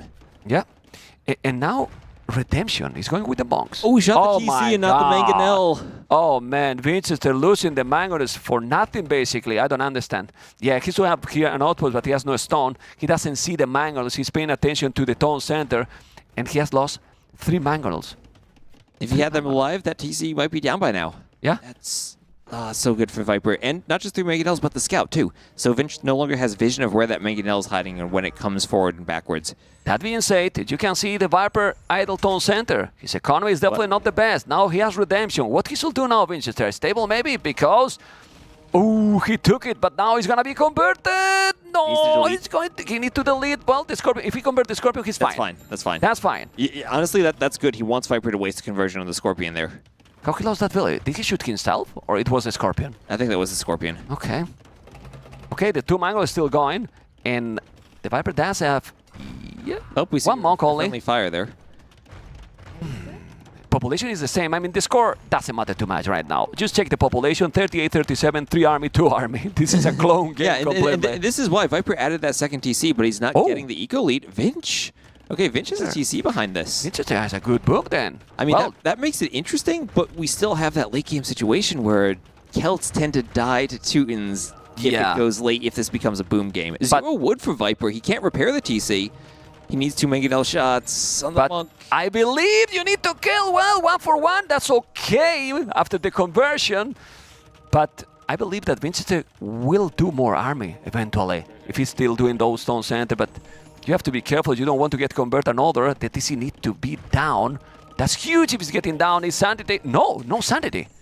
There's no sanity, right? Sanctity. No. Okay, now 1 Mangonel shot kills the monks. With Sanctity, you get 45 HP, and it usually takes 2 shots to kill them. Yeah. But that TC is going down. Another villager down, no, but the Can't TC garrison. Yeah, TC is going to be bye-bye. He can garrison. There's no resources at all, and no village, which is the most important. That he has anything else, Viper? No, only monks. There's no scouts, no knights, no nothing. And Vinchester has the stable. He's coming with the scout. That's so good. I think this is Vinchester game. That'll help against the monks. And right now, Viper, look at all those farms that are essentially... He's repairing the farm. The farms are wasted because of there's no TC to gather from. So that's 60 wood per farm that's basically wasted for Viper now. He tries for another workshop. Oh, and this is so important that he doesn't get converted. Yeah, it's dangerous. He's coming with another, more scouts coming. I like the position for Vinchester. And you were blaming his civilization, T-West. I mean, I was thinking Britons were just an obvious pick against Teutons. I was joking, man. I was blaming even more than you. Anyway, look at that. He's going to take that one or not? Ooh, or didn't delete it. Well, it's fine. It's fine. He's still attacking, taking the monastery, you know? I mean, if you lose the scout, not a big deal. Well, not like this. Not like this, like man. this. What is this, man? I'm trying to be nice, but they don't let me be nice. West, what is this? This is a game that comes down to Mangonel micro, Mem. Oh, yeah, I see. Comes down to it. Viper's done a great job so far, but... No. He converted. This is the worst. But he take it. This is the... Oh, he gets both. He converted both. What? But the mango from the monks on the back in the trees, maybe? Yeah, maybe. Look at that micro. Now. Still 52 village, 49. He need to make light cast, maybe? What do you think? Maybe to pick off the monks, but I mean, he doesn't really have the eco for it. He just can keep those TCs running. What eco has the Viper? 3 on foot and 1 on gold. He has 33 villages on wood. He has nothing. Literally nothing, the snake. Yeah, he's doing TCs. Okay. It will be idle. Good for the TCs. Yeah, it will be idols. It will be. Oh, there's another scout. And you know, if he gets enough scouts that he can jump monks maybe next to TCs, then he's in an okay spot. But it's just Vinch doesn't have the eco himself to get there. Why Viper, instead of doing more TCs, is not doing barracks? And what do you want from the barracks? You see the scouts are coming, couple of spears. Spears, and maybe just push the Mangonels back with spears too. Yeah, Ooh, but he's going to the outside. He has no monks in his opponent, so why not? The scout is coming. You got to be careful. He convert another. He need to kill that one. He's gonna take another. He's just taking man. The kills are amazing. Viper is microing like a god. He's microing so good there, man. He's taking all the mangolos, man. What is this? On the healing on the monk, he saves it. Yeah, Vinchester more villains now than the snake. That's true, but Viper is microing really, really well, and he's doing now a great tone center on the left. Vinchester as well. Vinch on the left. Do they see each other there? Have they scouted? Probably not. Viper, I think, has scouted the outside a bit more. If I saw the line of sight, he might. If he's really paying attention, he'll see the deer running in the fog of war. Yeah, but what I like a lot is the Viper is keep booming, crazy farms, super cheap farms, but Vinchester is still going with the mangoes and light gas. He's going. No, don't let him wall. No, it's not gonna let him. He keep coming. He keep coming. Devil will die. Yeah. Okay. Okay, he got it. Just pass. What's happened? Wait, he's not killing. Okay, he stopped the wall. He's fine. Okay, they stopped the wall, but didn't kill it. And now 2 Mangonels coming. The light guy is going to go around, and that a Mangonel and a Monk. Oh, that Monk, that is a good play by the Viper. You saw the triangle hop from the light cap to the Mangonel, so that Monk still has a conversion charge, and it's going to be a really quick conversion if he starts there. And the light cap get it. We know the loom. And they can. He's coming forward with a castle. He's has coming stone with for a so castle. many villains for a castle forward. Want to take now half of his base. That castle can be a winning move here by Vinchester. Amazing move here by Vinch. He has still more villains than his opponent. Stop killing yourself, please. And now those Mangonels, you have to be careful. The Mangonel is down. And with that castle, taking all the farms, and with those Mangonels and the light gas, the game changed completely. Absolutely. And remember, Vinch still does have that villager lead. And I'm actually kind of surprised Viper added all those farms on the outside TC because there's the hunt there. You don't need to spend all that wood on the farms. And Viper's just losing so many farms now. Yeah, and that knight, he's trying to kill the Mangonel, but he's repairing. There's a spear. He's going to take the knight. He's going to take the knight. He's going to take the knight. No, he take the knight now with the castle. Okay, now going to mine the goal. And this is a very lovely position. It's still a very interesting game, but he needs to keep the push. And he's doing this push because he knows what you said before. In the super late game, be careful with the Teutons. Be careful, exactly, especially as the Celts. And Viper's just trying to leak out now to the other side as well, get his eco on the outside. He knows that with a straight Mangonel and castle push, there's no mobility for Vinchester to chase him around. Yeah, and those villains need to be now switch position because taking one down, he's going to convert another. No, the castle is there. That TC is going to be bye-bye. And did they see on the left? That TC is down. But can we check here? He see... Oh, he sees the farm. It's going to be the next move for Vinchester is going to be a castle there. And looking at his stone, 400 stone right now. He can even use the market to buy some if he wants to accelerate that, but a castle on that TC on the outside will be great. He also needs to be aware, though, that Viper is going to both sides. He's not only on the left, but also on the right. Yeah, but if he's making a castle there, that TC with what? How many farmers he has there? Vodka, can we check it? He's coming. He's coming. This is many farms on the town center. The castle is absolutely amazing and is still taking more and more map control. And he doesn't see it. He's going to have no warning about it. The Viper doesn't see it. This is absolutely amazing for Vinchester. Okay, castle will be up, taking the stable. He's going to be up there, and then he keep going. And imagine now if he's attacking here, and then he do the castle on the other side and start to lose villages, and Viper didn't notice. It can happen. It can happen. And he has some Woad Raiders now. Okay. That's always a fun unit to see. And he can snipe off another Monk. And it's so important to clear that TC now. Viper's just going to be losing TCs. Yeah, he's losing Siege Workshop. Now he'll lose that town center. Can we check when the TC is up if he's going to notice immediately? Thank you. Well, Observer is amazing. And the castle? It is up. Let's see his reaction, Viper. Yep, oh, come on, it's not reacting right that away, fast, deletes the man. farms too, so the vills don't go out It was less than a second? Less than a second. And he's up to Imp. He's up to Imp. Okay. So look at the resources collected, though. 2,000 more for Vinchester, but Viper's up. And when he gets up, if he can get his own castle up, and he does have the stone, he'll be able to get trebuchets, repel Vinchester's castles, and start pushing this back. Yeah, it's incredible. He's up to Imperial. It's true that he doesn't have a lot of resources in the bank, but well, he's up to Imperial. He will do a castle, as you mentioned. Where's he going to make the castle? What do you think he values more, the middle of his base or the left side? I think it just goes in the middle of his base in that back area. Maybe buy that stone mine of his, try to find a position where he can protect his trebuchets while also engaging in a treb war. Well, what is his real base right now? He's kind of spread all over, you know? Well, he has knights in Vinchester's base. Ooh, that very is tricky. Cool. Vinch trying to expand outside, but Viper was aware.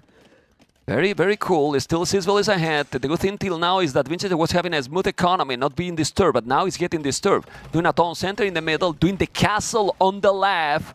The castle on the left. Which one TC is the Imperial? It should be one of the back ones, yeah. Very good. He's smart with it. He's smart with this one. Yes, but we always need to check this. You never know. We've seen him cancel Imp and move it before, right? Yeah, other day. Happens. Anyway, TCs will be down. Those castles are also going to be very tricky to kill, because if you want to go for a ram push with a lot of army, murder holes for free. Murder holes for free with the Teutons. So if you want to put your Woad Raiders inside of rams, for example, you can't ungarrison them underneath the castle to fight melee units because they get killed by the castle. And he's going rams. I don't know where he's going to use the rams. He's doing another town center. Who still have the advantage here? I know he's going to be an Imperial, but it's only 7 villages, 8 villages more for Vinchester.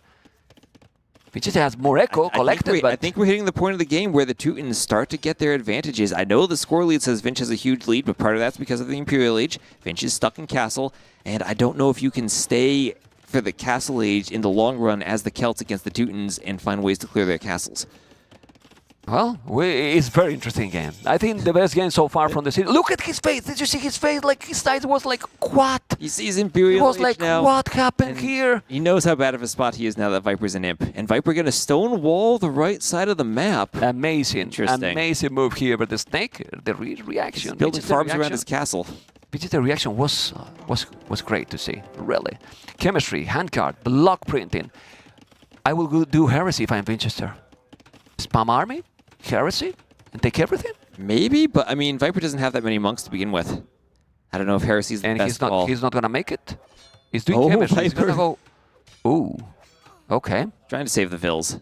Yeah, he's saving. Yeah, actually, you are right. He's three monks only, but he has no army actually. Yeah. That's what happens to these pushes, right? You end up without army. I mean, if he had a lot of army now, he could still try to get numbers and use numbers in a ram push. But I don't think he's ever going to have time to go imp. He just has to repair that castle and try to bide time until he can get military. But, I mean, what does he have? 7 Woad Raiders, 1 ram? I don't think there's much he can do. Despite the scores, I think Viper now is in a good spot. He just needs to clear that castle fast enough. Yeah, but Vinchester is having a good boom. You know, he's having 120 villiers. But the Viper has even handcard. Whoa, the Light has also killing a few more villas, and Vinchester is on the way to Imperial. Oh, and he's noticing the wall. Can he get in? I will go around.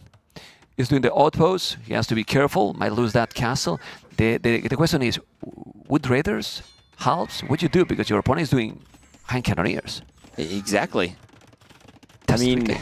Celts can sometimes surprise their opponent if they go Paladin. Paladin. Exactly, It's not the first time that we see Vinchester going Paladin in a tournament game. And if you think, what do Celts do? They do infantry. How do Teutons counter that? Gunpowder. Paladins counter that. You can play the mind gains, and you can go for Celt Paladins. And if Vinchester wins a game with Celt Paladins, things are going to be crazy. Well, it will have a small meme here, you know, but let's see. It's the stables. He's doing it. Yes, husbandry. He's doing the upgrades. He's doing it. He's doing the stables, and he's going to make Paladinos. And honestly, keeping that wall open is important because that means the Paladins can run around. Doesn't need it because he's going to make a castle there. He's doing now the hand cannon is in this area. I mean, the good thing is that he has 2 town centers here on the left, but he doesn't have here the farming. So it's good because he can keep going. He has another 3 town centers in his starting base. The score now say that the Viper is ahead. And I believe the Paladins do. He's going to do that. They're the hand cannoneers. And as you said, completely different approaches here. Vinchester was taking the hunt and the berries. Viper immediately went for the farms and got punished for it. Yep. He still have quite some idols. Vinchester, need to fix that. Need to also make houses, and quick, because he's going to lose another castle. And if he lose that castle, he will need, look at the population. He's already housing at 140. He's doing the scale bar and armor, please. And he's losing TCs too. Make houses and quick. I think he's doing it in the middle, but he's going to have the castle on the right side. If he can raid the farming, then he's going to change a lot.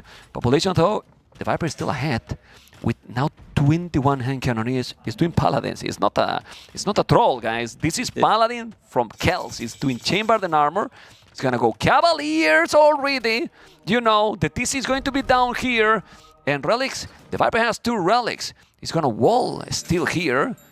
And there's a Wood Raider. There's a Wood Raider there. He needs to stop that wall. But can he do it by himself? Only with 1 Wood Raider? That'd be tricky, right? Oh, with some ostriches too. Okay. Okay, there's the gate. Yeah, but you can break this easily with especially with that castle. He's doing 2 petals anyway there. Okay, 190 population is capable to do now. Vinchester is not going to be housed anymore. The Cavaliers are there. He's doing the plus 2. I mean, Paladins need resources. He has no food right now and no gold. He has already a few amount of knights and is still killing villages here. Population, in terms of villages, almost the same. Almost the same, but that's not a good spot for the Celts. These Paladins have to work, they have to work fast, and they have to be the killing blow. Yeah. And also he should try to get some relics. I think he has 1 relic on the right. He will have to take that relic to where the hand cannoneers are coming. Wood Raiders are there. And the problem here is, the Paladins will be good if he's able to raid here, but if he has to use the Paladins to clean those hand cannoneers, this is bad because he can make the transition, but I like where he's attacking with the Cavaliers. Right down the middle. In the middle, right away. We'll take the bomber cannon, we'll take those villages. This is lovely. Yeah, I like it. And it's important to know just how expensive the Paladin upgrade is. He hasn't been able to afford that yet. He has to go with just Cavaliers. Yeah. Teutonic Knights are out on the field. Okay. Well, Cavaliers are solid. He doesn't have the +4 attack, and now he's going to take the traps. This is good. This is good here for Vinchester, but the Viper is still on 170 population. He's going to go now pikes and this is a position that Vinchester didn't want to be. It's crazy how the Viper has been booming after all this aggression. Yeah, exactly, and this is why the Paladin switch is something the Teutons can deal with. They just have to go for their Halberdier line, and this has to be the killing blow right here with these Cavaliers, and I don't know that he can do enough damage with how big Viper's eco is at this point. Yeah, well, Vinchester eco is also good, as you can see. Both has almost the same resources collected, even more for Vinchester here. And now Paladin upgrade is going to be on the way. He's going to take this area, will have resources. Paladin upgrade with Kells. Man, if he's working Paladins with Kells against the Teutons, what the hell? Ooh, he didn't see this. The Wood Raiders might do the job here. Yeah, they'll clean that. Some Cavaliers will come over too. Yeah, they're fine. Yeah, Paladins they're still fine. Yeah, imagine that it's going to be then Paladins and what then? What else? Because he has only 5. That's the problem. I mean, you're putting all those resources into Paladins. You can't do much else, at least for the time being. Okay, 50 farmers, 18 on goal. 18 on goal for both players. What he has at the bottom left corner? Sneak stables down there for Vinch. Paladin in the forward stable. But he see it. The Viper see it with the outpost. He's here. He's gonna make only one. He could even destroy the Paladin stable. Yeah, is the Paladin stable? Oh man, is the Paladin stable here? Well, if there's not so many chances for Vinchester to take this game, even if he's ahead in the score, that's his chances. 65%, 67%, the stable is going down. It's not the node, right? He's going to be able to do it. He's going to be very close. I think he has it. Okay. It's almost halfway down. This is going to be close. He's really close, 80%, okay. He's trebling on the right, but he might lose those trebs. He can't, not with the Teutonic Knights, he can't keep them alive. 8 seconds, can we see that stable? See the stable. Will he I don't see the percentage. I don't see the percentage. He's got it. He's got it. Okay. Whew. And now for nothing, the Paladins, but still. Anyway, Paladins will take now the Teutons. Knights is going to take those hand cannoneers. The castle is still alive. Ooh, just barely. That was important to clear the trebs at just that moment. Scorpions! Finally. Well, heavy Scorpions with ballistic, please. Oh, Scorpions with... Is that the answer? Scorpion Paladin against the Teutons? Well, you need a massive economy to do... oh my god. A quick walls from Viper. Wow. Stopping the Paladin raids. Great job there. After all this pressure, guys, remember that this is a map where the Viper starts his base where the castle forward for Vinchester is. That's his base. So there's no base there originally for the Viper, right? And the Viper is still 200 population. 200 population. Vinchester still 35 population away from being pop-capped.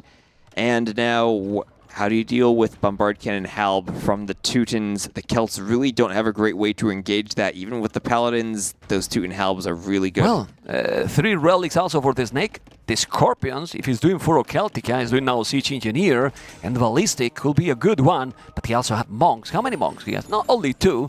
Okay, let's see if he's going to be able to do the job. Obviously, the situation here is kind of dramatic here for Vinchester, not only because he's not in the great position for this game, it's because if he's losing, he's 3-1 already. And that's not a good position to be in this best of 7.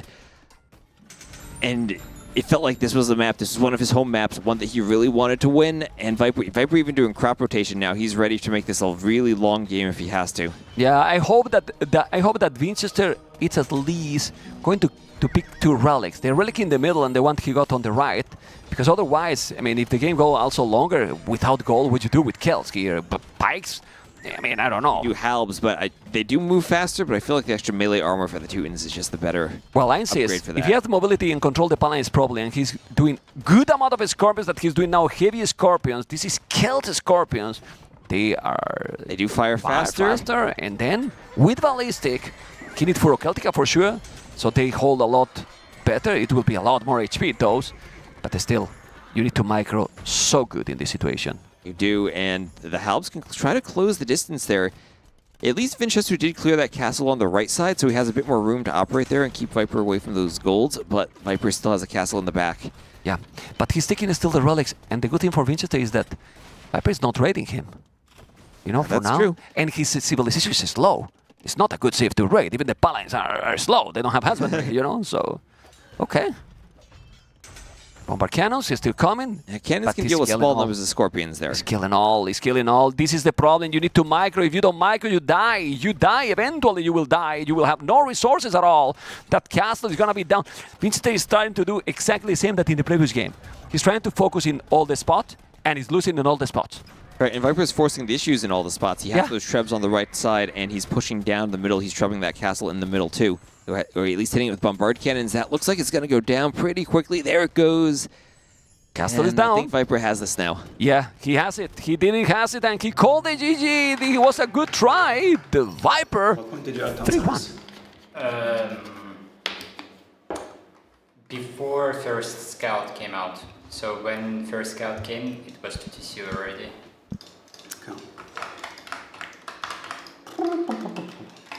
Yeah, this man made a lot of job. That was nasty. Yeah, nice one. It was nasty. It was fun. It was nasty. It was not enough. Not enough. Nasty, but not enough. And, well, Vinch is smiling there, but it's a smile thinking that he probably could have done better. He was thinking, could have worked. Anyway, after this great game, guys, we have to breathe a little bit, and we're going to make it with a really small break, and we're back for game number 5. And now, a word from our partners.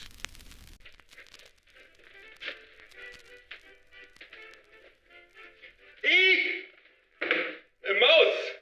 A mouse! What is it, dear? Why you rage? Oh, honey. That's no ordinary mouse. It's the Reaper 250. With this mouse in your household, you never have to be scared again. Yes, the U-Rage Reaper 250, featuring DPI control, advanced ergonomics, RGB lighting, and customizable buttons, is the perfect addition to every competitive household. Why U-Rage? It's all good. Get yours on Mueller.de.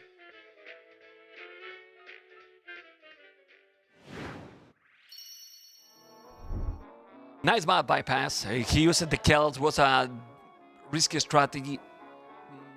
My opinion, I don't know if you share with me, I think he should have gone more clown. He was more clown? More you think that wasn't clown enough? Yeah, it wasn't clown enough because since he was, I think he failed because he was trying to keep booming at the same time, and that's why he lost some crucial mangonels at some point. Well, I think you're right about one thing, that if you start booming in the long run, it's tricky against the Teutons, even with the Paladins. I mean, I still go back to the Civ pick. I think Britain's, if you see Viper's draft and you see Teutons, bypass is where he wants to use them. I think they're a much better pick. Yeah, because you can go one castle drop, one to see, Lombos. Try to raid, and just kill it from there. But in the late game, even if they you boom, you're gonna be fine with Werewolf and Lombos. Exactly. With the longboats, you have that range and that option to fight the Teutons with their compositions in the late game. He's doing Paladins? Celts are just tricky there. Yeah. So here's everyone on our beautiful couch again. Everyone waving hi. We see Hearttt join the couch. And, well, now Vinchester down 3-1 in a really tricky spot. Yeah. Viper taking a small break as well, so we're gonna keep going with game number 5 soon. Vinchester is still there, thinking like, what went wrong here? What went wrong? Well, the execution, right? Oh, there's T90. Execution. Hello, Tristan. How you doing, man? Yeah, of course. He's coming back, Vinchester. Tristan, he's coming back from the hell. What do you think? Ooh, he's being polite. He doesn't believe too much, I think. He doesn't believe too much. It's complicated. That didn't look confident. Because Viper, for example, except in the game that he has lost, right? It was more because of all mess that he created to himself. Lost the Valier, lost the Scout early, you know. But right. the other 3, he's been calm and play clean. Because in this one, it's easy to panic against the Celt push. And we finally do see a messy game here, right? Those first 2 games were over so quickly. This one, we had to see the reaction, going to the outside, a bit of creativity involved from Viper to withstand that push. And he did say it was a nasty push himself, but just not quite enough. And, I mean, Teutons, we haven't seen them before. We're in the best of 7s. You need more, and it was a great Civ. Now that we see this, now that we see the board, remember, guys, that below the stream, there's a link for that one board, and I believe that if you are supporting with more than 50 euros, if I'm not mistaken, or $50, maybe both are working, your nickname is going to be there. Right, and again, you have to use the link underneath the stream in order to buy that. Yes, that's correct. And also, the live prize pool keep increasing because all the donations are going through are going there, 100%. So thank you so much for the support. Hopefully you are enjoying a lot with the tournament. Hopefully you are enjoying a little bit more than the dog, because the dog is kind of sleeping here. The dog's just taking a nap between the games, right? Exactly. Viper takes a break, Ryan takes a break too. Yeah, I mean, it's cute, but, it feels chill, It feels chill. The timing and momentum of that of that camera there. Okay, the players are getting ready. We can go back to the... we have Dave writing a name on the board. Zoom in. See, he's finding space now. That board's getting filled up. Let's see who is this. Aha, there you go. We have another nickname there. Thank you so much, Modhoyo. Hopefully that's the pronunciation. Is this another, Dave? No more? Okay. No more? Okay. No more. All right. And so who do you think on that board has the best handwriting? Because I think that skinny sheep in the middle is the most neatly written name. Okay. And that is Viper's handwriting. I'm starting to feel that they have trolled me with the name or not? Oh, you Modoyo? No sé. I think you said it right. I said it right? Okay. You said it right. No sé, in Spanish. Don't know. I'm letting you say it, but I think you said it right. Okay. I can say Tiergarten, you can say the username. I can say Tiergarten now. Oh, you've been practicing? Of course. Oh. And I'm prepared. I'm impressed. Yeah, I'm prepared. Is there Germans in the channel? Did they say 100% Tiergarten? Please, I need to know. Just Tiergarten. Make sure you get that T in there. Made me feel good. I'm reading the chat, guys, now. Come on. It was good or not? Quite well. Well, nice. There we go. Nice. Now I need to learn English. Anyway, game number 5 will happen. Can we see the draft, please? Yep, the player's back in the room. Viper has taken his break. He's ready to go.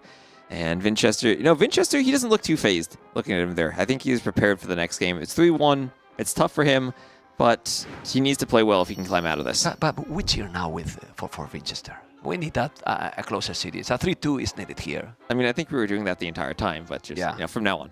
Nobody noticed, right? Yeah. Copenhagen is going to go. His home map. I think you pick it. Try to get a good win here. And what do you think he does, Copenhagen? I want to see Beduins here. Why not?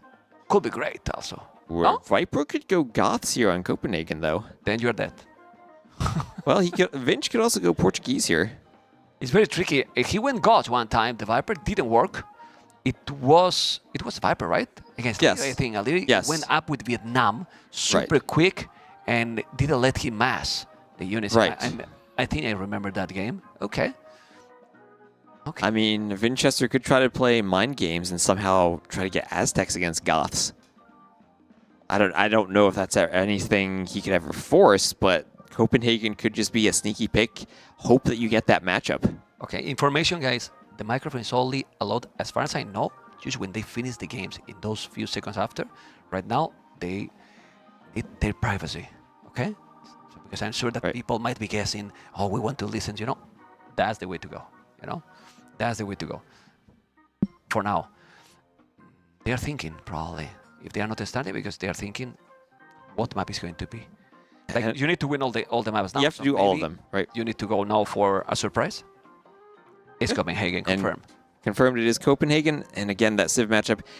Does it feel like Goths are a decent pick against 2 of Vinchester's Civs, and then a horrible pick against 2 of them in Bengalis, Britons, and Portuguese Aztecs, and maybe you're just kind of tossing a coin whether you have a good matchup?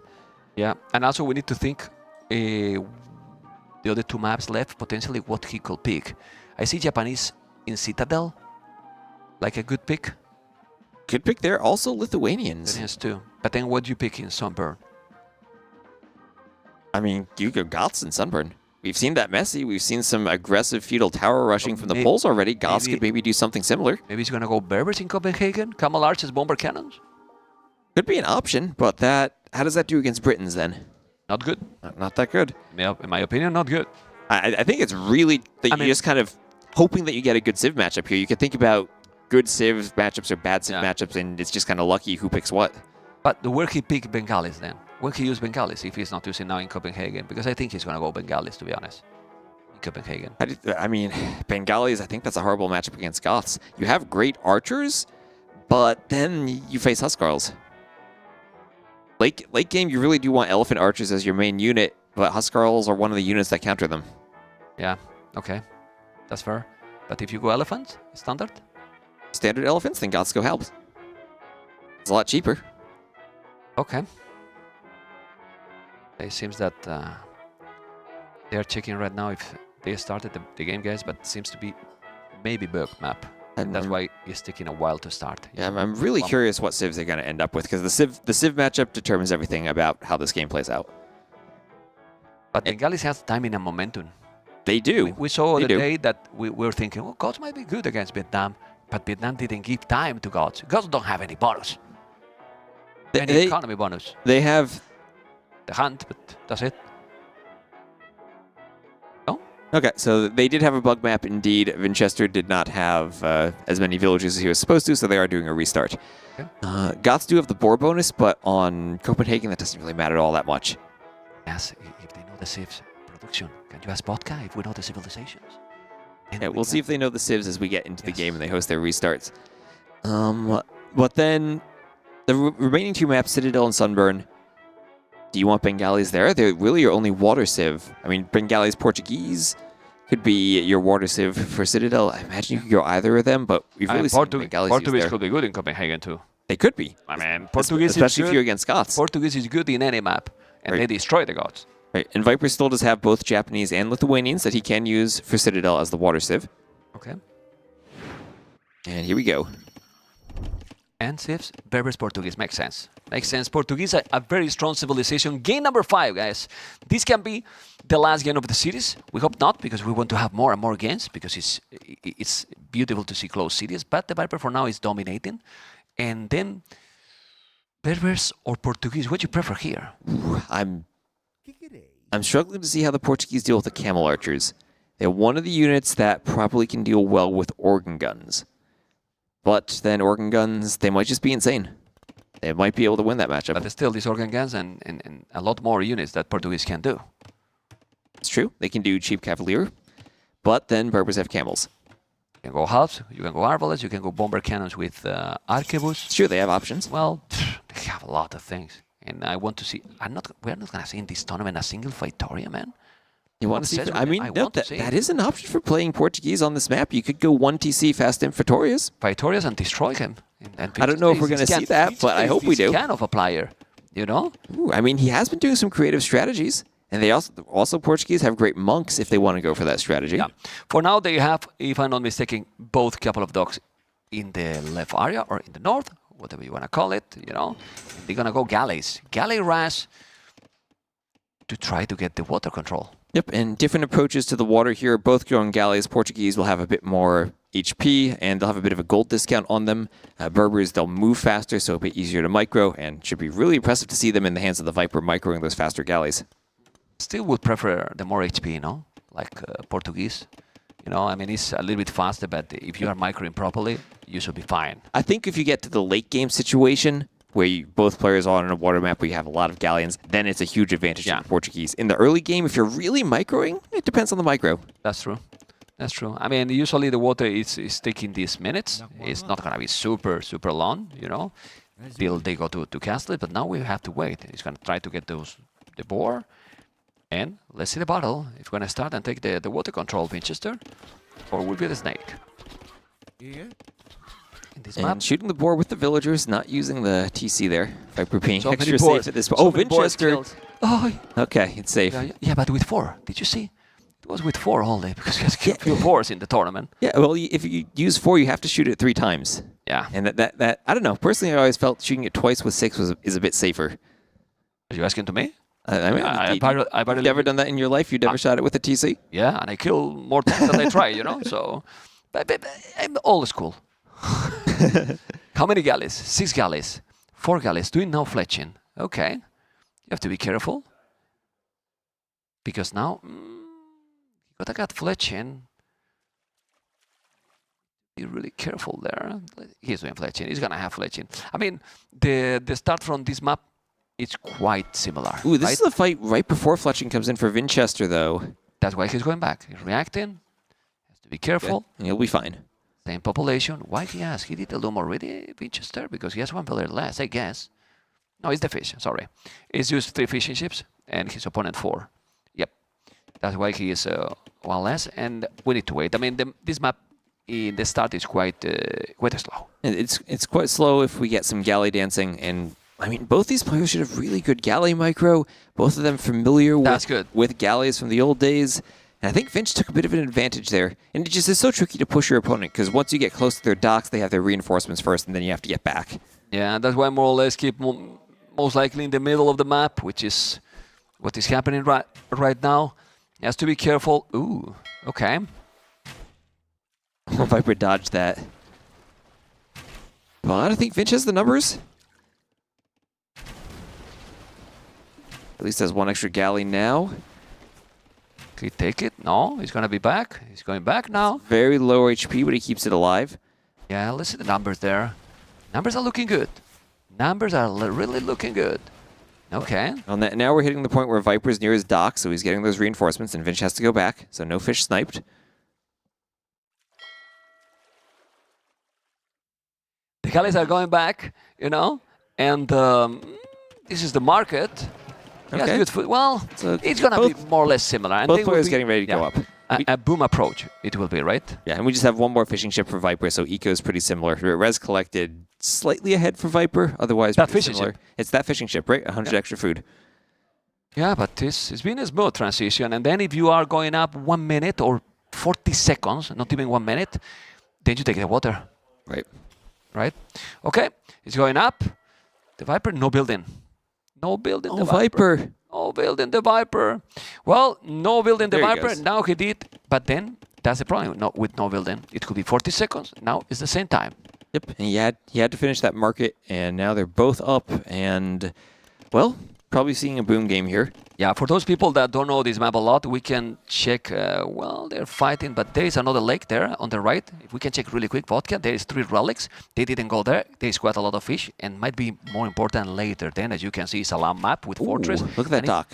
We didn't mention, it's a regicide, you know, so most of people know, but there's some maybe new people in the channel that want to know about the game, and if you kill the king, you win the game, or you lose the game. I mean, do you think Viper up 3-1 is the type of player who might go Camel Archers and Petards and try to snipe off that king? But he need to do that. I mean, he doesn't need to do it, but it's Viper. Do you think he'll do it? No. No? You don't trust in Tournament Viper trying to have some fun? No. Well, maybe now he's doing, you know, but the fun in this in the tournament at the end is just to qualify, right? And then, I mean, I would love to see it. The other day we saw how there was an attempt to take it. It was also against Vinchester, I think it was. Yeah, that was Hera with Hera, because he was behind. Yes, he was behind. Clearly behind. I mean, if you are behind, then yes, you know. But in these kind of situations, you will have to play probably standard, because if you do that, you gonna fall behind a lot in economy. You are. You have to invest. It's kind of a one-shot attempt to win the game. Okay. 49 population, 47. They're still going with the galleys. They are dancing over the water. And we see how much importance Vinchester is placing on this water by making that forward dock. He really wants to win the galley war and win the water. Yeah. Want to commit. Botkin arrow. War galley upgrade is going to be. Only Botkin. Botkin first. Yeah. Is War galley. It's a different approach here. I mean, at least that he has in the queue. The Viper is doing extra tone center. While Vinchester, as you mentioned, focus on water. He's going to try to kill all those galleys, and I believe when he's doing the War Galley upgrade, he will take it. Yeah, and Viper doing that TC, he's not focusing on the water now. He might try to run forward and snipe fish. Now, it is easier to micro the galleys than the War Galleys, just because the War Galleys get larger and bulkier, and their formation isn't as tight. So it gives Viper a bit of mobility just to try to get to the fish. Try to block it, maybe. It's not, and then this is the problem. You invest a lot, and then you still lose all the fish. That's huge. You get them. Yeah. Ooh. Gets one. No, get one all in. This is fine for Vinchester. Yeah, that's fine. Now. Yeah, but he needs a extra tone center. He has invested a lot, while the Viper has 3 TCs. And look at his wood. Look at his wood. He does not have the wood for the more TCs. What wood, right? He's doing more fish. It is better to do more fish, or instead of that, 1 TC. I mean, one TC is mining a stone. If he goes in, he could do Pretorius. He's might finally see the Pretorius you want. Oh, I'm excited now. I was kind of sleepy here. Guys, wake up. Victoria alert. Let's go. Yeah, he doesn't need wood for TCs if he's just going to do Pretorius. Exactly. It's a viable way to play the Portuguese. You go imp, and suddenly you don't have that population disadvantage. He's going 100% because he's doing 5 fishing ships. So he's just creating villas, doing fishing ships. He went on goal. He's going already on a stone. And he's going to try to do that. We'll take the go docks. for the forward castle. All right. And so what do Portuguese have? They have options of gunpowder. They have good bombard cannons. They can do trebuchets. And, of course, they also have a good monastery for monks that have a gold discount. Oh, he's doing a toll center. I'm going to start to cry. Quite fast Imperial. I really want that. So Bring another we were caster. excited. I'm done. Nearly. Save me, We were man. excited for a moment. Come on. But big investment into the water, just to add TCs late. So Viper, we already see that. Well, we see a Vil difference of 42 to 38, but the fishing ships of the six fishing ships that Vinchester has helped make up for that. Can you give me some hope? Don't worry, man. It's still Imperial, but with 2 toll center to have a bit better economy. Yeah. Maybe he'll still do the Victoria. I love you, man. Thank you. I mean, he does have 4 Vils on stone, right? He did.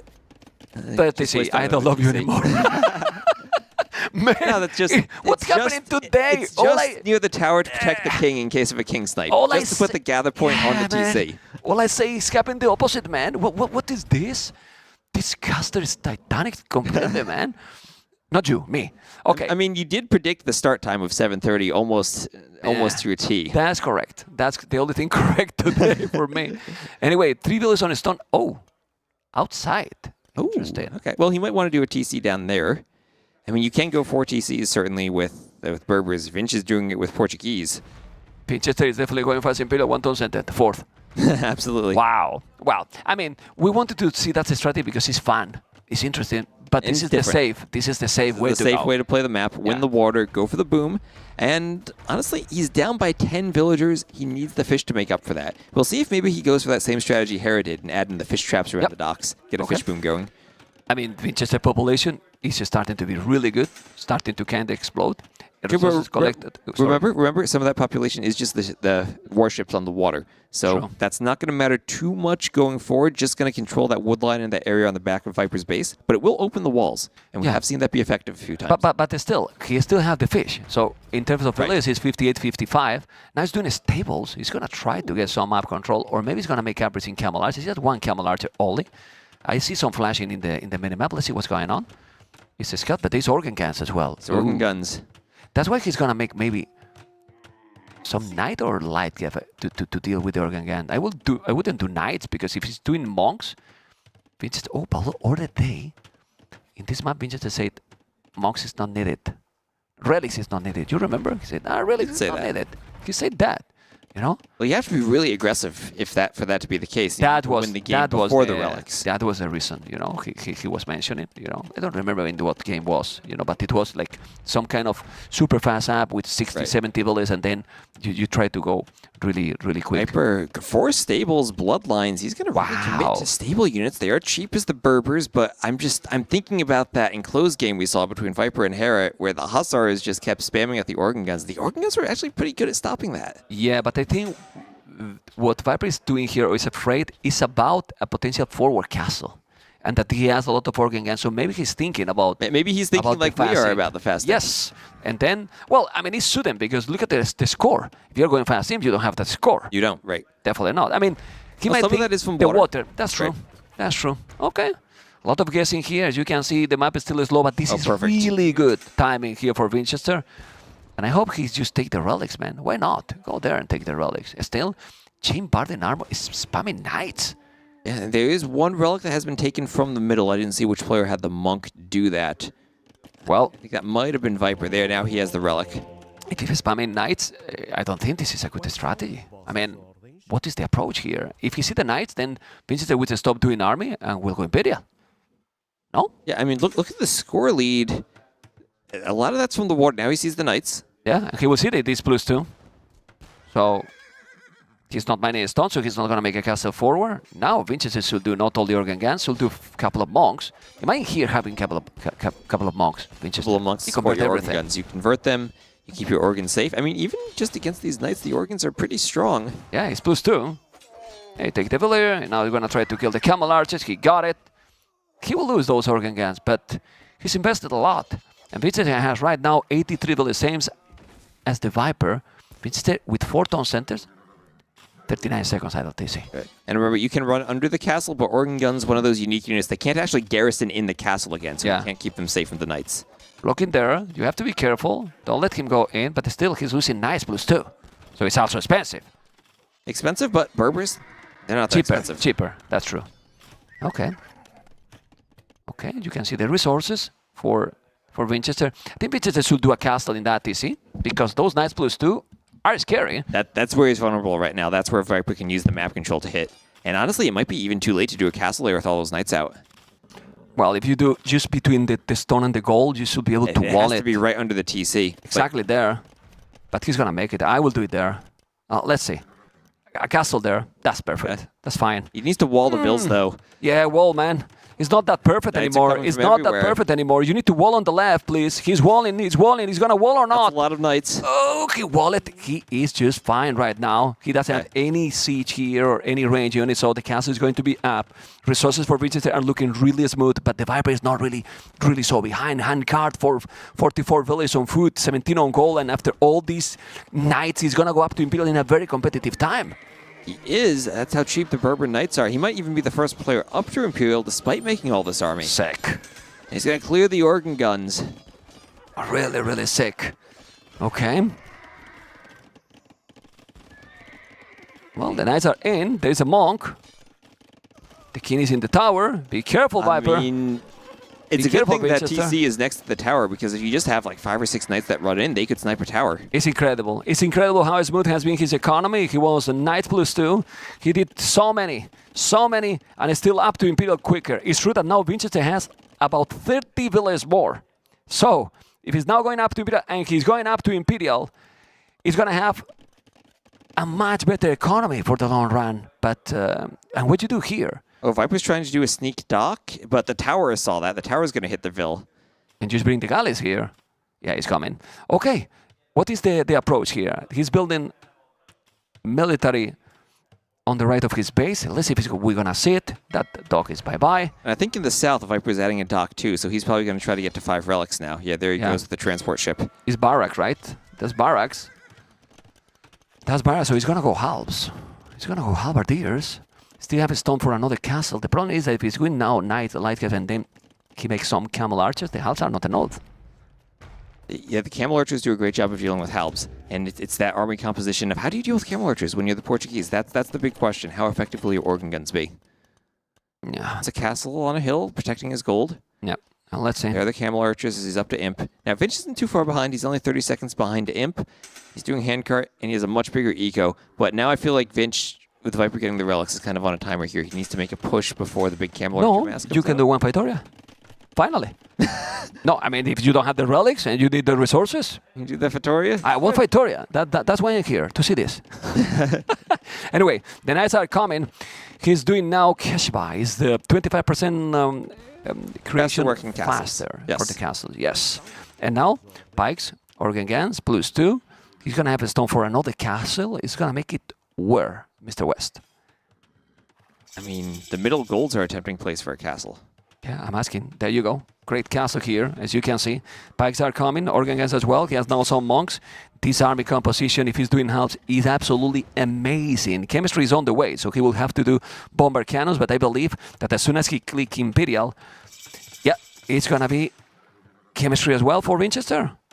Or halberdiers the first? Halb's first, I think, against all those knights. Has to be Halb first. Yes. And then chemistry. But just slow down your cannons. We need to see the castle because he's going to deny the castle. The villages are there. He got now the organ guns. There's mangonels. There's a lot of mangonels against the organ guns. He has to be careful. We'll lose all of them. The castle is going to be up or not.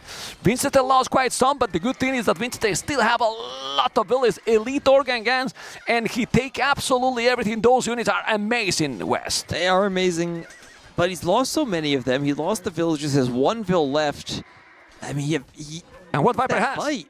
He wins that fight, but I mean... And what Viper has? He's Berberus. He doesn't need to have anything. He can add more knights. Okay, he has 5 units, and then he has no food in the bank. Still, I think Vinchester has the better position here. He gets the map control, and he gets the gold. Yes. And as long as he has the gold, he can buy time and mine the gold before the relics really kick in for Viper. Population is, in 30 seconds, 40 more for Vinchester. In 30 seconds. 40 more for Vinchester. He has the eco to get that to 200 right away. He has the stone to make another castle. I was going to say a Victoria, but I don't want to be repetitive, you know? Anyway, he's coming with the pikes. It's still not even halves, you know? And he killed all those units without even halves. But these elite organ guns, halves incoming, conscription, and now he needs himself bomber cannons. You know? He does. Now he needs bombard cannons to push and also just to deal with the cannons from the Barbarous player. I really believe that Portuguese should be better at this stage, but TheViper and with his micro, he might be able to do the job against those organ guns. As you can see, trying to hit them back all the time. Okay. And protecting them from the light cav. And the camel archers, I mean, in a straight up fight, the organ guns should kill the camel archers. It's more about the micro here and the mobility of the camel archers. Yeah, he's sending some house. He's going to lose them for sure. The Habs has not all the average chemistry incoming. You have to be careful. He's going to lose that siege workshop. He doesn't need to be quick, Vinchester here. I don't know what you think. Just try to gather the army you need and then dominate. But man, he's still killing. I think it's good for him to push now. I think he's not on a timer in terms of gold, but in terms of he wants to get to 200 pop. Oh, and Viper going for a ramp push in the south. And lost them all. And lost them all, didn't get the TC even. That castle's still up. Yeah. That is costly for him. Yeah, it's definitely costly, as you can see. He's still with only light caps. The camel archers in the queue, a lot of them, but they're not elite, and they're missing ballistic, they're missing the armor, they're missing so many upgrades. Well, in the meanwhile, Vinchester +4, chemistry, bomber cannons are coming. You don't want to lose that castle here. He still have 1,200 stone in the bank, and waiting for the bomber cannons to be there. And for now, that's the danger of that middle castle. You put it so far forward that the siege from Viper now can come and attack it. well, he's going to repair that one. This is Arquebus, which is an amazing upgrade. This means that the gunpowder units will have ballistic. Holy moly. He doesn't have ballistic and he's taking the bomber cannons with the traps. Imagine what he got. The halberdiers are there. Not really, not many. Not enough. Not enough. Gonna lose those light caps. The bomber cannon is gonna take the trap. Not anymore because it was already gone. And the castle is still alive. But those organ guns are lovely. Very strong. Population getting closer to west. Yeah, getting a lot closer, and that was that timing we said. Vinchester earlier was up by about 40 pop, wasn't able to push with it, and now Viper's starting to equalize and start getting maybe the more population-effective units with the Cav and Camel Archers. Those Halbs, they're good, but they somehow need to take fights and close on the Camel Archers. This is very funny because he has Arquebus, ballistic for gunpowder units, but he doesn't have ballistic for his castle. So the units are not taking the hits they should get under the castle, especially the Camel Archers, because of the mobility they have. They need ballistic for sure. Still doesn't have Bracer either. Now just looking that there now, you go. But that's important for defending but you see, those light cav. You see, he didn't kill that bomber cannon because he doesn't have ballistic. The bomber cannon is going back. I mean, eventually he will do it. He still have double the army. The scores still say that Vincent stays ahead. He's also coming through the south with more halberdiers taking bomber cannons as well there. The traps are going to go down. The castle that he's building all the left is in danger to be lost. And I really believe that if it's not happening a miracle, I mean, if Viper is doing an amazing job, this will be a Vinchester game and keep going with the series or not. Look at that relic count. Look at that relic count. 5-0 for Viper. Okay, if he holds on, he will have the relics. You are right. Resources at the limit. Hussars are coming, and we have seen Hussars working so great for sure again this matchup. He needs more farmers probably to spam a lot. I mean, 50 is fine, but if you want to go this kind of spamming Hussars, you need more. I mean, we see players get up to about 100 farms sometimes to spam the Hussars. Why you say players? Hera. Hera, but everyone too. Yeah, true. But he's all the time. 100 farmers. Okay, Hussars, +2 armor. Bomber cannons here, +2 attack. He's going to lose now those bullets on goal, and the bomber cannon is going to be bye-bye. Why he's trying to rush so much? Get some traps, protect them with the organ guns, and kill all the buildings. It's tricky to push when he doesn't have that siege. He has one cannon now. And if you get the trebuchets out, then the Camel Archers can't really take them out. They have so much pierce armor. Yeah. Well, let's see. Bomber cannon is there. You have to be careful. He's going to take the siege workshop. He's going to repair. Yeah. Also, we have to remind, imagine if he's doing here a few bomber towers.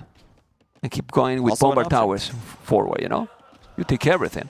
I don't like that Vincent is not walling. For example, why he's not wall on the right side? Right, and again, Viper is down there. And it's so important to have those walls between that forest and the pond at the bottom right. Yeah.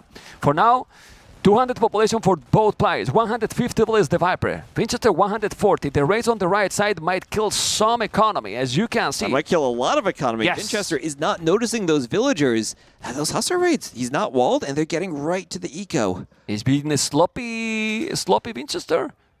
I think so. Because in this map, you wall usually that flank area to be protected. He's not walling, and now he's starting to lose. Noticed. Yeah. But look at the eco KD now, 47, 48, and climbing for Viper. Yeah. Oh, that's a lot of dead vills. And it won't stop.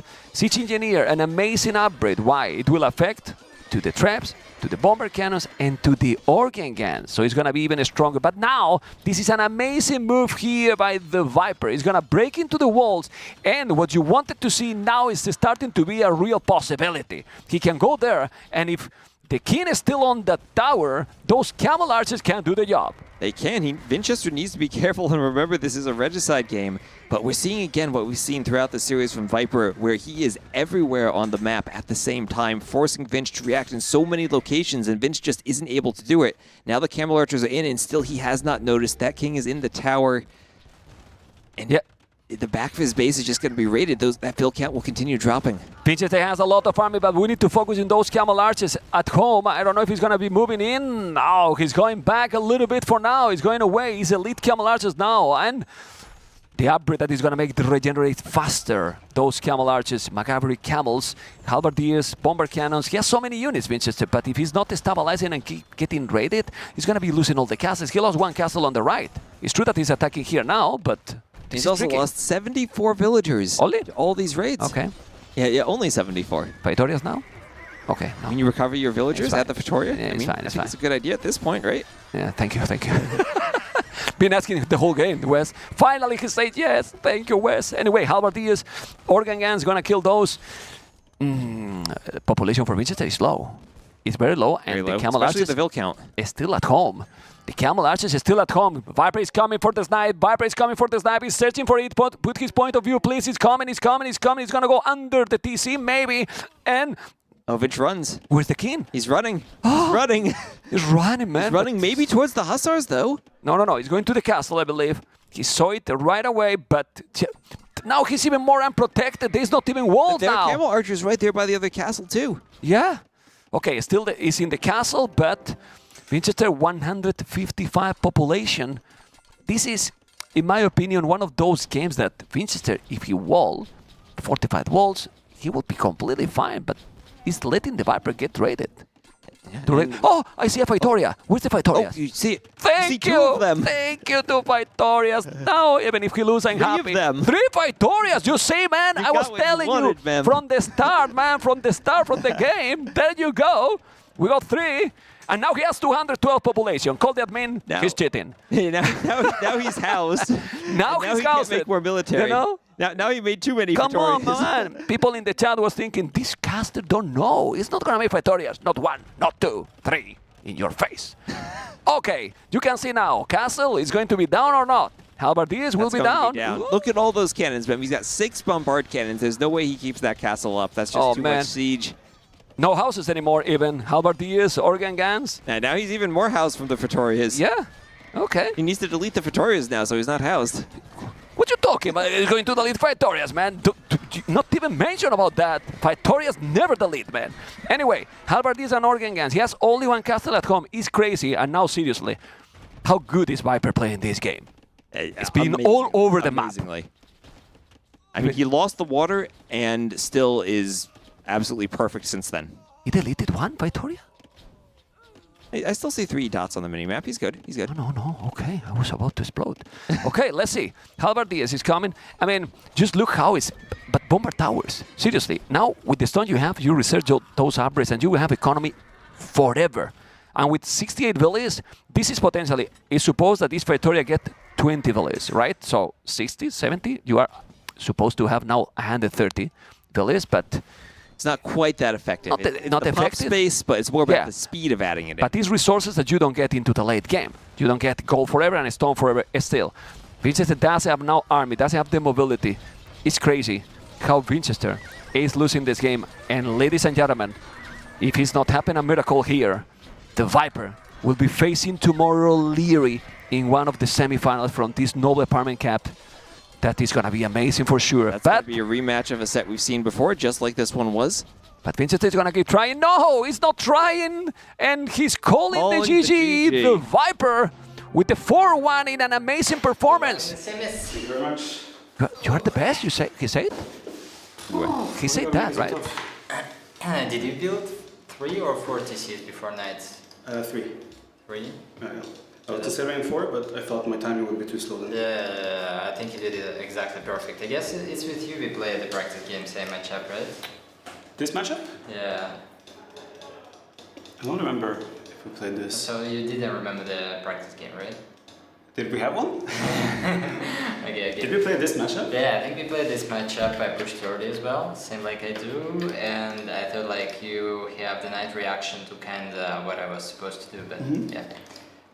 I knew that you would probably go for some map control, and I thought in my head that I need to go for monks, but I didn't go for some reason. Didn't expect knights that early because I didn't really want to move on yet. So you did really nice with timing. I think for this year was the correct decision. I think that's what I needed. If you get the forward position, I think it's a lot harder for me to play, right? Like this, I can just use mobility. I mean, that's the weakness of Portuguese, right? If you want to go organ guns, you be chasing those units forever. What, you had 453 already? Yeah, it was. That's why I kind of played a little bit longer, but you just push castles too fast. Makes sense.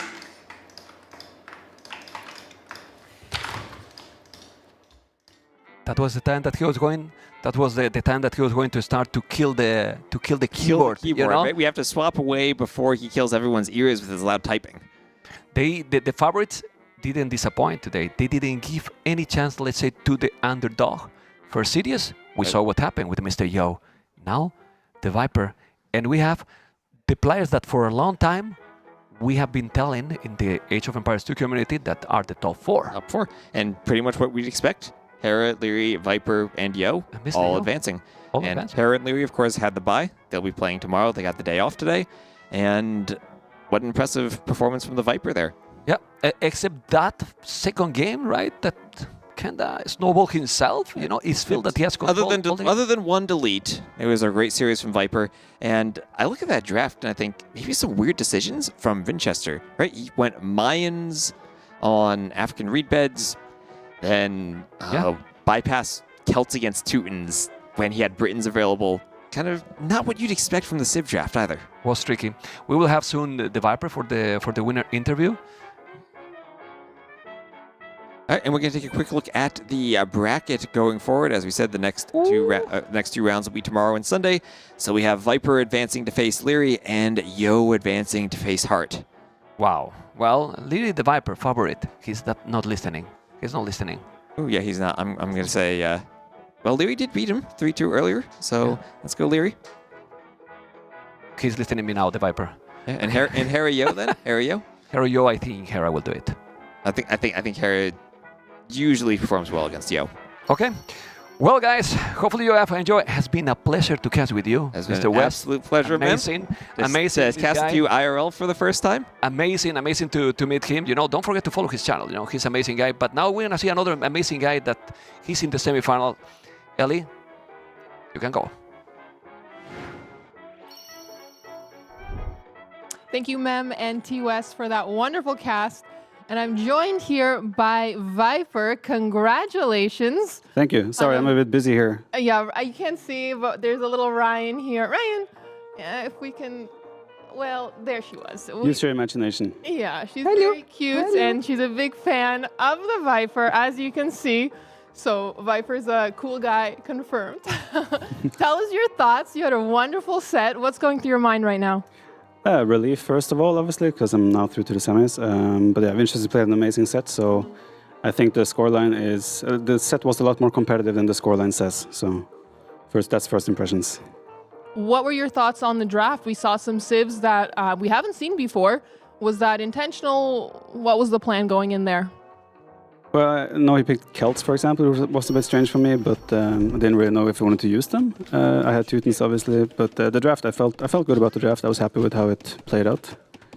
But yeah, this first game was a bit more stressful than I wanted it to be with the early pressure. But I knew he didn't have fish, right? So I knew no matter what, I do have an equal lead, so I just need to not take too much damage here.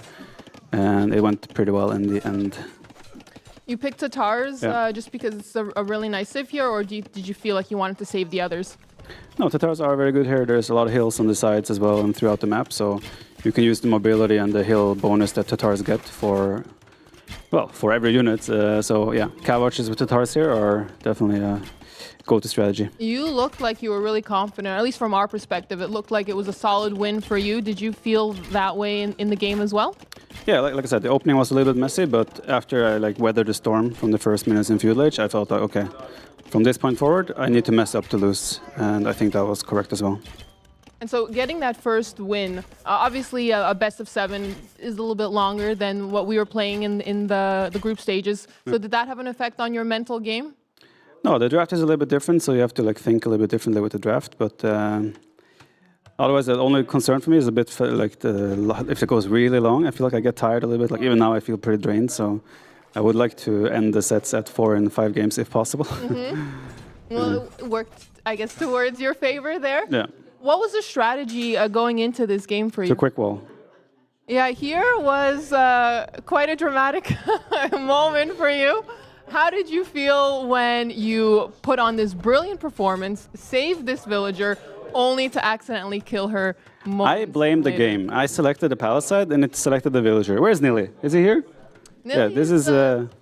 I think it was a game issue, not skill issue. All right. It wasn't user error here. Exactly. All right. No, but his pressure here was perfect. Like, just took me off the wood, took me off the gold, and it just. I was struggling to just survive here, so I was hoping maybe the fish here could carry me through, but no, his timing was just too good. Do you think that Vil kill or killing your own Vil early on in the game, did that throw you off mentally a little bit? It didn't throw me off, but it obviously hurt me a little bit in terms of like my follow-up. But no, same thing might have happened even if I didn't delete the Vil.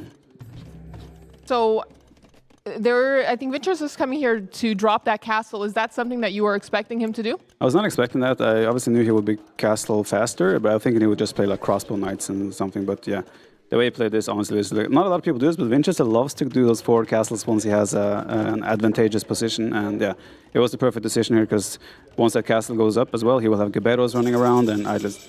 Like, I have an equal lead. I saw after as well. I could have maybe played on a little bit, like villager count anyway, but that castle would be too annoying to play against. Moving into the tide pool game here, Vikings versus Byzantines. What were your thoughts in this matchup? We were thinking that Byzantines definitely a stronger civ here, but maybe you had some different opinions.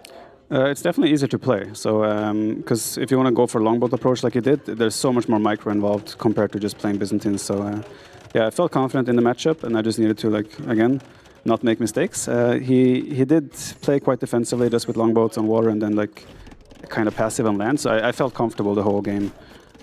What are your thoughts on this tide pool map? I know that there's a lot of unbuildable terrain, so that kind of makes the areas a little bit more tight. And Yo mentioned the other day that he chose Huns on that map specifically, so he didn't have to build houses to build more farms. Makes sense. I mean, I was housed in this game as well. Like, this map is probably the map I've been housed the most in my entire career, so it does make sense. Yeah, also, like, farming is such a mess on this map, so even this game I was housed a lot. Do you think a map like Tide Pool is very polarizing? Players either hate it or love it? I think no one loves this. But I mean, I don't hate it either, right? It's a fun map to play because it's challenging in different ways. And yeah, that makes it more fun. But yeah, I think as well strategically this map is not figured out. So people are kind of just going with what they think works, which I also think is cool when maps are like that, when you feel like they're not figured out. So yeah, you obviously got a little bit of position with the longboats, but no matter what, I think Byzantines are just way better on land. So as long as I don't lose complete initiative, Byzantines should always be fine. Yeah, there were some moments where it looked like it was swinging towards Vinchester's favor, but I think ultimately you held really nicely and got the victory there. So you're up 2-1. Obviously, that's a good feeling. And then we get into this Celts versus Teutons. And as I mentioned, these are civs that we saw for the first time in this tournament. Why do you think that is? Well, because they suck. No, Teutons don't suck. Celts suck, though. No, it was a... This is probably the only map where they can work. I mean, Celts could probably be used on some other maps as well, but Teutons, this is the only map for Teutons, essentially. Well, it was looking really dicey for you at moments. Did you ever feel that you would have to call it? I wasn't close to resigning at any point because I knew no matter what, I would have a way better civ in late game. But yeah, the pressure came so fast, and like I saw his score drop, and I was thinking, okay, maybe he's doing man arms or towers. So I wanted to like go fast feudal age, and then I checked the market when I built it, and I saw the stone was sold. So okay, this pressure is going to be tough. I think my reaction was wrong though. I should have gone monastery first and just repair instead of trying to fight back with Mangudels. So yeah, I think I made it a lot harder for myself. But his pressure and micro was super good. So. Luckily, I was able to hold on long enough to get to Imperial Age. You did get some really nice conversions there with Redemption. Do you think that if you were playing this game again, would you go for Redemption one more time? Yes, and earlier than I did this time, so I was a little bit too late. Yeah, so Vinchester, like we mentioned, a really nice micro here with his Celt Siege, obviously firing faster. Did you know that, like, did you anticipate this game going a little bit later than originally planned, maybe? This is a situation where he has to do damage because he has a worse Civ as the game drags on. So he had to do something. I just misread it because I thought he would go Feud Lage, right? But he just went for the super fast Cast Lage and full Siege push.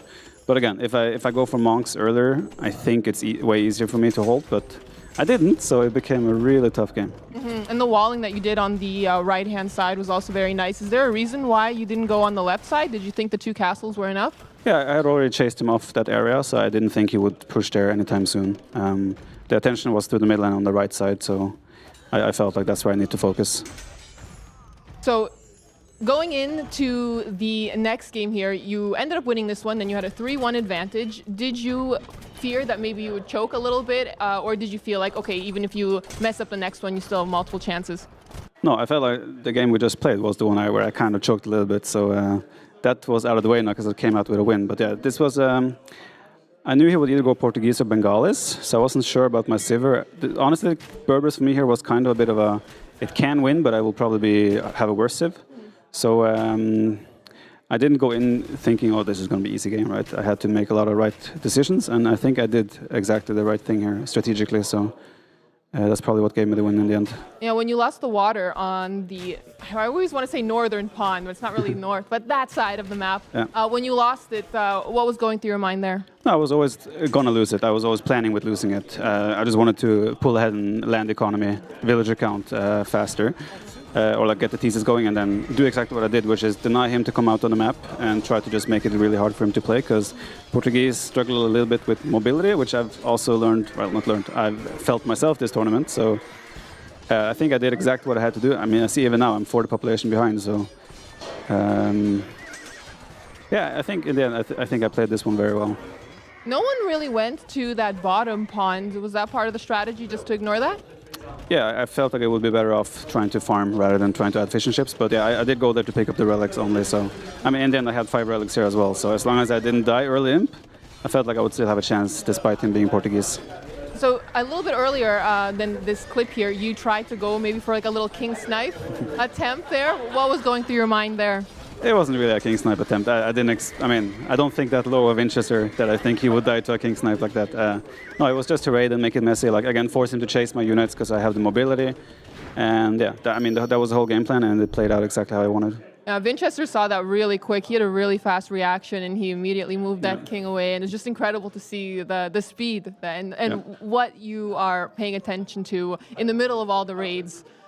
So with this victory under your belt, you're going to be advancing into the semifinals tomorrow up against Leary. What are your thoughts going in there? Well, we had a really close set in the group stage, so hopefully we can provide a great set tomorrow as well. And yeah, just may the best one win. So have you been saving any strategies for the semis and finals? Or do you think we saw, like what you've seen with other players in the other sets, do you think we've covered most of the bases? I think the meta on most maps is kind of settled, but there are obviously some outliners in terms of civ picks and drafting, right? Because there is the whole process of the 10 random bans, which kind of throws the meta off somewhat at times. So yeah, it's about getting a good draft and taking it from there. But I have some ideas that I want to potentially use that I haven't used yet. So, but the question is, are they good or not? So you want to throw them out in the semifinals, and then they're like just potato. So no, we'll see tomorrow. We'll have to wait and see what the draft shows, and then I'll see if I can do what I want to do. So same question I asked to Yo. How is the next 24 hours going to unfold for you? I don't know what time it is now. Is it like 11? 10. 10? Only 10? Only 10. Damn, we have the whole night in front of us. I don't know. If Daut and Tato are going to Shisha, I might go there as well. But otherwise, just relax, take it easy, and try and get some sleep. Do you agree with Yo that most of the preparation has been done and now it's just let the cards fall where they may? Yeah, now it's more about like setting yourself up to be feeling good during the games, right? Make sure you get enough sleep, make sure you eat at the right time, all those things. Because yeah, I mean, if you have a bad day and you show up, doesn't matter how good your strategies are, you're gonna lose if the opponent has a good day. So I think yeah, the preparation is done. Now it's all about feeling good. Okay, and just enjoying the fruits of your labor, I guess. Getting this far is certainly very impressive. And it's always a pleasure to watch you play, and no doubt the Leary, Viper, and the Yo Harris sets are going to be really, really intense. So we'll let you get some rest for that. But before you go, would you like to say anything to the fans, to Debbie? Maybe she's watching. The baby. I'm pretty sure she's still asleep. But yeah, thank you so much to everyone that are supporting me and supporting the stream as well. The show has been amazing. The tournament has been amazing so far. Production is great. This is one of the better tournaments we have had in our scene, I think. So they deserve the love for the effort they've put in. And yeah, again, to all my fans that follow me, thank you so much for all the support. And as always, I'll do my best for you. Ah, that's so sweet. Thank you, Viper. Congratulations once again, and I hope you get a very good night rest. You too. Thank you. And all of you as well. And everyone Not watching. Leary, though. Not Leary. No. Sorry. Well, Ryan, I was going to say Ryan too, but she's always sleeping here at your feet. Well, perfect. Well, thank you again. And with that, we'll take it over to T90 for a little special something. This isn't really going to be that special, but hello, folks. It is T90. We've got Dave here. This camera is way too close to me right now, but I wanted to show off the chair that is part of our giveaway. Oh boy, there's a table. In live action.